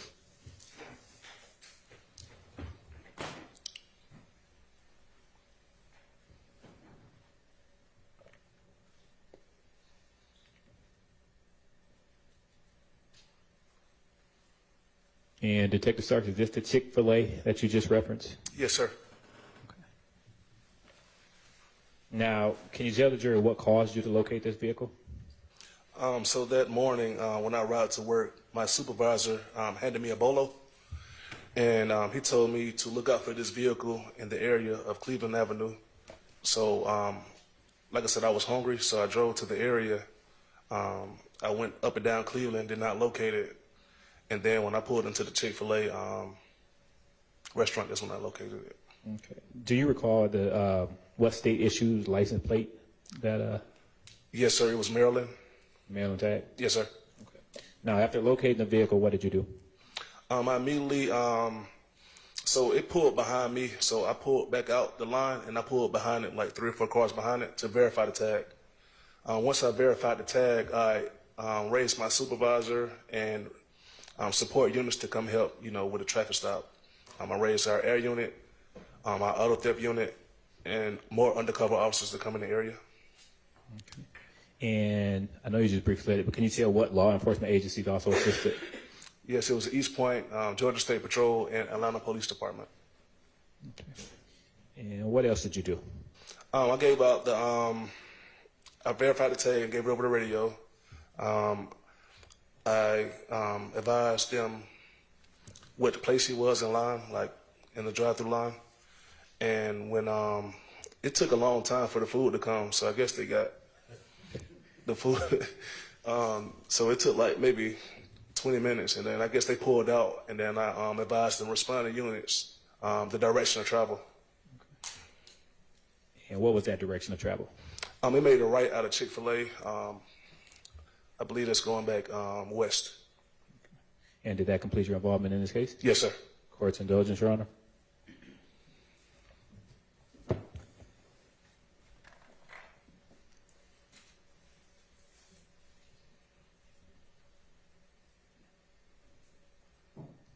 All right, questions for this witness? Investigator Starks, good afternoon. Max Shard, I represent Shannon Stillwell. As part of your work in this case, were you able to review a FedEx video? No, sir. From March 14th of 2022? No, sir. Okay.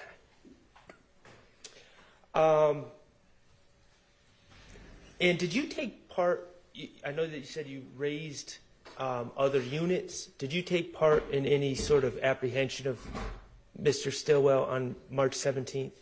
I drove to the area, but I did not participate because I was undercover, so I did not do anything to apprehend him. Fair enough. Okay. So let me just ask you this then. You, other than when you were getting lunch, Yes. when you actually found the car, that day earlier you were looking for Mr. Stillwell because there was an arrest warrant for him. I was looking for the vehicle, Okay. per se. Okay.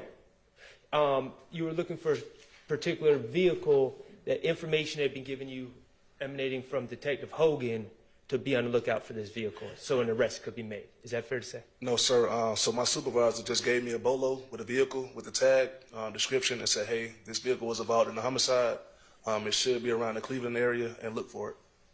Okay. All right. What was that description you were given? A white Audi A5 with a Maryland tag. I don't recall the tag. What about tints? The car was tinted because I could not see the occupants of the vehicle when I was in Chick-fil-A. Right. You could not. No, the windows were up. Okay. Exactly. So you were looking for a white Audi A5 with Maryland tags. Yes, sir. All right. And now, in your experience as an officer, this is not the first time you were looking for a specific vehicle, is it? No, sir. It's not the first time. In your experience, sometimes when you're looking for vehicles for law enforcement purposes, people ditch the vehicles or hide the vehicles or put them in a garage or put them up, correct? That's a fair statement. Okay. Other times, people might get a wrap. You know what a wrap is? Like a paint job? Yes. A wrap or a paint job on a vehicle to change the appearance of the vehicle. Yes. Right? Yes, sir. Other times, people might get a different license tag number and take off the tag that they normally have on the vehicle and put on a different tag number, right? Yes. All to throw you off because they know that you're looking for them or they believe that you're looking for them. Yes. Okay. In this particular case, when you were looking for a white Audi A5 with Maryland tags, was the Audi in fact still white? Yes. Did it in fact still have Maryland tags? Yes. Did it in fact still have the same license number as you were given as part of the BOLO? It had to because, like I said, I verified the tag and everybody came to the location and verified it was the correct tag when I gave it over the radio. Okay. Thank you. I have no further questions. Any redirect? No, Your Honor. All right, thank you for your time. Your next witness going to be. Sergeant Newman, the Phoenix camera. Okay, that won't take long, right? About We need a break? Break? Okay, all right, let's take a quick break.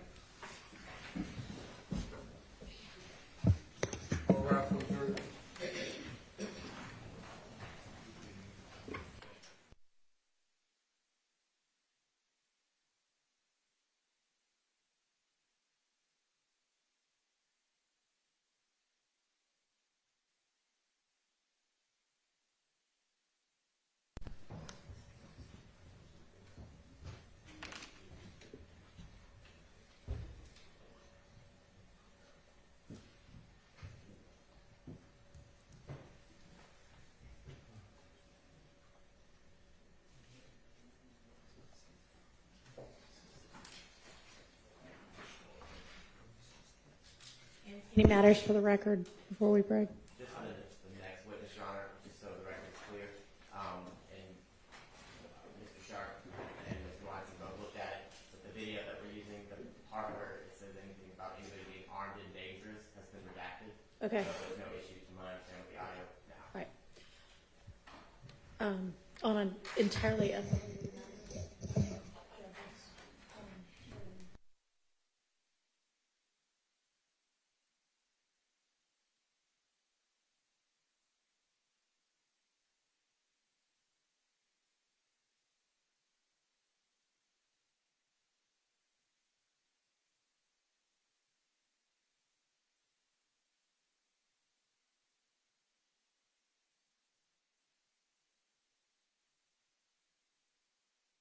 Yes. I hope so. If I get my way, it is. Well, if it's going to be longer than that, then I'll be tell back. him, he's an understanding judge, so tell him I can't give you to him for more than 10 or 15 Yes, Your Honor. Okay. Thank you. All right, let's all take our afternoon break.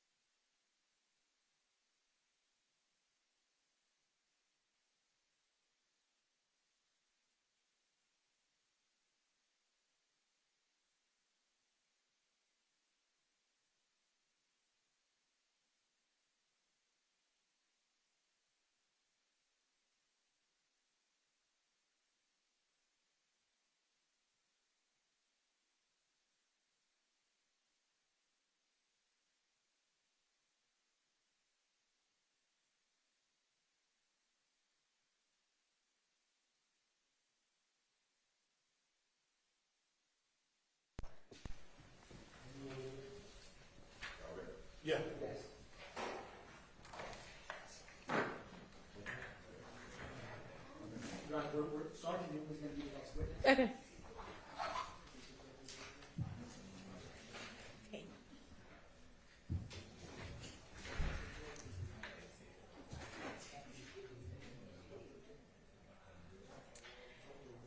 What's your last name?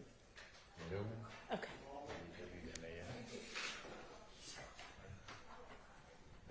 All right. Everybody rise for the jury, please.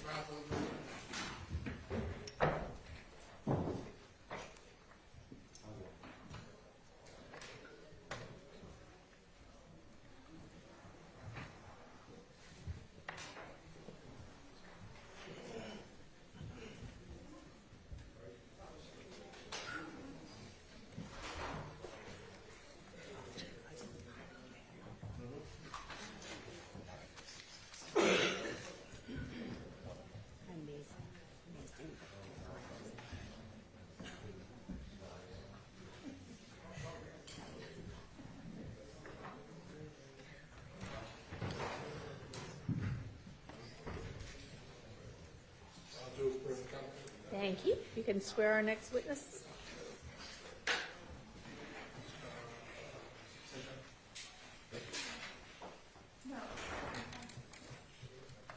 You raise your hand.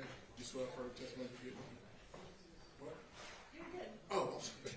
You swear for testimony you give today the truth, the whole truth, nothing but the truth? Yes. Have a seat. State the spell, your first and last name. No, just take it. Switch it off. Chris Newman, CHRASNEWMAN, And how are you employed? Sergeant with the City of Atlanta Police Department And how long have you served as a sergeant with the City of Atlanta Police Department? since 2019. If you can briefly tell the jury about your career with the Atlanta Police Department. I started out as patrol officer in Zone 3 and Zone 2, 2012. Then I transitioned to the Aviation unit as an officer in 2018. Got promoted to sergeant, went to Zone 5 as a sergeant, and then I went back to the Aviation unit in 2019. And then as of January this year, I've been helping out with the construction site of the new police academy. Sergeant, if you don't mind just pulling, that mic moves, that shorter one, just pull it towards you so you can talk into it. Thank you. Okay. If you can tell the jurors your job duties and responsibilities as both an officer and a sergeant with the Aviation unit. So as an officer, my responsibilities were as what we call a tactical flight officer. So basically the officer that works the camera systems, the radio systems, and the spotlight systems, and communicates with officers on the ground in the helicopter. And when you start off in the Aviation unit, do you start off as a tactical officer? Yes, kind of the pathway is you start as a tactical flight officer, and then then you can become a pilot if you transition into that. And as a supervisor, what are your job duties and responsibilities with the Aviation unit? So my responsibilities were twofold. Main responsibilities were tactical flight officer and a pilot in command, as well as various administrative responsibilities. Now, what types of calls will the Aviation unit assist on? Anything from helping locate missing persons, providing overwatch for parades or dignitary visits, or assisting with pursuits, police chases. I want to direct your attention to March 17th, 2022. Did you have the occasion to assist the homicide and gang unit with a pursuit call? Yes. How did you get involved with assisting with that pursuit call? That day I was performing the duties as a tactical flight officer, and we were requested to assist follow a white Audi. And where is the Aviation unit housed? Hartsfield. Once you received the call, what, if anything, did you do? We had to get to the helicopter, start it up, and then get airborne and get this. My responsibility is get the systems going, camera system, radio systems, and then transit to the call. And when you say get them going, what do you mean? Turn them on. Is there anything else you have to get in order to actually assist the police officers? Like what has to happen with the actual system itself? So after we turn it on, the GPS systems has to sync on the camera. so it can get the GPS location log for the camera system and the mapping system. And is your pursuit video and audio recorded? Yes. And have you had the opportunity to review that pursuit from March 17, 2022 in preparation for your testimony today? Yes. Permission to approach, Your Honor? You may.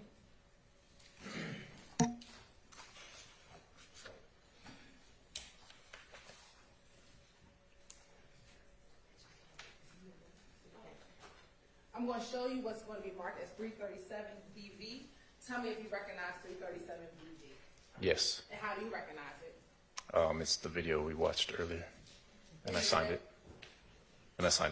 And did that appear to be a fair and accurate depiction of the pursuit from March 17, 2022 involving that white Audi? Yes. Did there appear to be any additions or deletions? No. Your Honor, this time the state would like to admit Exhibit 337 BV into evidence. No objection. Admitted. Permission to publish. You may.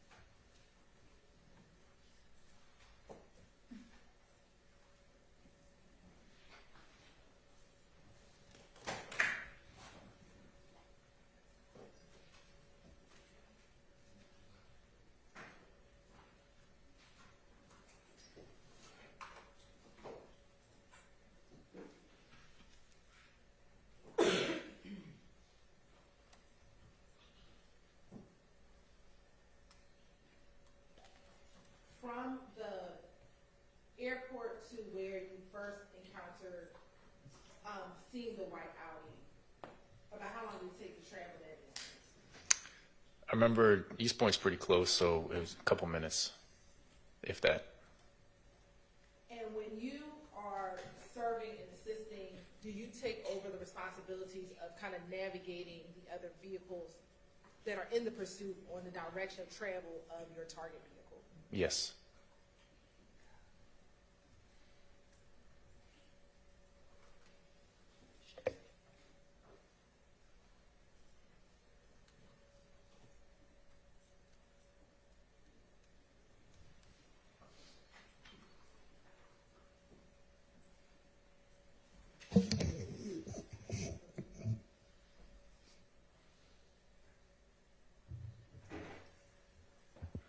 Now, if you just orient the jury to where we are when we first, if you can orient the jury to the green items that are contained on the screen that we're looking at first. So if you just, let's start out the top left. You just have the date and time, and then we'll go clockwise around. So the next items are camera settings all the way at the top, and then the bottom right corner is where the camera is pointing location. Right now, the GPS system is still syncing, so it doesn't have a latitude and longitude yet. It takes a couple minutes for that to sync. And then if you continue going to the middle, you says IR cooling. That's just the infrared system has to cool down. It takes a certain amount of time. And then the bottom left is the actual aircraft location, latitude and longitude. And if you continue up along the left side, the middle of the left side is the orientation of where the camera is pointing in relation to the helicopter.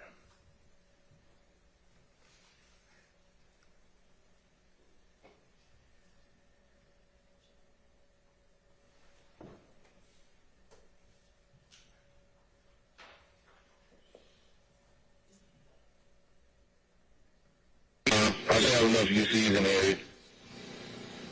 Yeah, I'm at a blunt in Cleveland, so when he pulls out, I can pick him up.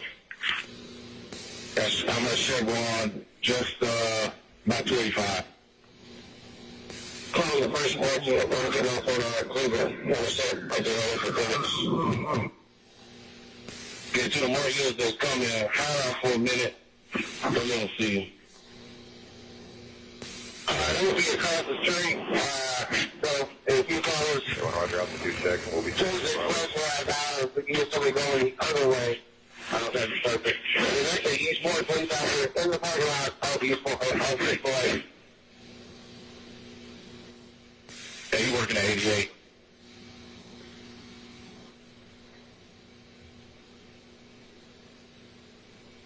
Thank you, before the market, looks like there's 5 locations. This is 26, hey, make it pretty good metro for y'all, so. Okay, copy. The police dances above, if dances above, we got one more deals. Let's get them in the pipeline stations there and get moving. Hey, Phoenix, that's a negative. Our mapping system isn't up yet. Give us another little bit.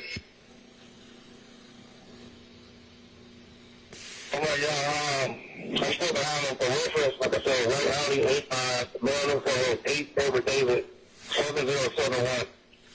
Black male, tattoo under his left eye, with red or pink beanie on. He starts to neon dread. Can't tell, cause he has on the beanie. Carrier 1 on station. All right, Phoenix, we got our mapping system up. We can call it. 1840 Wheel Round, we got GSP behind us. And then there's an entrance and exit off of Cleveland Avenue. And we're progressing towards the drive-by window right now. I can't see around the corner, but I'm thinking, it looks like he's pulling out now, y'all. Y'all might want to go ahead and call the Phoenix. All right, yeah, he's pulling out to Cleveland Avenue exit.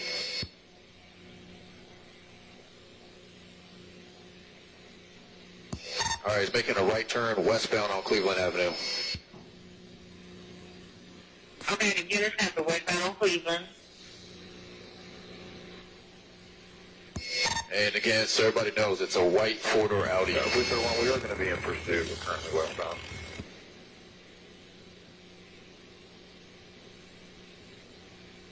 Okay, I have to get white Audi. What? Yeah, from radio. I can have the radio. You don't need to, you can cancel the repeat. Coming up to Normanberry, continuing westbound through Normanberry, still westbound on Cleveland. And he's driving normally, only about 40 to 50.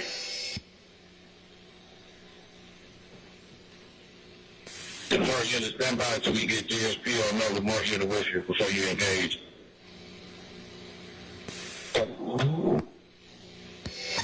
All right, he stopped at the red light, Cleveland and Harris, making a right turn northbound on Harris Street from Cleveland.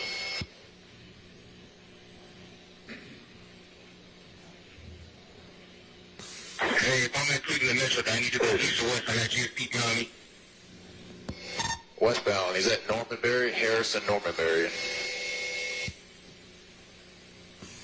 Have you already passed Metro? Yeah, he's in East Point. Westbound, left turn on Normanberry from Harris Street.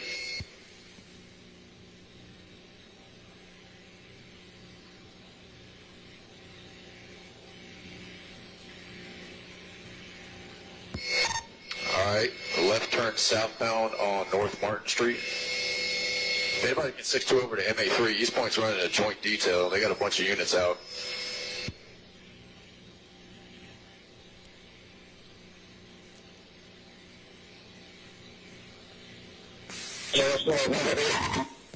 No, he made a left turn southbound on North Martin Street. Now he's back at Cleveland Avenue intersection, making a continuing straight southbound on North Martin from Cleveland Avenue.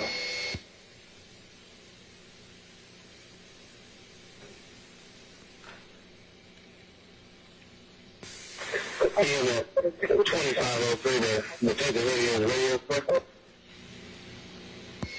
All right, he's at Irene Kidd Parkway, right turn westbound on Irene Kidd Parkway, coming up to Central Avenue.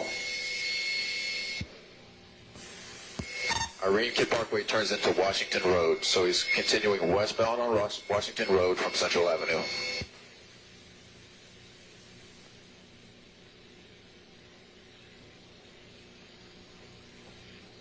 All right, he's at the intersection with Main Street, Washington Road and Main Street, making a right turn northbound on Main Street from Washington.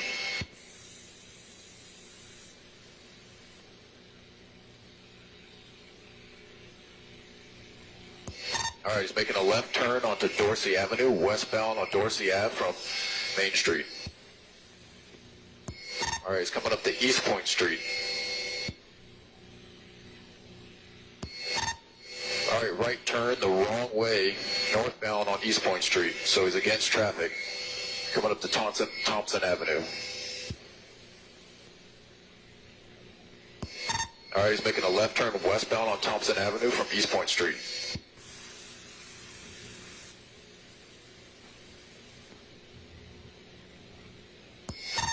All right, coming up to Church Street.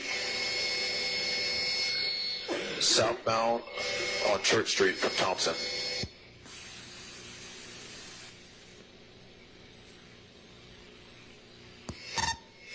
Made a right turn westbound on Dorsey Ave from Church Street.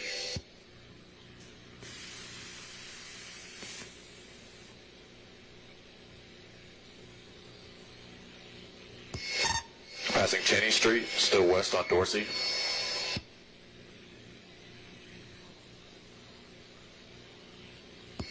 At the dead end was Sims, left turn southbound on Sims Street from Dorsey.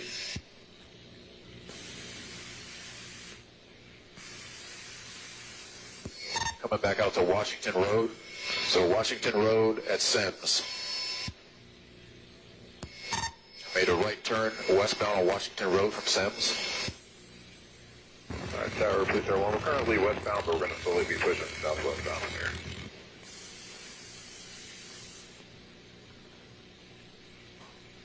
Everyone, roger. It is slow moving. We don't have units behind it yet. All right, passing 8th Street on Washington Road. He's doing about 50 to 60 miles an hour.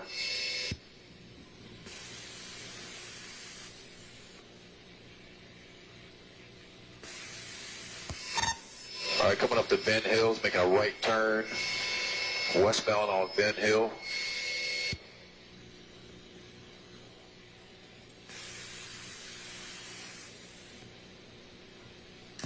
All right, he's coming up to the intersection with DeLowe. So he's on Ben Hill facing westbound at the intersection with DeLowe.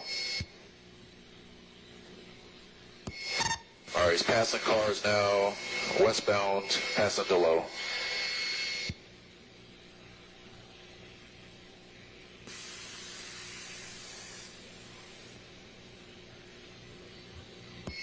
All right, Ben Hill Road bends northbound, so he's north on Ben Hill Road.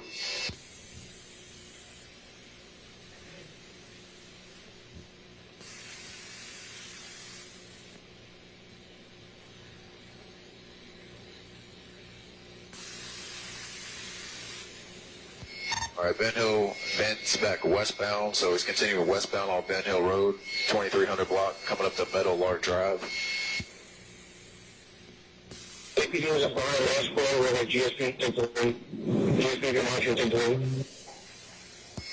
All right, he's making a left turn southbound on Meadowlark Drive. Exactly where the APD was GSP temporary.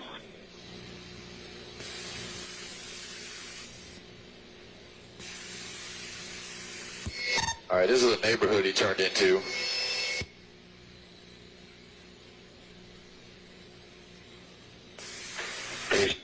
Well, you got East Point behind it. They're on MA3.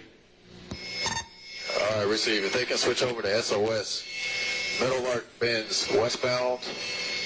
So he's westbound on Meadowlark, coming up the Boulder Way. All right, he's pulling into a driveway. 2481 Meadowlark Drive. Driver is he got two running. Driver has a maroon colored beanie on, black jacket, blue jeans. They're both running northbound behind 2481 Meadowlark Drive. Tower 1 pursuit over on station. You got two East Point behind it.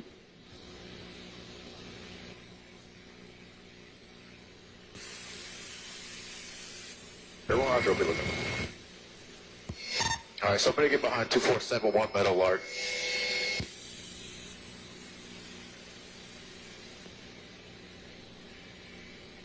Going towards Ore Drive.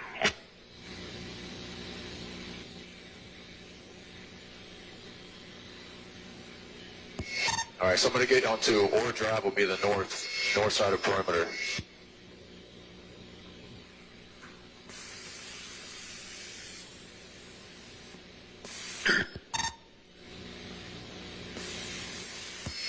All right, Phoenix, be advised, I lost eyes on the one I was tracking.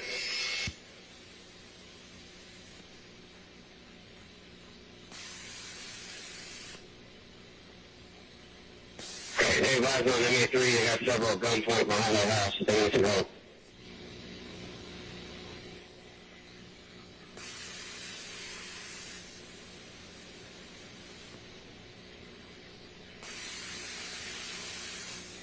Can you give us a location right here? 2481 Meadowlark Drive.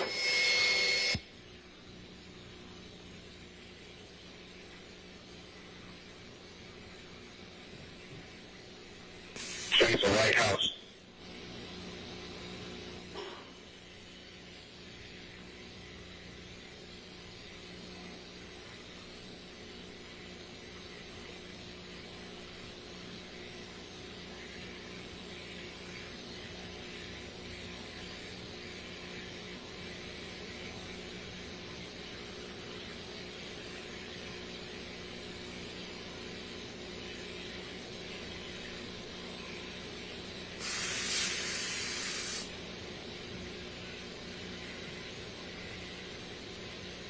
If any units on the ground can confirm that they have both at gunpoint. Yes, here All right, copy that. They got both of them. One of them threw a bag directly on the 3 side behind 2481 Meadowlark, black book bag.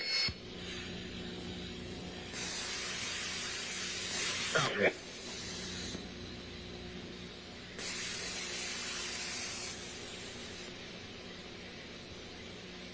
Okay, we got everybody secured.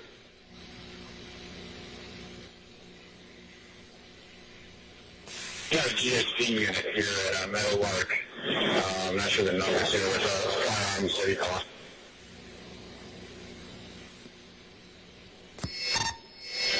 Sergeant Kleinens. Hey, come on, boy, go ahead. Are you down there on scene with GSP? Did they recover the book bag? Lieutenant Wolfo. I think we got you, guy.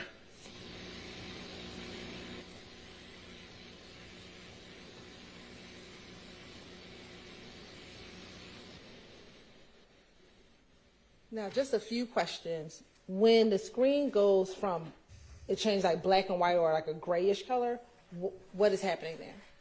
I'm just switching from what we call the daylight camera to the infrared camera. And what will be your purpose of switching from the daylight camera to the infrared camera? As you can see, with all the tree coverage, sometimes it's easier to continue following the vehicle when you switch to the IR camera.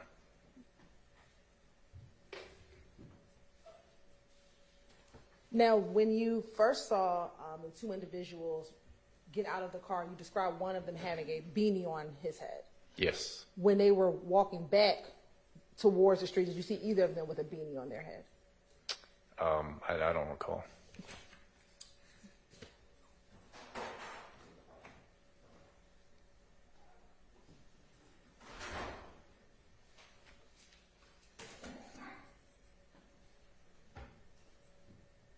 And while we're pulling it up, when you had to switch to MA3, what did that mean? Just switching radio channels.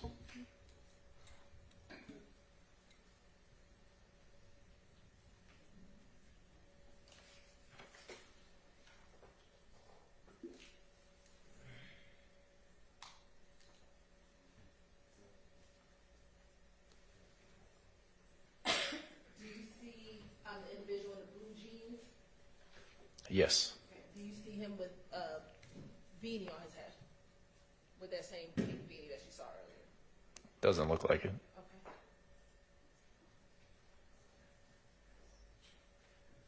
And do you see the individual with the white shirt on and the black jacket? Yes. Do you see that individual with the beanie on his head? No. Okay. Of course, indulgence from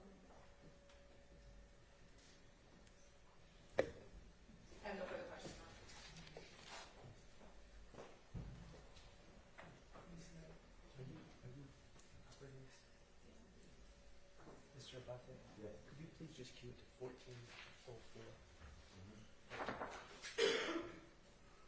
Good afternoon, Sergeant Newman. My name is Max Shard. I represent Shannon Stillwell, okay?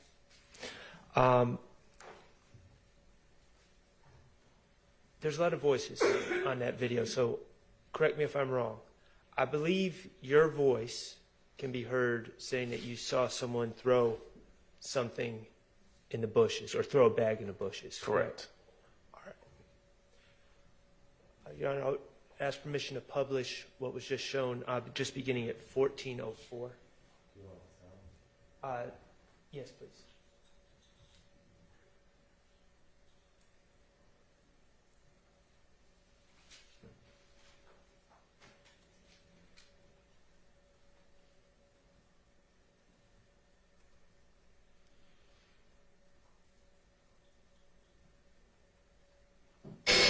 Northbound behind 2481 Meadowlark Drive. Tower 1 pursuit over on station. You got 28.9.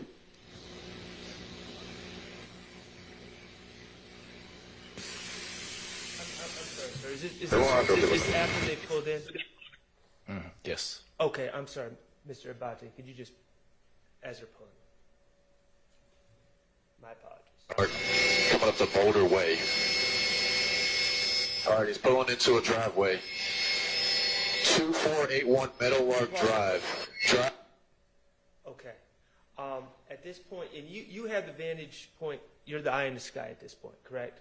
Yes. And even though you're in a helicopter, which would be scary to me, you're able to look down on the ground and see what's going on as you're in a helicopter, correct? Yes. Okay. So you just saw the man in the pink beanie get out the driver's side, correct? Yes. Get out the white Audi with tinted windows. Correct. All right. And then you see another gentleman get out the passenger side. Yes. Okay. Mr. Abate, could you just play? Driver is he got two running. Driver has a maroon colored. It's okay. It's not your fault. You were able to see who had the book bag, correct? Yes. Was it the driver or the passenger? Passenger. Okay. And it's the passenger that you saw discard the book bag into the bushes, correct? Yes. All right. And, that's all I have. Thank you. Anything? Any redirect? No redirect. All right, thank you for your time. You are excused. Call your next witness.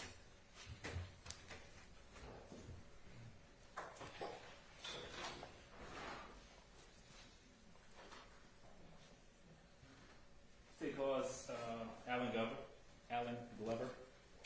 Okay.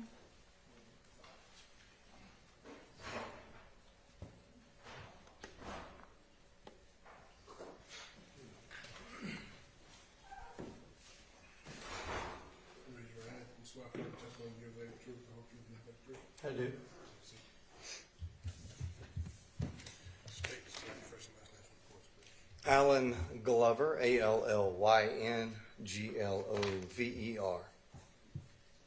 Good afternoon, Mr. Glover. How are you? Doing fine, thank you. Mr. Glover, are you employed? I am not. Okay. And you're retired? Yes. Okay. Where were you previously employed? City of East Point Police Department. And how long were you with East Point PD? 26 years.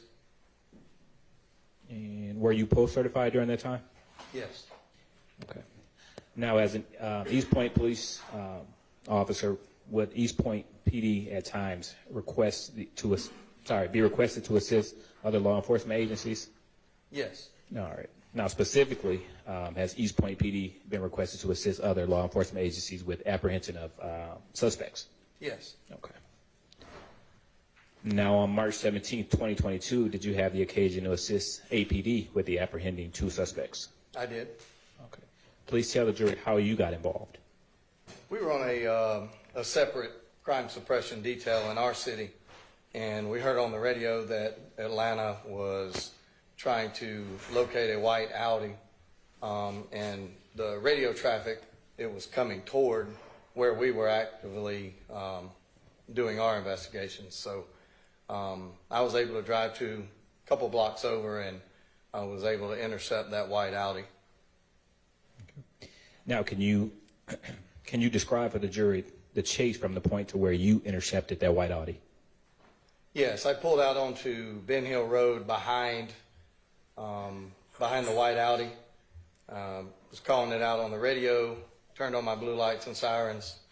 I was in an unmarked detective car at the time, and we turned onto, I think it was Meadow Lark Drive, and then we're talking 1 or 2 minutes maybe.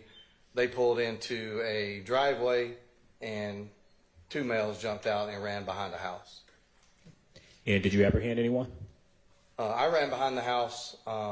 2 males did, at my direction, lay down on the ground, and they were both apprehended. And did that conclude your involvement with this case? Yes. Nothing further at this time, Your Honor. Questions for this witness?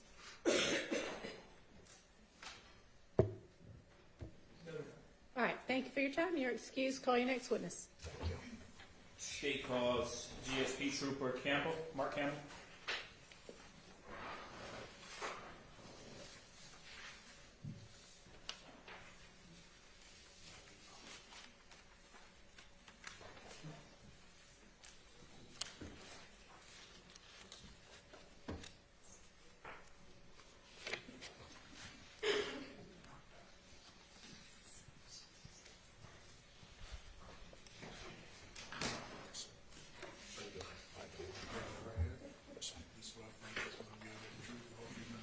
Yes, sir. State spirit first, last name.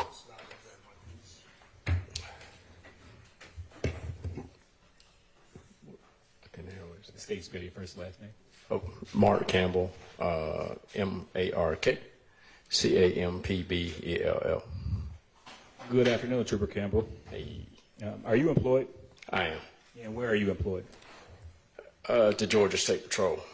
And how long have you been employed with GSP? 18 years now. Now, can you tell the jury what your role is with GSP? Yes, I am a corporal. Okay. And can you tell the jury some of the natures of your duties as a corporal? Yes, I'm a supervisor over troopers who are under me. Okay. And I'm going to just ask you to speak into the mic just a little bit for me. Okay. Okay. Now, as a trooper with GSP, are you assigned a vehicle? Yes, sir, I am. Okay. And is that vehicle equipped with video monitoring? It is. Now, if you're assisting in a car chase, when does your video system activate? Whenever you activate the emergency blue lights.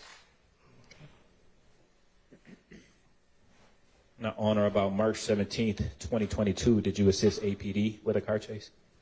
I did. And is it common for a GSP to sometimes assist APD with car chases? Yes, sir. When we're requested, yes. Okay. And can you tell the jury, how did you assist APD? I was attempting to catch up to it and just got to the tail end of the pursuit. Okay. Now, was your car video system operable on March 17, 2022? Yes, sir, it was. And did the system record the chase that you were assisting in? Yes, or it recorded me attempting to catch up to it, yes. Okay. And did the car system record the recovery of a gun? Yes, sir, it did. Okay. And have you had an opportunity to review that footage before your testimony today? Yes, sir, I have. Okay. So I've already previously showed you what's been marked as State's Exhibit 228, Victor Victor.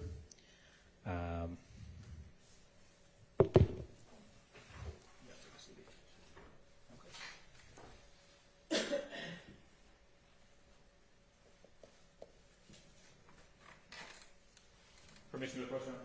You may. Do you recognize that? Yes, sir, I do. And what is it? It's the DVD that I initialed and dated. And is it a fair and accurate depiction of your body cam on March 17th? I'm sorry, your dash cam on March 17th, 2022? Yes, sir. At this time, State's moves to admit 228 Victor Victor. 228 or 328? 228, Okay. Victor. I submitted. And permission to publish, Your Honor? You may. Okay. And Ms. Knight, we're going to start the video at 2 minutes and 15 seconds.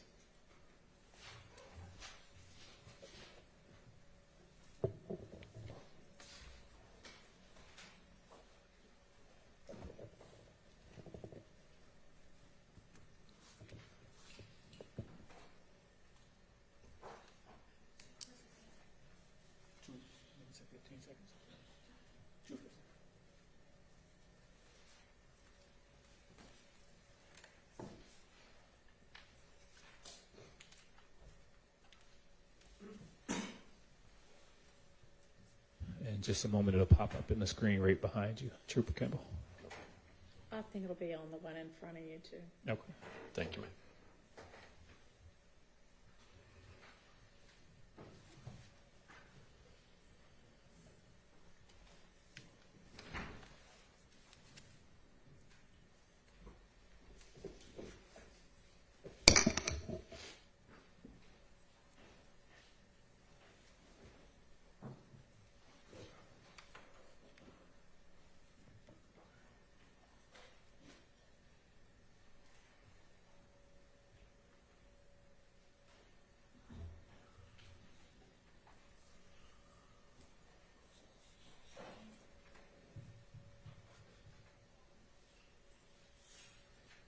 And while we're waiting for the video to come up, Trooper Campbell, can you just kind of briefly walk the jury through the chase? Yes, sir. To the best of my recollection, I, again, was attempting to catch up to it. And I pretty much got to the point to where I turned onto Metal Arc Drive. And that's when, as I made a left turn onto Metal Arc, I observed a black pistol laying in the middle of the road, or off to the side of the road, kind of in the middle. And I drove past it, and I started radioing that I observed it in the roadway. And I saw the next street, which I believe was Metal Arc Lane. And I pulled into it, did a 3-point turn, and went back and to secure the weapon and put it in a bag to give to the officer there, the initiating officer there on the scene. Okay. And you made a left onto Metal Arc Drive from Bent Hill, correct? That's correct. Okay. The video is coming up just shortly.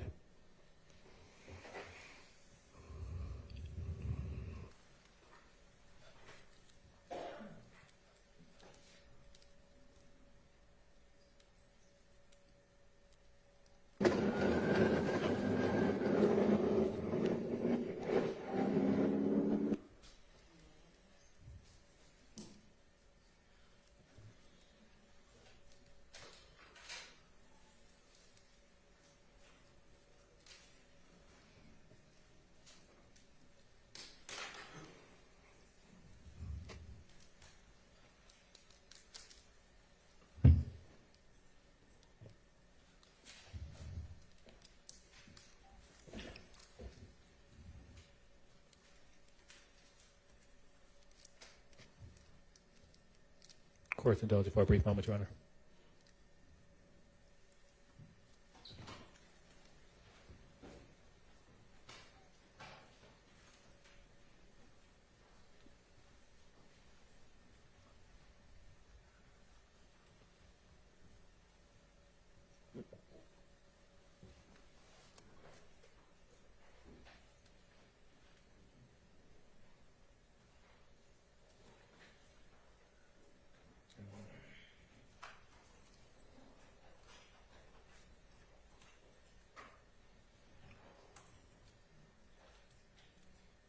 And if we can pause it right here. At 2:32, we'll pause. Trooper Campbell, is this the intersection of Meadowlark Drive and Meadowlark Lane where you're doing that 3-point turn? Yes, sir, it is. Okay, so at this point, you've already saw the gun? Yes, sir, I've already observed it. Okay, and you are returning back to where you observed the gun? That's correct. Like you said, and I said, doing a 3-point turn, just going back to the weapon. Okay, we can continue.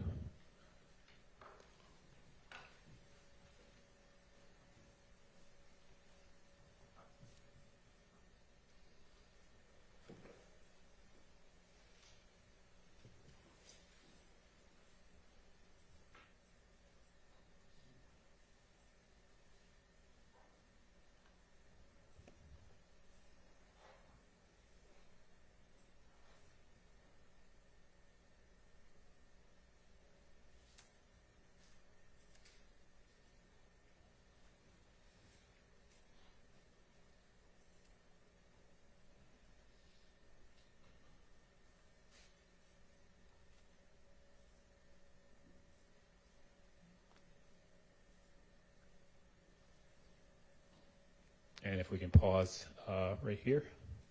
Is this where the, you see an item in the street? I'm sorry? Did you see an item in the street? I did, Okay. yes. And what was that item? It's a black pistol. Okay, and now is this closer towards the beginning of Meadowlark Drive? It is. Okay.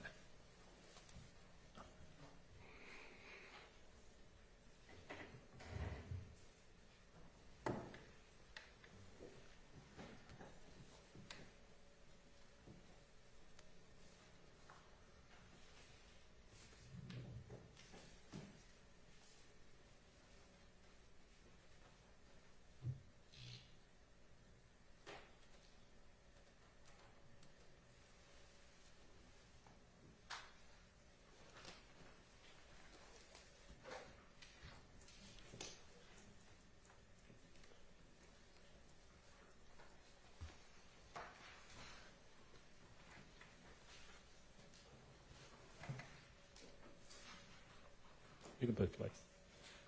Is it playing? Okay.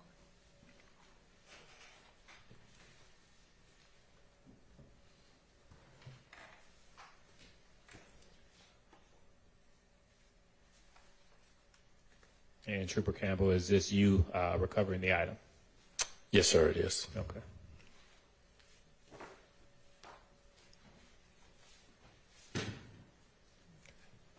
And we can stop it. And what did you do with the gun after you collected it?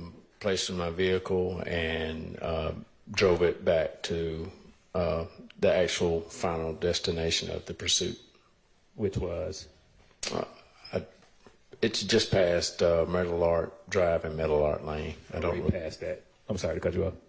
So right past that intersection where you turned around at? Yes, sir. Okay. Nothing further at this time, Your Honor. Good afternoon, sir. Good afternoon.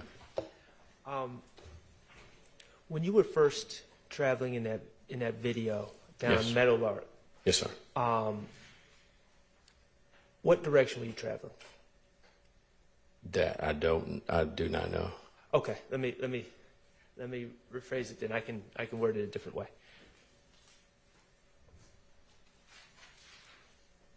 When you doubled back and located the gun was in the video, correct? Yes, sir, it was. Okay.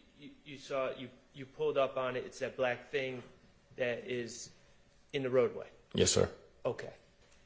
Going by the way, not after you doubled back and turned around, I'm talking about the original direction you were going.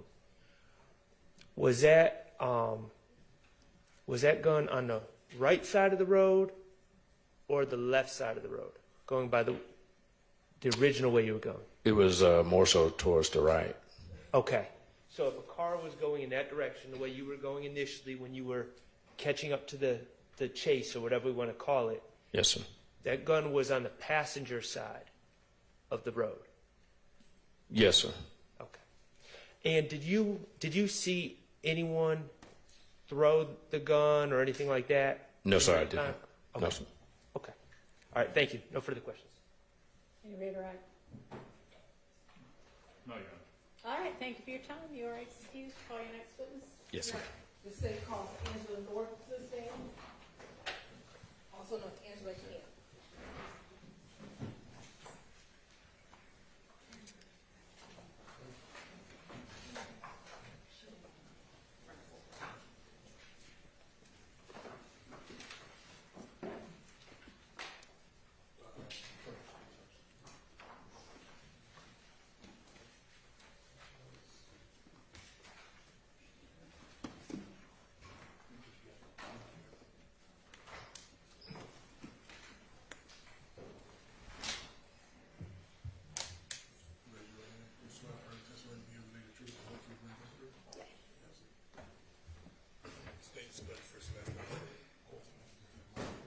Angela Camp, ANGELA CAMP. At the time I worked this case, I was Angela North, NORTH. Good afternoon. How are you currently employed? I am currently a high school math teacher. And how long have you been serving as a high school math teacher? This is my second year. Prior to serving as a high school math teacher, what, if anything, did you do for work? I was a firearms and tool marks examiner for the Georgia Bureau of Investigation. And how long did you work for the Georgia Bureau of Investigations? Almost 6 years. If you can tell the jury about your education and training in ballistics and firearms analysis. I have a bachelor's degree in biology from the University of Georgia. Once I was hired with GBI, I underwent a 17-month training program where I learned ammunition manufacturing and development, firearms manufacturing and development, muzzle to target distance determination, serial number restoration, and the majority of my time was spent on a comparison microscope comparing bullets to bullets and cartridge cases to cartridge cases to determine if they were fired from the same firearm. In addition to that, I have completed multiple certified armorers courses, and I have also served as a supervisor for new scientists. And I have toured various manufacturing facilities where they are actually making the guns and making ammunition for the guns as well. When you were working at the GBI, approximately how many cases dealing with firearms did you analyze? Hundreds. And have you ever been qualified to testify as an expert in the state of Georgia? Yes. Your Honor, this time the state would like to tender Ms. Angela Camp as an expert in the area of firearms and ballistics analysis. No objection. All right, she is so qualified. I may testify as an expert as that.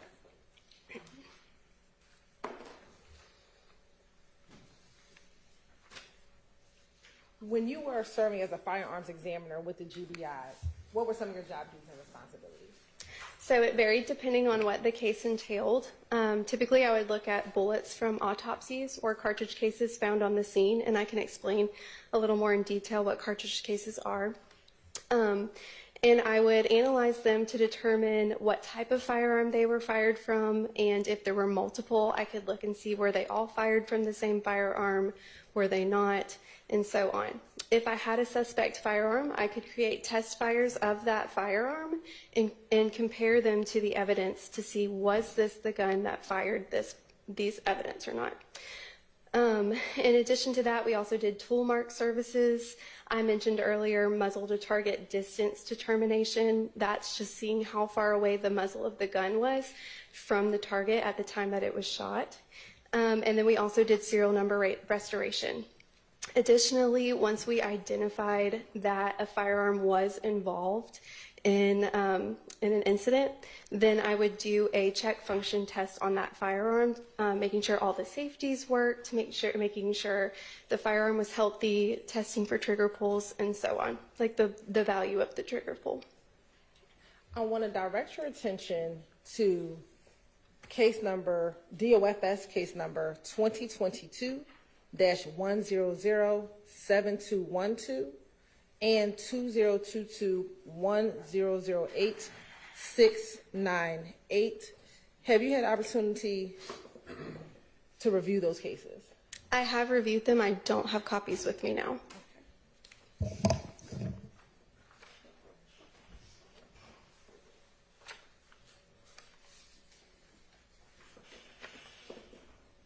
Permission to approach, Your Honor? You may.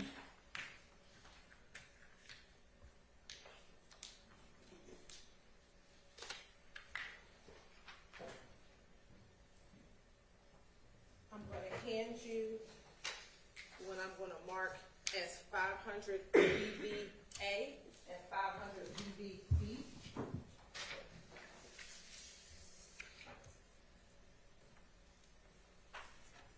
First, do you recognize those two items? Yes, I do. And how do you recognize those two items? They have their copies of my report. They have my signature on them, as well as the case numbers that the GBI placed on these cases. Okay.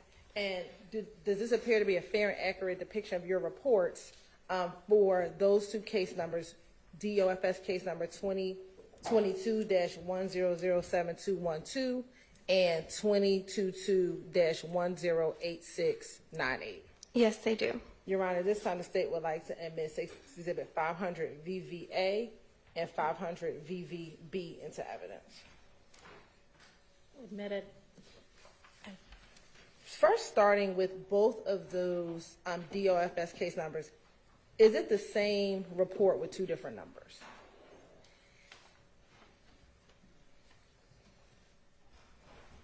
Yes, it is. Okay. And sitting here today, do you know why there will be two reports with two different numbers, the same report with two different numbers? Sometimes when evidence gets submitted, they're not related initially, and so GBI will give the evidence its own case number, and then once it's related later, the evidence will be intercompared, and each one will just have its own case number, but they will be compared to each other. All right. And we will operate then off of 500 VVA, which is 2022-1007212. First, what agency submitted evidence to be tested? The Atlanta Police Department and the Fulton County Medical Examiner. And what is the agency reference number for this case? For the Atlanta Police Department, it is 220-731-882. And who was the victim in the case? Shimel Drinks. And what did you receive to be tested? I received a .40 caliber bullet, and I received another .40 caliber bullet. Okay. Permission to approach? You may. I'm showing you what's been marked as State's Exhibit 390 VV and 389 VV. Tell me if you recognize those two items.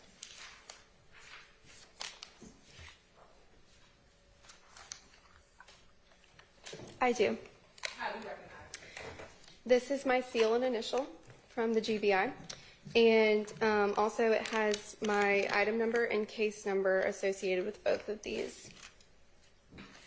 And do they appear to be in the same or similar condition as when you tested it back in 2022? Yes, they do. Okay. Your Honor, at this time, the state would like to admit State's Exhibit 388 VV, 389 VV, and 390 VV as evidence. I'm sorry. Can I see 388? 389. Did you say 388?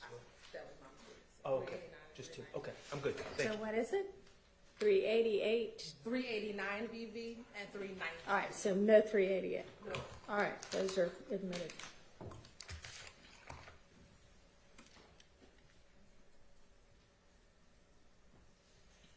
And what type of testing were you able to do with those two items?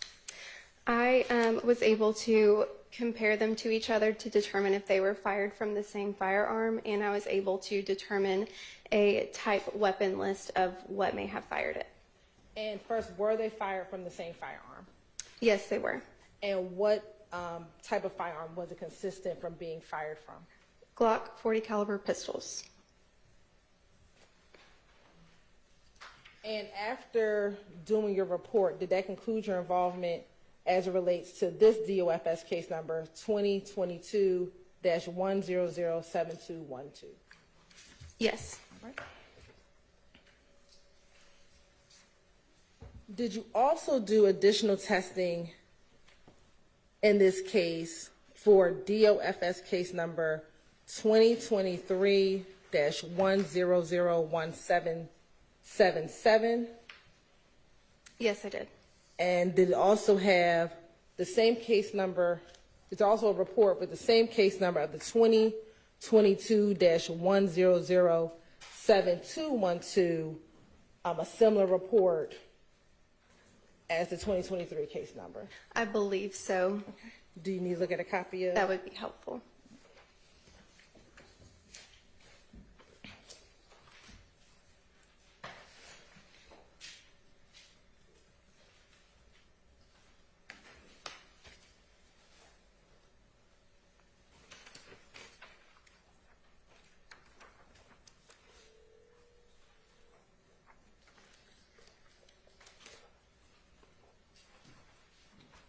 I'm going to show you what's been marked as 503 VV and 504 VV.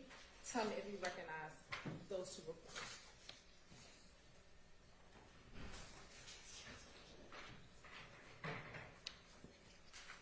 Yes, I do.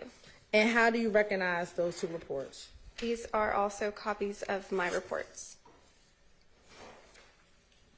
And do those appear to be a fair and accurate depiction of your reports that you generated for the items that you tested in this case?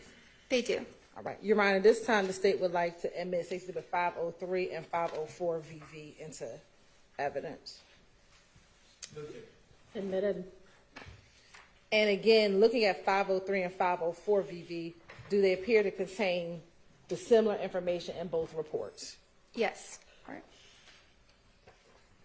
We're going to look at the DOFS case number ending in 1007212.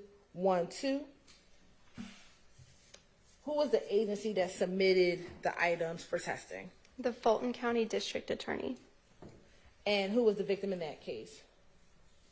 Shymel Drinks. And what were you given? I received an FN 5.7 pistol, some cartridges, which is unfired ammunition, and 11 cartridge cases, which are fired ammunition. All right. Permission to approach? You may. First, I want to show you what's been marked as State's Exhibit 221 BV. Tell me if you recognize 221 BV.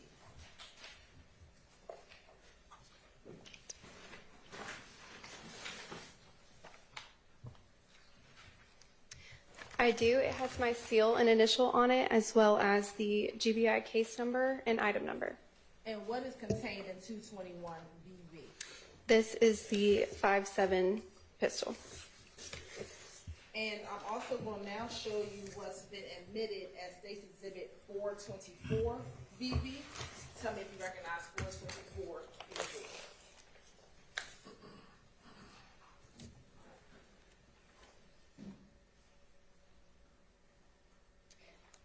I do. It has my seal and initial again as well. And looking inside of 424 BV, tell me if you recognize any of the items inside of 424 BV.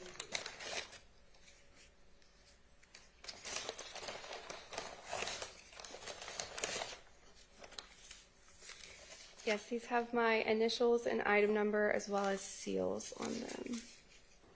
And what are those items? These are the 11 5.7 cartridge cases. Okay.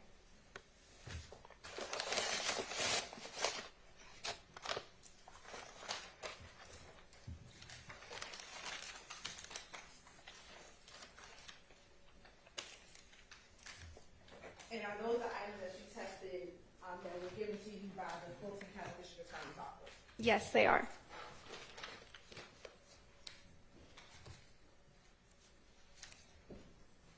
And Your Honor, this time the state would like to admit State's Exhibit 221 BV into evidence. Admitted. No objection. Thank you. It's admitted without objection.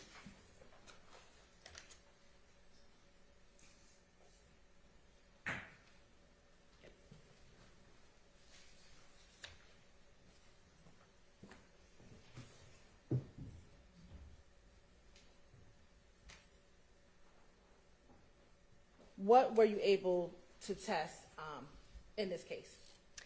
I was able to compare these cartridge cases together to see if they were fired from the same firearm.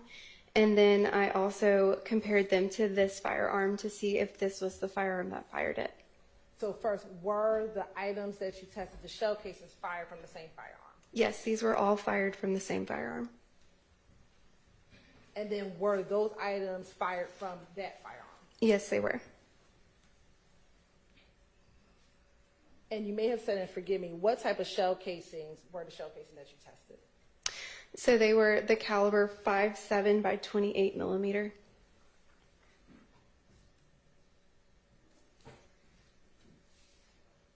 After determining that FBIN firearm fired those shell casings and creating a report, did that conclude your involvement in this case? Yes, I did a check function test on the firearm as well, and then that concluded it. And what's a check function test? It was operational. It's where I test the trigger pulls, I test every safety, I take it apart and look at it and put it back together. And what was the conclusion after doing the check function test? It was healthy and operational. Court's indulgence for a moment.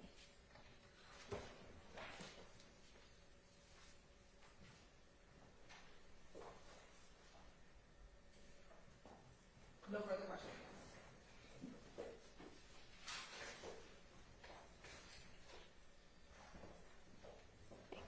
Good afternoon, Ms. Camp. Good afternoon. Max Shard is my name. I represent Shannon Stillwell, okay? All right, thank you. Just want to back up before we get into specifics. Seems like you did two different types of tests in this case. You had one situation where you had a firearm and you were comparing the firearm with shell casings, correct? Correct. Okay, now in your line of work, what that test, that matchup, what's that called? Firearms identification. Firearms identification. Okay, and then it seems like also in a separate report, you had two, not shell casings now, not a firearm, but you had two bullets, correct? Correct. And you were trying to determine if those bullets were fired by the same gun, correct? Correct. Okay, what is that test called? That's also firearms identification. Okay, I didn't get very far with parsing those out if they had the same name. Okay. Let's talk about your work on February 3rd, which was involved the shell casings and the gun, okay? Mm-hmm. All right. Now, you receive 11 shell casings, correct? Yes. Okay. And those shell casings, what caliber of shell casings were those? Those were 5.7 by 28 millimeter cartridge cases. Okay. And that was in case number...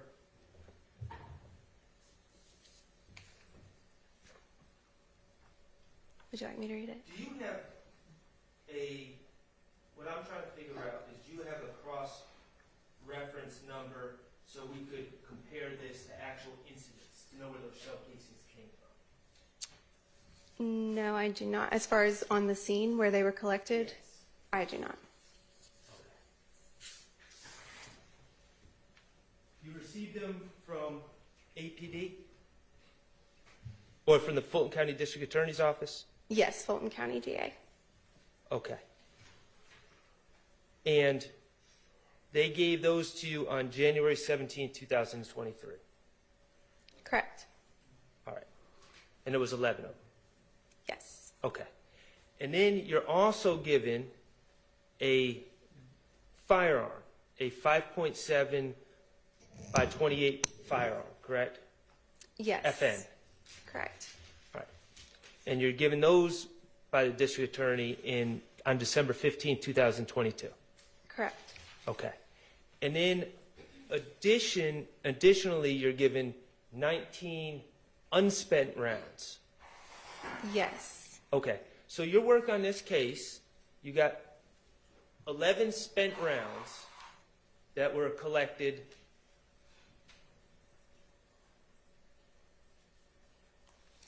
Your Honor, I think we have a stipulation. Okay.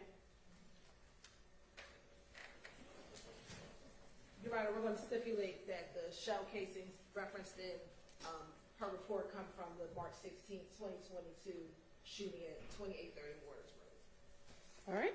Okay. Thank you. Thank you. Y'all Ms. write Hill. that up for me at some point, okay? Okay. So based on that stipulation, you have 11 shell casings collected from 2830 Waters Road incident on March 16. Okay. You're saying, okay, wasn't part of that stipulation. Okay. I don't know where they came from, where they Fair were enough. collected. Okay. But they also provide you with the unfired cartridges, and you use those unfired cartridges that came with the gun to test fire the gun, correct? Yes, I used 3 cartridges from the 19 that were unfired to test fire the firearm. And then because you test fired using that FN 5.7 handgun, you now have the markings from that firearm, and you can compare them to the shell casings collected from 2830 Waters Road on March 16th of 2022. What I can testify to Okay. is that I did create those test fires, so I had the data from the gun, and I compared them to the 11 cartridge cases submitted to me. But I wasn't there when they were collected, so just to clarify that part. Understood. And you determined that the FN firearm, the 5.7, that you were given was the firearm, to a reasonable degree of scientific certainty, was the firearm that fired those shell casings that were collected and provided to you by the Fulton County District Attorney's Office. Yes, it was the firearm that. Okay, perfect. Now, the other work that you did on this case, and I'm going to your other report. Okay. Okay, you were provided I'm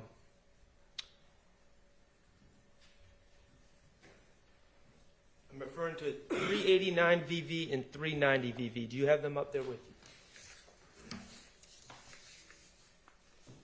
I believe so. The 40 caliber report. Yes. No, the exhibits. May I approach? You may. Sorry. Oh, it's fine. 390 and 389. This is 389 and 390 VV. Yes. Okay. In this report, when you had 2 bullets and you were trying to determine if they were fired by the same gun, right? Correct. Okay. Even though this was provided by the ME's office, correct? Fulton County ME's office? Yes. Okay. And the ME is the people that perform autopsies. Right, the medical examiners. Okay.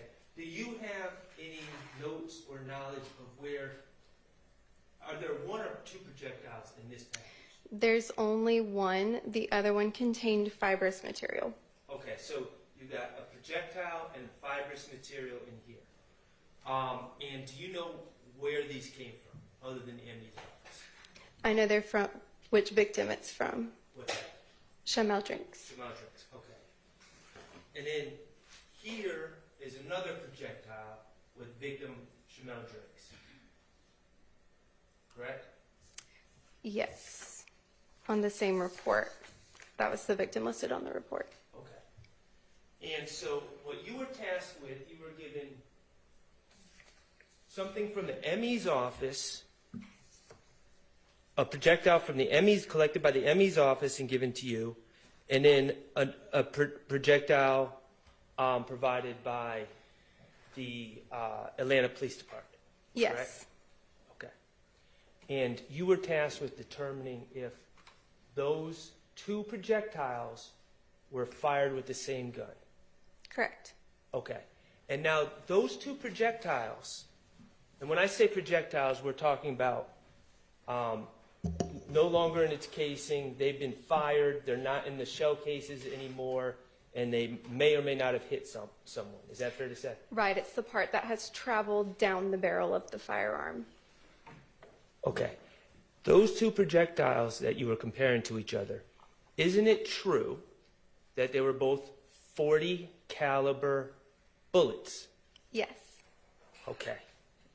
And then you were asked to compare them, and you determined that those two fully .40 caliber bullets were shot by the same handgun. Yes.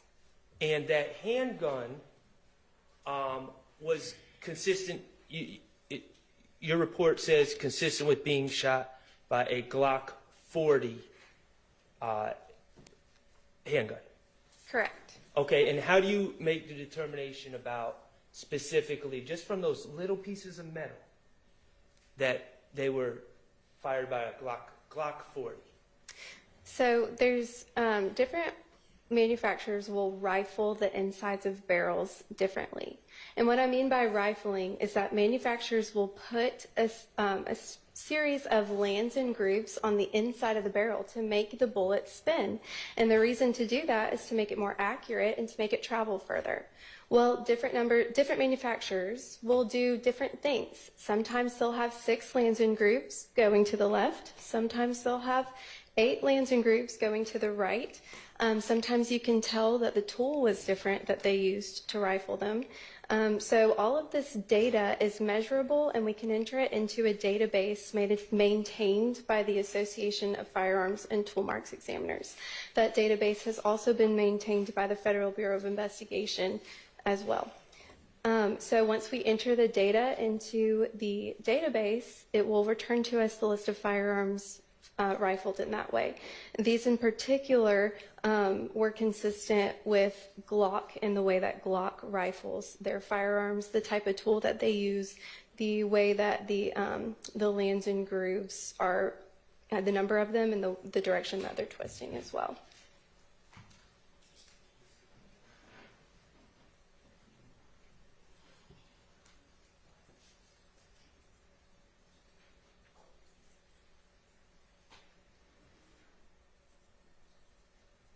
Your Honor, I think we have another stipulation, All in right. fact, to try to ease this along. Jaded? I think both sides stipulate that the 240 caliber bullets were, one was collected by the ME during the autopsy of Shamal Drinks, and one was collected from the Red Versa by APD. The Red Versa driven by Shamal Drinks. Thank you. Okay, so those 240s based on 240 caliber bullets based on your work on this case, fired by a Glock 40. Yes. Okay, now going back to 221 VV, the handgun in front of you. Okay. That was. That FN 5.7 by 28. Can that gun shoot 40 caliber bullets? No. How about a 45 FN 45 caliber handgun? Could that shoot 40 caliber bullets?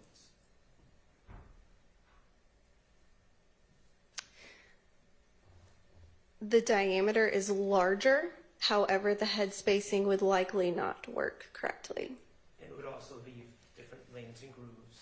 Yes. than a Glock 40 It would caliber leave handgun. different lands and grooves than a Glock 40 caliber handgun. Thank you so much. Anything, Ms. Weinstein? Redirect? All right, thank you for your time. You may step down. Do you have another witness that's going to allow? Okay. Yes, go ahead. Great. I mean, as long as, let's get the next one. Yes, Your Honor. We State won't be calls here at 8 p.m., but go ahead. Mr. R. Walters to the stand.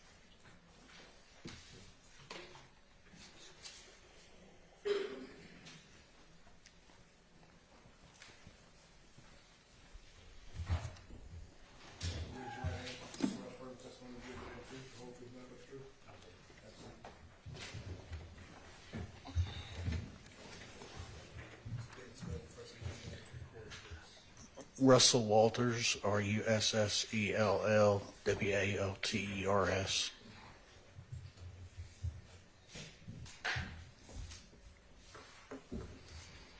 How are you doing, sir? Find yourself. Doing well, sir. Thank you. Can you tell the jury where you used to, or let me ask you this, are you retired now? Yes, I am. Where did you used to work? The city of East Point.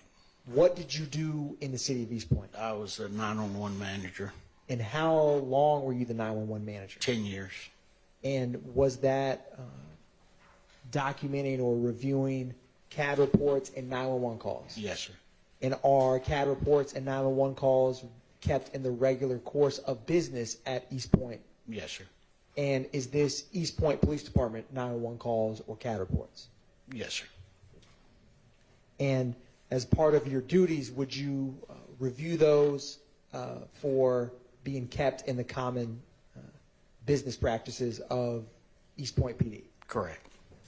And before testifying here today, did you have the opportunity to review or listen to a 911 audio and an associated CAD report connected with a March 17, 2022 incident? I did. Now, I'm going to approach you with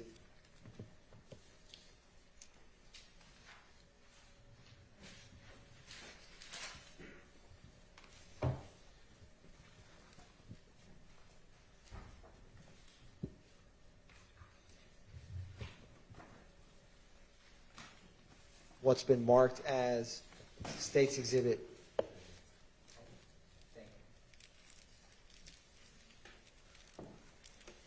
339 Victor Victor and 339 Victor Victor Alpha.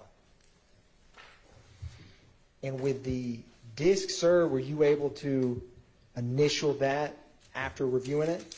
Yes, sir. Yes, sir, I was. And is that the disc that you reviewed? Yes, sir. And is that the CAD report you reviewed? Yes, sir. Your Honor, at this time, the state moves to tender into evidence 339 Victor Victor and 339 Victor Victor Alpha. Those are admitted. Thank you, Your Honor. Now, starting with and I'm going to publish the CAD report, which is 339 VVA. Yes, sir. What is the date? March 17, 2022. Yes, sir, it is. Can you explain for the jury with this CAD report, where's the location? It'll be right here, 25 or 2954 Middle Ark Drive. And who was the caller? Is it Michael Sias? And does it Sorry say? if I said that wrong. No, that's all right. And what about the nature of the call or the purpose? It should be coming up in just 1 minute. It was an informational report by Signal 39, which is, excuse me, I have to find it myself now. It's back up now. That helps. Okay. It's right here, informational report, officer. And you said Signal 69. Is that a firearm? 39? Yes, sir. 69 is a firearm. And I'm going to scroll down some. What time did this call come in?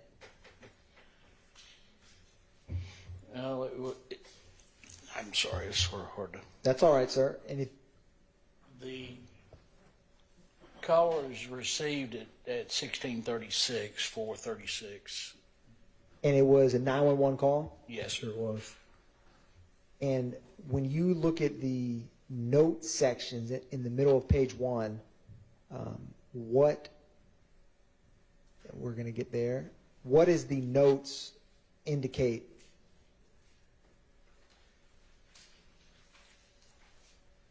Now you're talking about here? We will be there in just 1 second. I know where you're talking about. There we go. Right there. Yes, sir. Okay, it's in reference to a found firearm in the grass. And that's the Signal 69? Yes, sir. And is that disc the 911 call that's associated with this CAD report that we just walked through on March 17, 2022 at 4:36 p.m.? Correct. Your Honor, at this time the state's going to publish 339 Victor at this time. All right.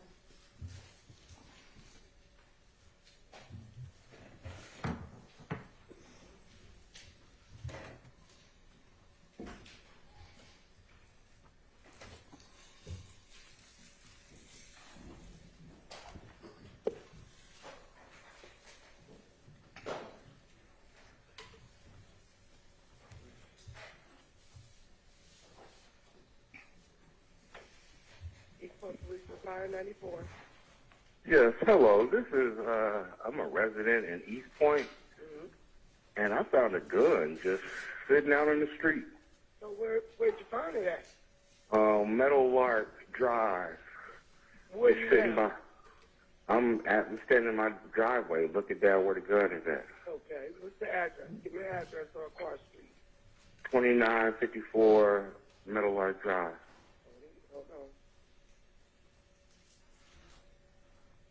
And my wife said she saw the police out here earlier. I was walking my dog, and the gun just sitting just in the grass.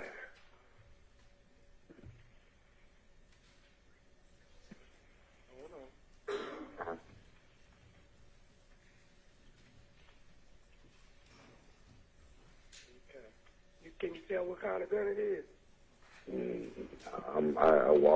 I walked past the gun and came on home. Figured I'd do call me a y'all. favor. If you Yes. can keep an eye on it, I don't want nobody to come back and get it before we can get there. Okay. Okay, what's your name? My name is Michael Syas, Syass. All right, we got him coming. All right, I'll be standing out here just watching. Thank you, sir. No problem. East Point Police and Fire 94.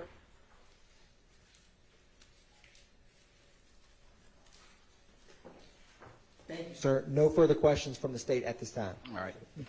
Any questions? No, Your Honor. All right, thank you for your time. You're excused for your next witness.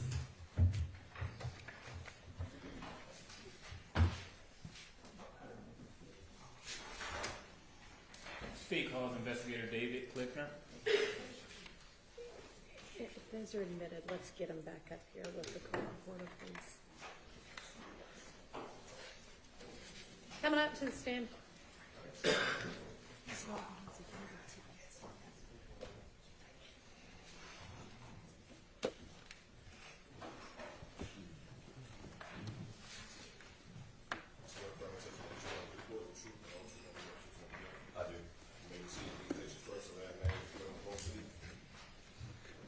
First name is David. Last name is Clickner. That's DavidClickner.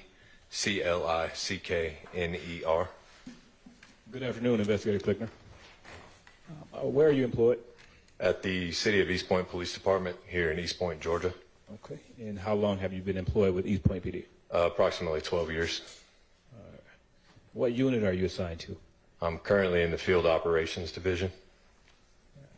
On or about March 17, 2022, what unit were you assigned to? I was in the Special Operations Unit. Now, can you tell the jury your role and responsibilities while assigned to the Special Operations Unit? It's primarily drug investigations, but based on the needs of the department, we do a little bit of everything. Okay. And were you post-certified during that time? Yes. Now, on or about March 17, 2022, did you respond to a 2954 Meadow Lark Drive in East Point? I did. Okay. Please tell the jury the nature of that call. It's in reference to a resident that found a handgun on the side of the road. We had just previously had a vehicle pursuit that ended adjacent to where the handgun was located. So I responded out there to recover the handgun. Okay. And upon arrival, did you speak with the Michael Syas? I did. All right. Now, without telling me what he told you, did Mr. Syas give you detailed information regarding the location of the gun? He did. Okay. And where was the gun located? It was just several feet off the roadway, adjacent to like a utility easement where some power lines run. Okay. Did you collect the gun? I just photographed the gun, and then I made contact with Detective Belknap of the Atlanta Police Department. He's the one that came out and actually collected it. Okay. Permission to approach, Your Honor? You may. Thank you.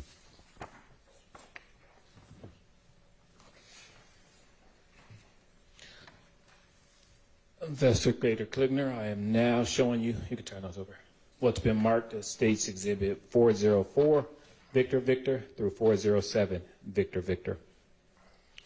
Do you recognize those? I do. And how do you recognize them? These are the photographs that I took of the gun, where it was positioned. Okay. And is it a fair and accurate depiction of the gun laying in the location you found it that day? It is. All right. Your Honor, at this time, the State moves to admit 404 Victor Victor through 407 Victor Victor. Thank you, those are admitted. Okay. Permission to publish. Now I'm going to publish 404 Victor Victor.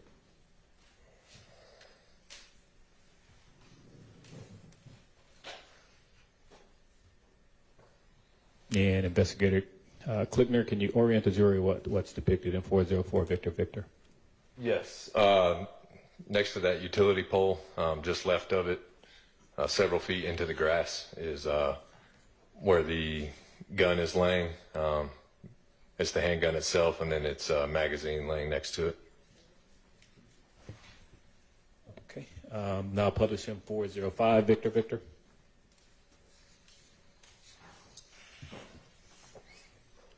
This is a slightly closer photograph of the same thing. Okay. And 406 Victor Victor.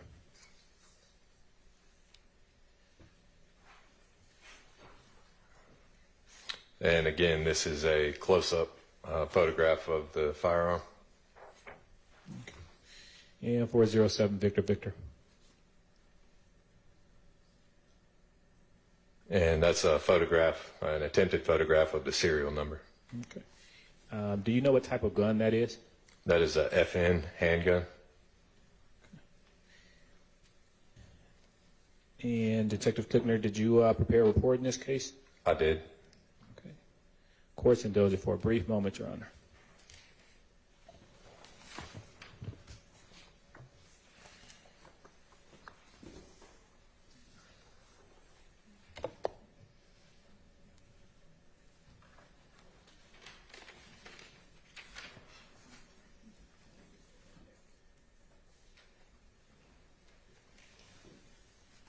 Nothing further at this time. Hello, sir. Hey, afternoon. Good afternoon. My name is Max Shard. I represent Shannon Stillwell. You identified the gun that you collected on Meadowlark Lane on the side of the road as a FN handgun, right? Yes. What caliber is that FN handgun? FN makes several, but this was a 45. A 45, you said? Yes. Okay, thank you. Mm-hmm.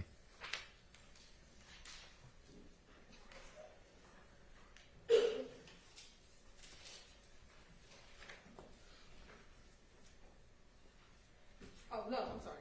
All right. Thank you for your time, and you are excused. Do you have another witness that's not super long? Yes. Okay. Go ahead and call them. The state calls Taisha Alexander. All right. Thank you.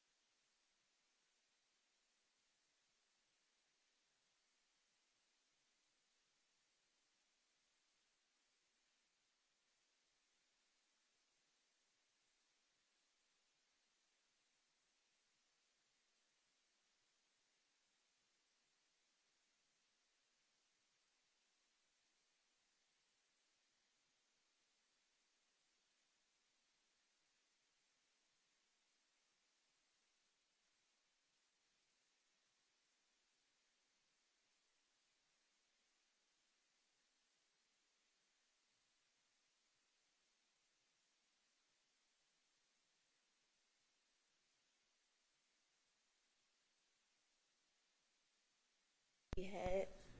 Okay. All right now. Talk that talk. All right. How long have you known? You said you was one of the prettiest girls he ever had. All right. So does that mean y'all used to date? Yes. Okay. When did you all date? Since 2021. And are you all still dating now? Just yes or no? I don't know. Okay. Let me ask you this. Do you own guns? Yes. Right. How many guns have you owned? Or do you own currently?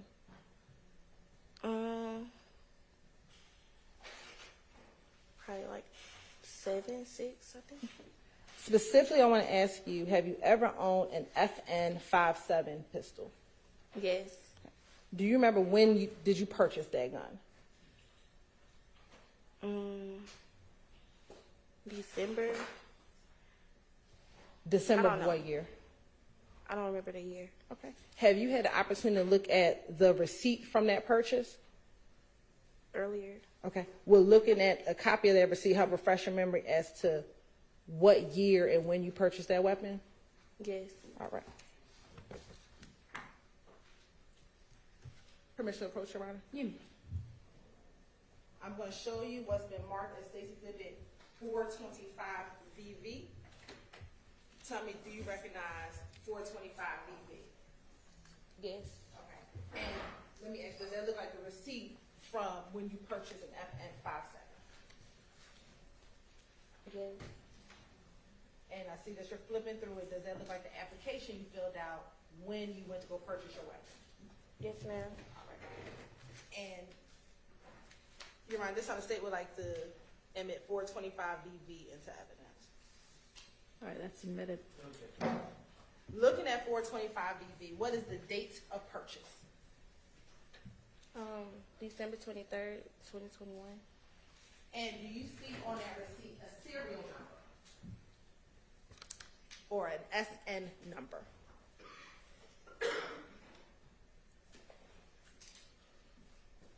No. I don't know. Oh, yeah, I see it. What is the serial number listed on the receipt? 386-409-184. Okay. I'm going to show you what's been admitted as 221 VV. It's going to be kind of tiny. I want you to tell me, do you see a serial number on 221 VV on the bottom? Yes. What is that serial number?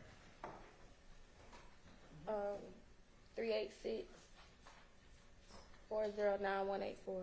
Is that the same serial number that's Yes. on the receipt? Yes, ma'am.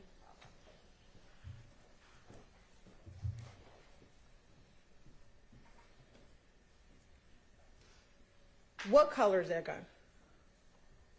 I think it's all black.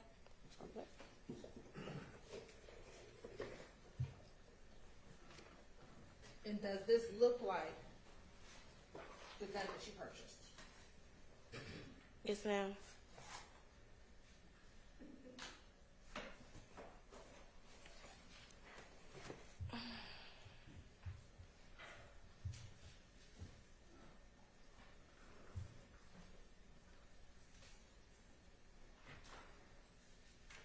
Have you, and back in March of 2022, did you allow Shannon to use that gun? No. Did you ever give that gun to Shannon? No.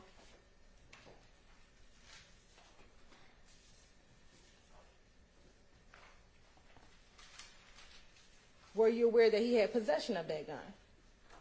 No. Do you know someone by the name of Demikion Garlington? Yes, ma'am. How do you know Demikion Garlington? He dated my friend. Do you know if he is a friend of Mr. Jackson Yes, ma'am. or Mr. Stillwell? Have you ever spoken to Demikion Garlington on his cellular phone? Yes.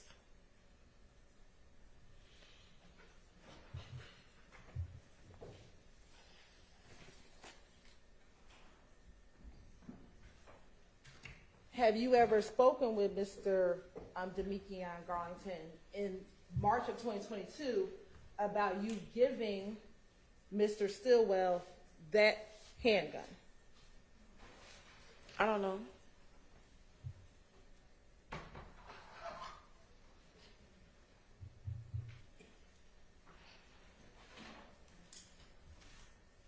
sorry, I didn't understand the answer. She said, I don't know. I don't know. You don't know if you've ever spoken with him? I spoke to him, but I don't know if I spoke to him about a gun.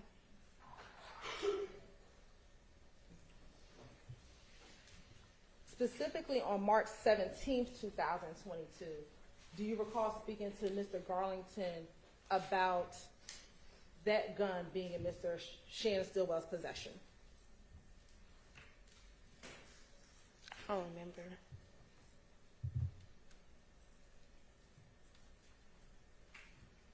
Do you remember ever speaking to Mr. Garlington about the fact that Mr. Stillwell had been arrested on March 17th, 2022? After Yes he or got no? it? Oh, I don't know. No.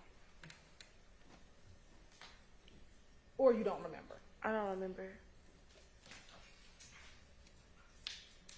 And in that call, do you remember telling Demikian Garlington that the gun he had would be a clean gun because you gave him that gun? No, I don't know. I don't remember.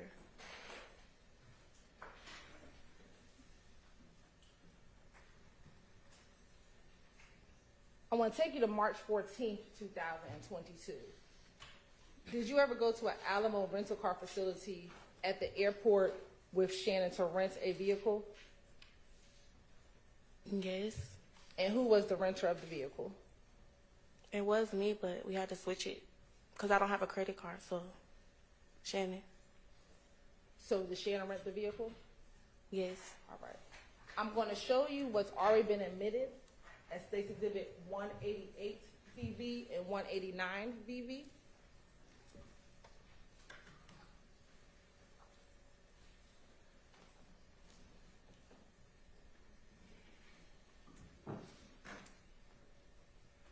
First, looking at 188 VV, is that you inside of that vehicle? It looked like me. And what type of car did y'all rent in March of 2022? I don't know. Do you remember renting a white Audi vehicle? I didn't rent it. Okay. Do you remember being with Mr. Stillwell Jackson when he rented the white Audi vehicle? Yes, ma'am. Okay.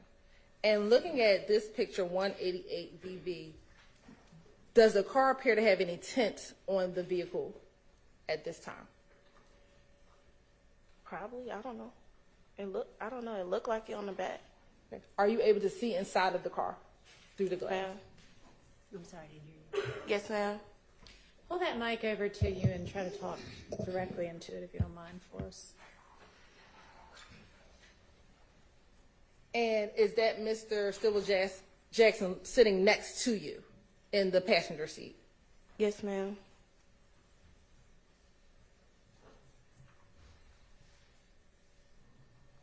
Now, in March of 2022, where were you living?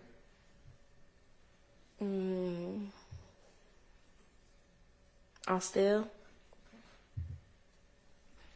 And specifically around March 14, 2022, were you and Mr. Jackson staying in any hotels in the Douglasville area of Georgia?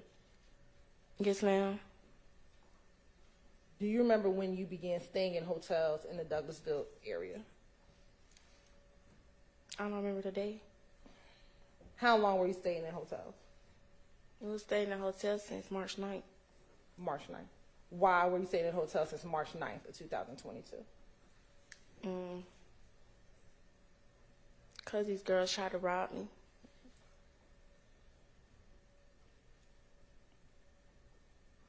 Did you know who these girls were? No, ma'am.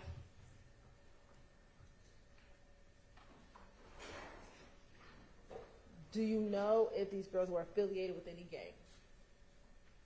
I don't know.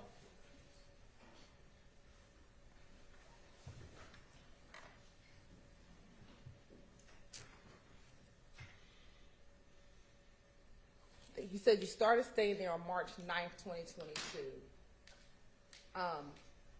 Do you remember if you stayed at the hotels a week, 2 weeks, 3 weeks? Do you remember at all? It was like 3 hotels. It was.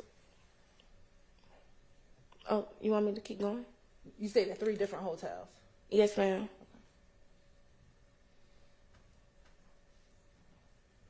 Over the course of how long? 1 week, 2 weeks, 3 weeks? Do you remember?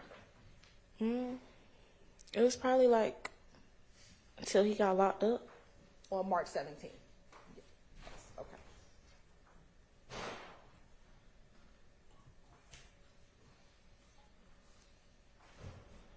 Course indulgence for one on one.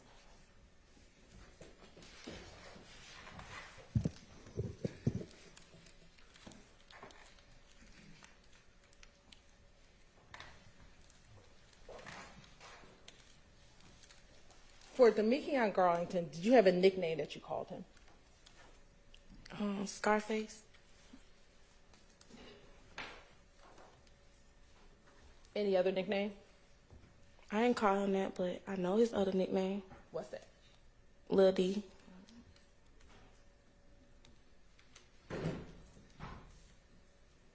And then did you call him Jackson or Stillwell?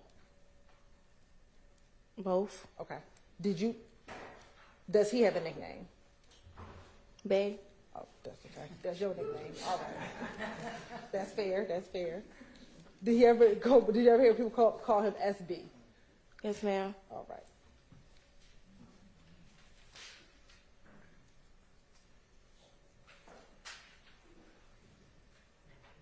And in March of 2022, did you have a vehicle that you owned? Yes, ma'am. And what type of vehicle is that? Scat Pack Charger. And did Mr. Jackson have a vehicle that he owned in March of 2022? We shared the car. It was that you shared that Charger? Yeah. Okay. I have no further questions, Joe.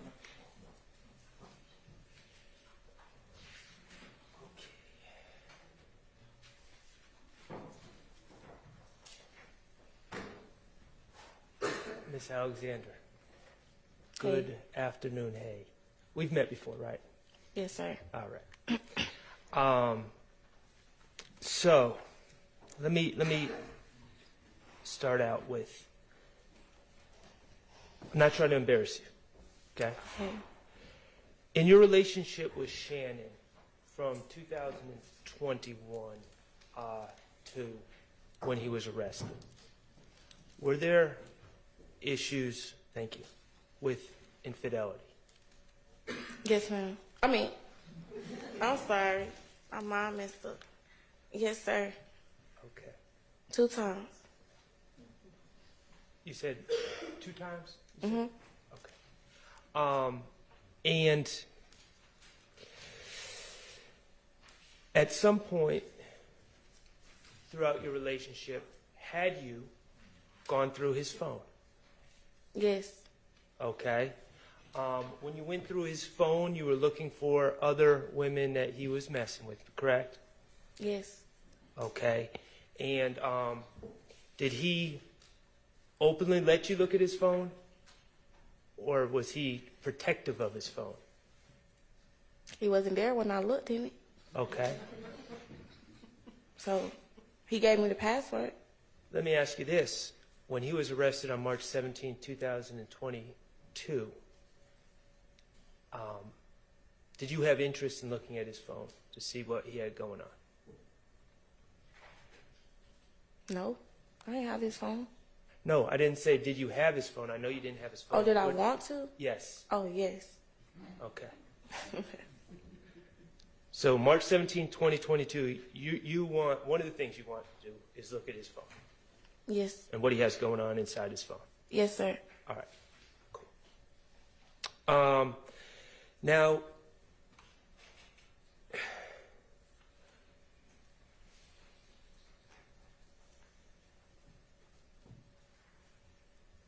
You said something interesting on direct about being robbed. When were you robbed? What day? Yes. Like the 9th, 10th? March 9th or 10th of 2022? I think it was March 9th. March 9th of 2022? Okay. And Ms. Alexander, at that time you were working in a cash industry, correct? And by that I mean you would get paid in cash and you would tend to have cash on you, correct? I dance. Okay.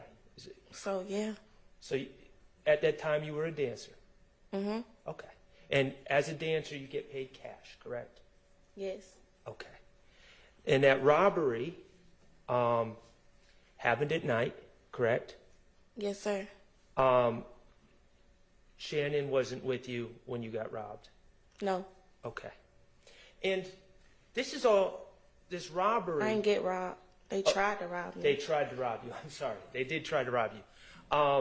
And this attempted robbery, this is all on video, correct? Yes, sir. Okay. And people hid out and waited for you to walk down a hallway, and then they charged you with weapons, correct?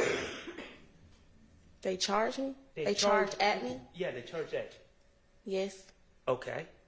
And because you were being robbed, you... Shot them. Shot at them? Shot her. Oh, you shot her. Okay. All right. Now, ultimately, the people that were trying to rob you on that video were charged, correct? Yes, sir. By the police? Yes, sir. Okay, and you were never charged because you were acting in self-defense. Yeah, I didn't get charged. Okay. But on March 9th of 2022, after someone tried to rob you and take your money from you, you became concerned for your safety, didn't you? Yes, sir. You became concerned that people were looking out for you, correct? Yeah, clearly. You were concerned that people were going to try to, for some reason, get revenge on you, even though all you were doing was defending yourself. Yes, sir. Okay. And beginning on March 9th, 2022, you started having concerns about people being able to know what kind of car you were driving, correct? Yes. And knowing where you lived, correct? Yes. And that was all stemming from the March 9th, 2022 incident, correct? Yes, sir. Okay.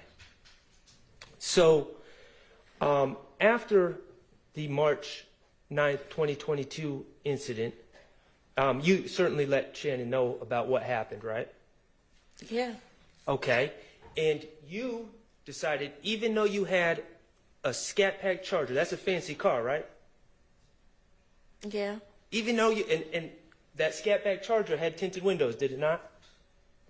The worst tint you could get. The darkest tint you could get.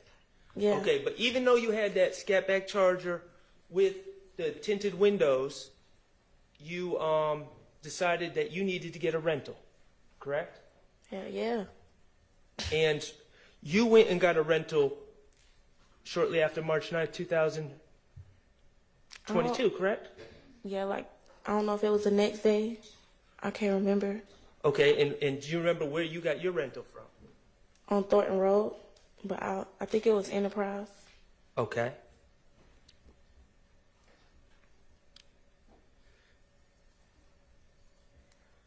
I beg the court's indulgence just for a moment.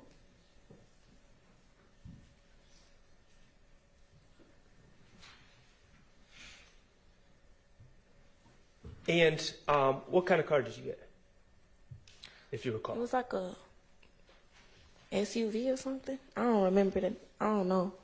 And that was to switch it up in case someone from the March 9th incident was coming to harm you. Yes, sir. All right. And that's also why you got a hotel room, correct? Yeah. Okay. Now, around this time, well, actually a couple of days later, Shannon also got a rental, correct? Yes, sir. And And he walked right into the store with you, and you guys dealt with the cashier, and he gave over his ID and his payment, correct? Yes. Okay.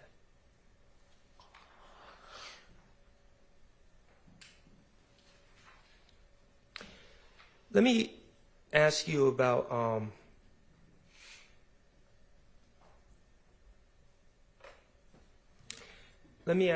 your Scat Pack. Even to this day, you had that car until recently, correct? I still got it. Okay, you still have it. Even to this day, you've continued to get that car wrapped, correct? Every 3 months. Every 3 months, you get the car wrapped. What is wrapping a car? The car color orange, but I keep switching it up. Okay. Keep getting a different color. And why do you keep getting a different color? 'Cause I don't know who them girls was. Right.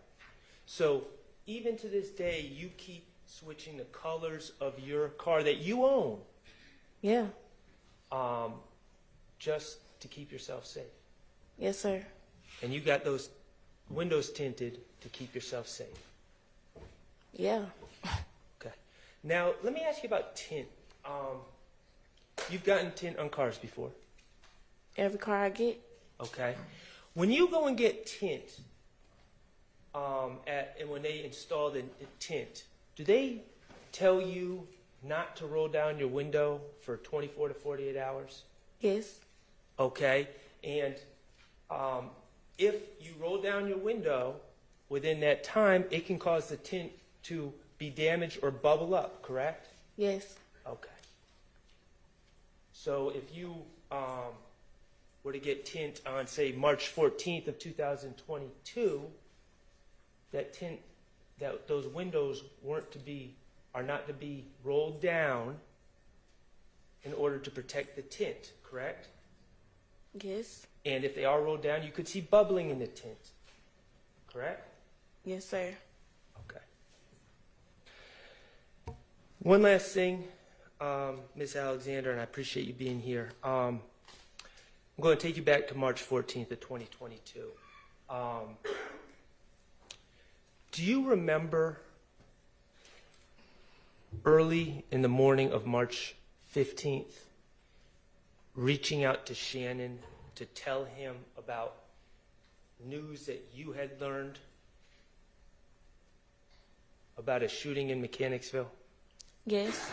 Okay. And did you reach out to tell Mr. Stillwell about that shooting, or did Mr. Stillwell reach out to tell you about that shooting? I told him. Okay. And tell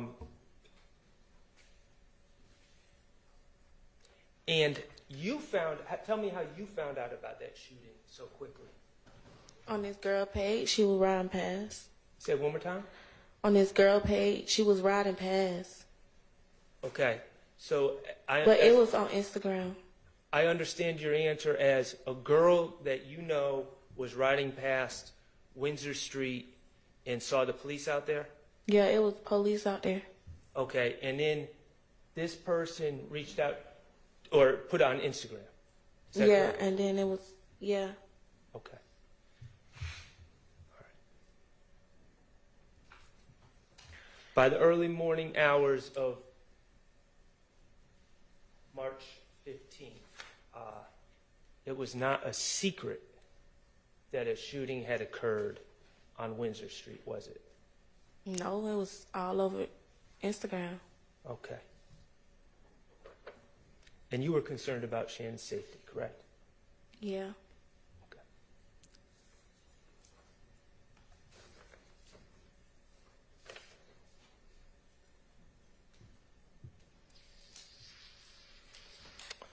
I have no further questions. Thank you. Redirect.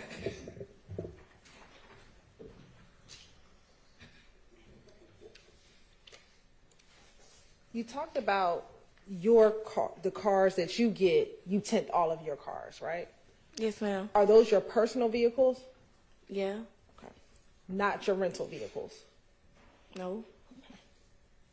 You talked about renting a vehicle probably right after March 9th at the Enterprise. Is that fair? What kind of car did you rent at the Enterprise? I don't remember. What was it? It was an like SUV? yeah. Did you ever get tints on that SUV? No. And you kind of frowned up your face. Why'd you do that? Ain't my car. So it's safe to say you wouldn't get tints on a car that's not yours. Not my car. Now, when you went with Shannon to get the Audi, did you ever go with him to get tints on the Audi? No. And you frowned up your face again. Why'd you do that? I just didn't go with him.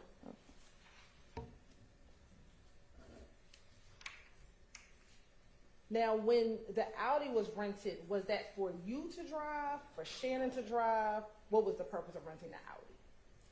It was really for both of us, because I was returning my car. And when you say you returning your car, is that SUV? Yeah, I was supposed to get the rental car.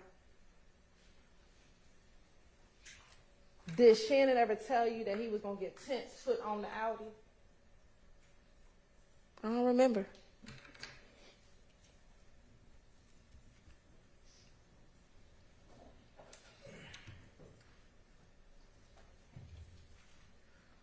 After driving the Audi out of the rental facility, where did you go? To my car. Which car is that? My Charger. Where was the Charger at? At the airport. So did you drive the Charger to the airport, and then you all picked up the Audi from the airport? What? Yeah. I was following him. Okay.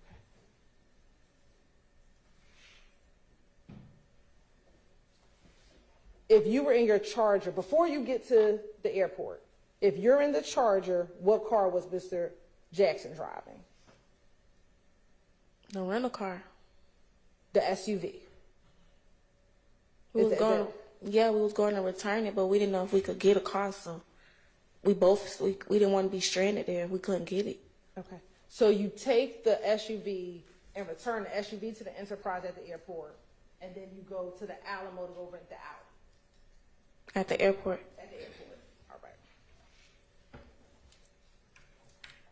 Once you drive out of the airport rental facility in the Audi, and you get back into your Charger, do you ever drive that Audi again?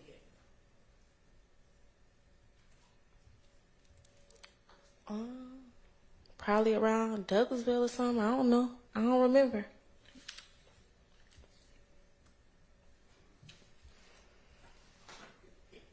The robbery that happened on March 9th, where did that occur? Mechanicsville. In Mechanicsville? Were you staying in Mechanicsville at the time? No. Where were you when the robbery took place? Where were you? In the stairway. Of where? An apartment, a house? Apartment. Whose apartment? My friend.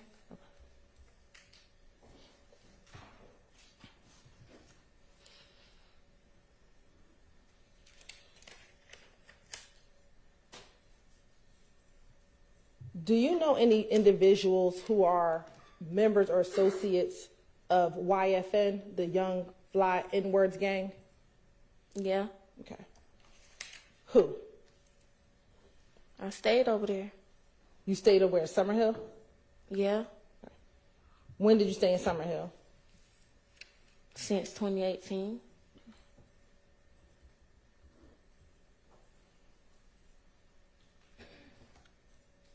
Do you know a person, I might pronounce the name wrong, Teedrick Glass?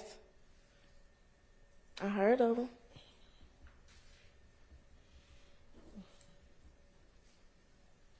Have you ever met him? Have you ever met him? We had something going on. Did that mean y'all kind of dated or something like that at one point? All right. Now, Mr. Shar asked you about notifying Mr. Stillwell about the shooting in Mechanicsville on March 14th, or the early morning hours on March 15th. Do you remember him asking you about that? Yeah. Okay. When you spoke with Mr. Stillwell, did he ever tell you that he was in the Mechanicsville area around 10 o'clock p.m. that night? I don't remember that.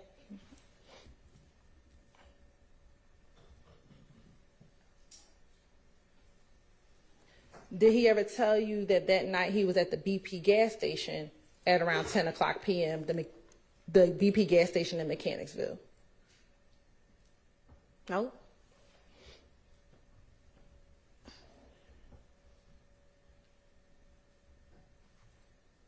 When you spoke to Mr. Stillwell that morning, in the early morning hours, do you know where he was?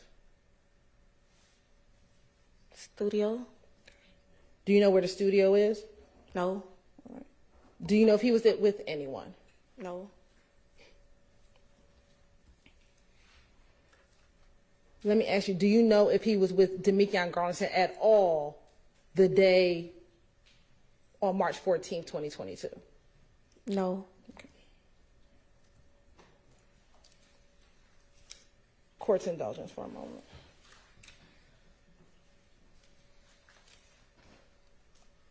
Did you know Christian McMiller and Darius Ford? No. Or McMahon or Big? No. Court's indulgence.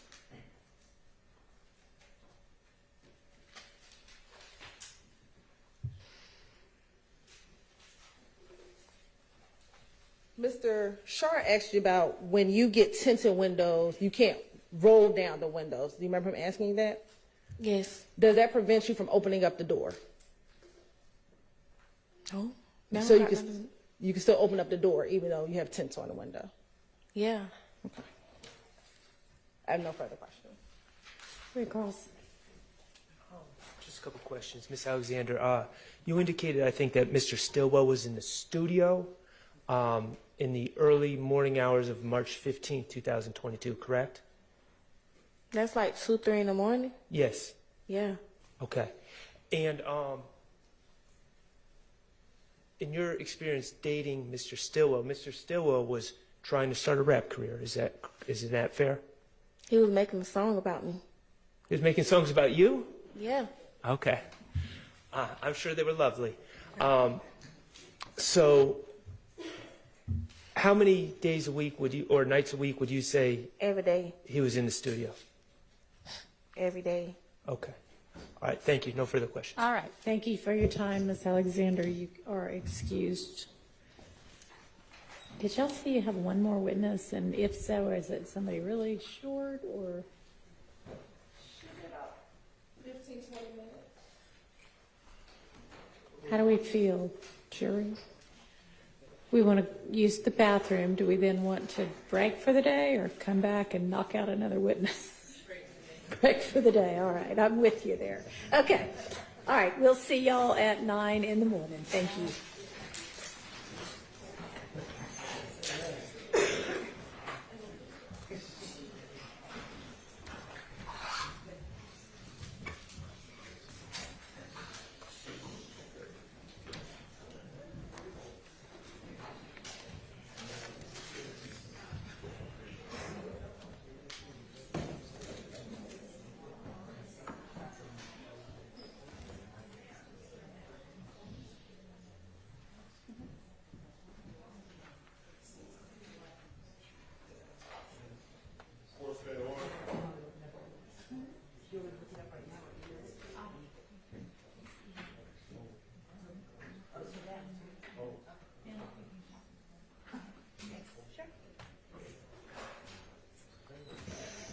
Okay, as to the two stipulations, Ms. Weaver's going to do y'all a favor and give you a rough of what y'all said, and that way y'all can have it when you're putting together the written stipulation.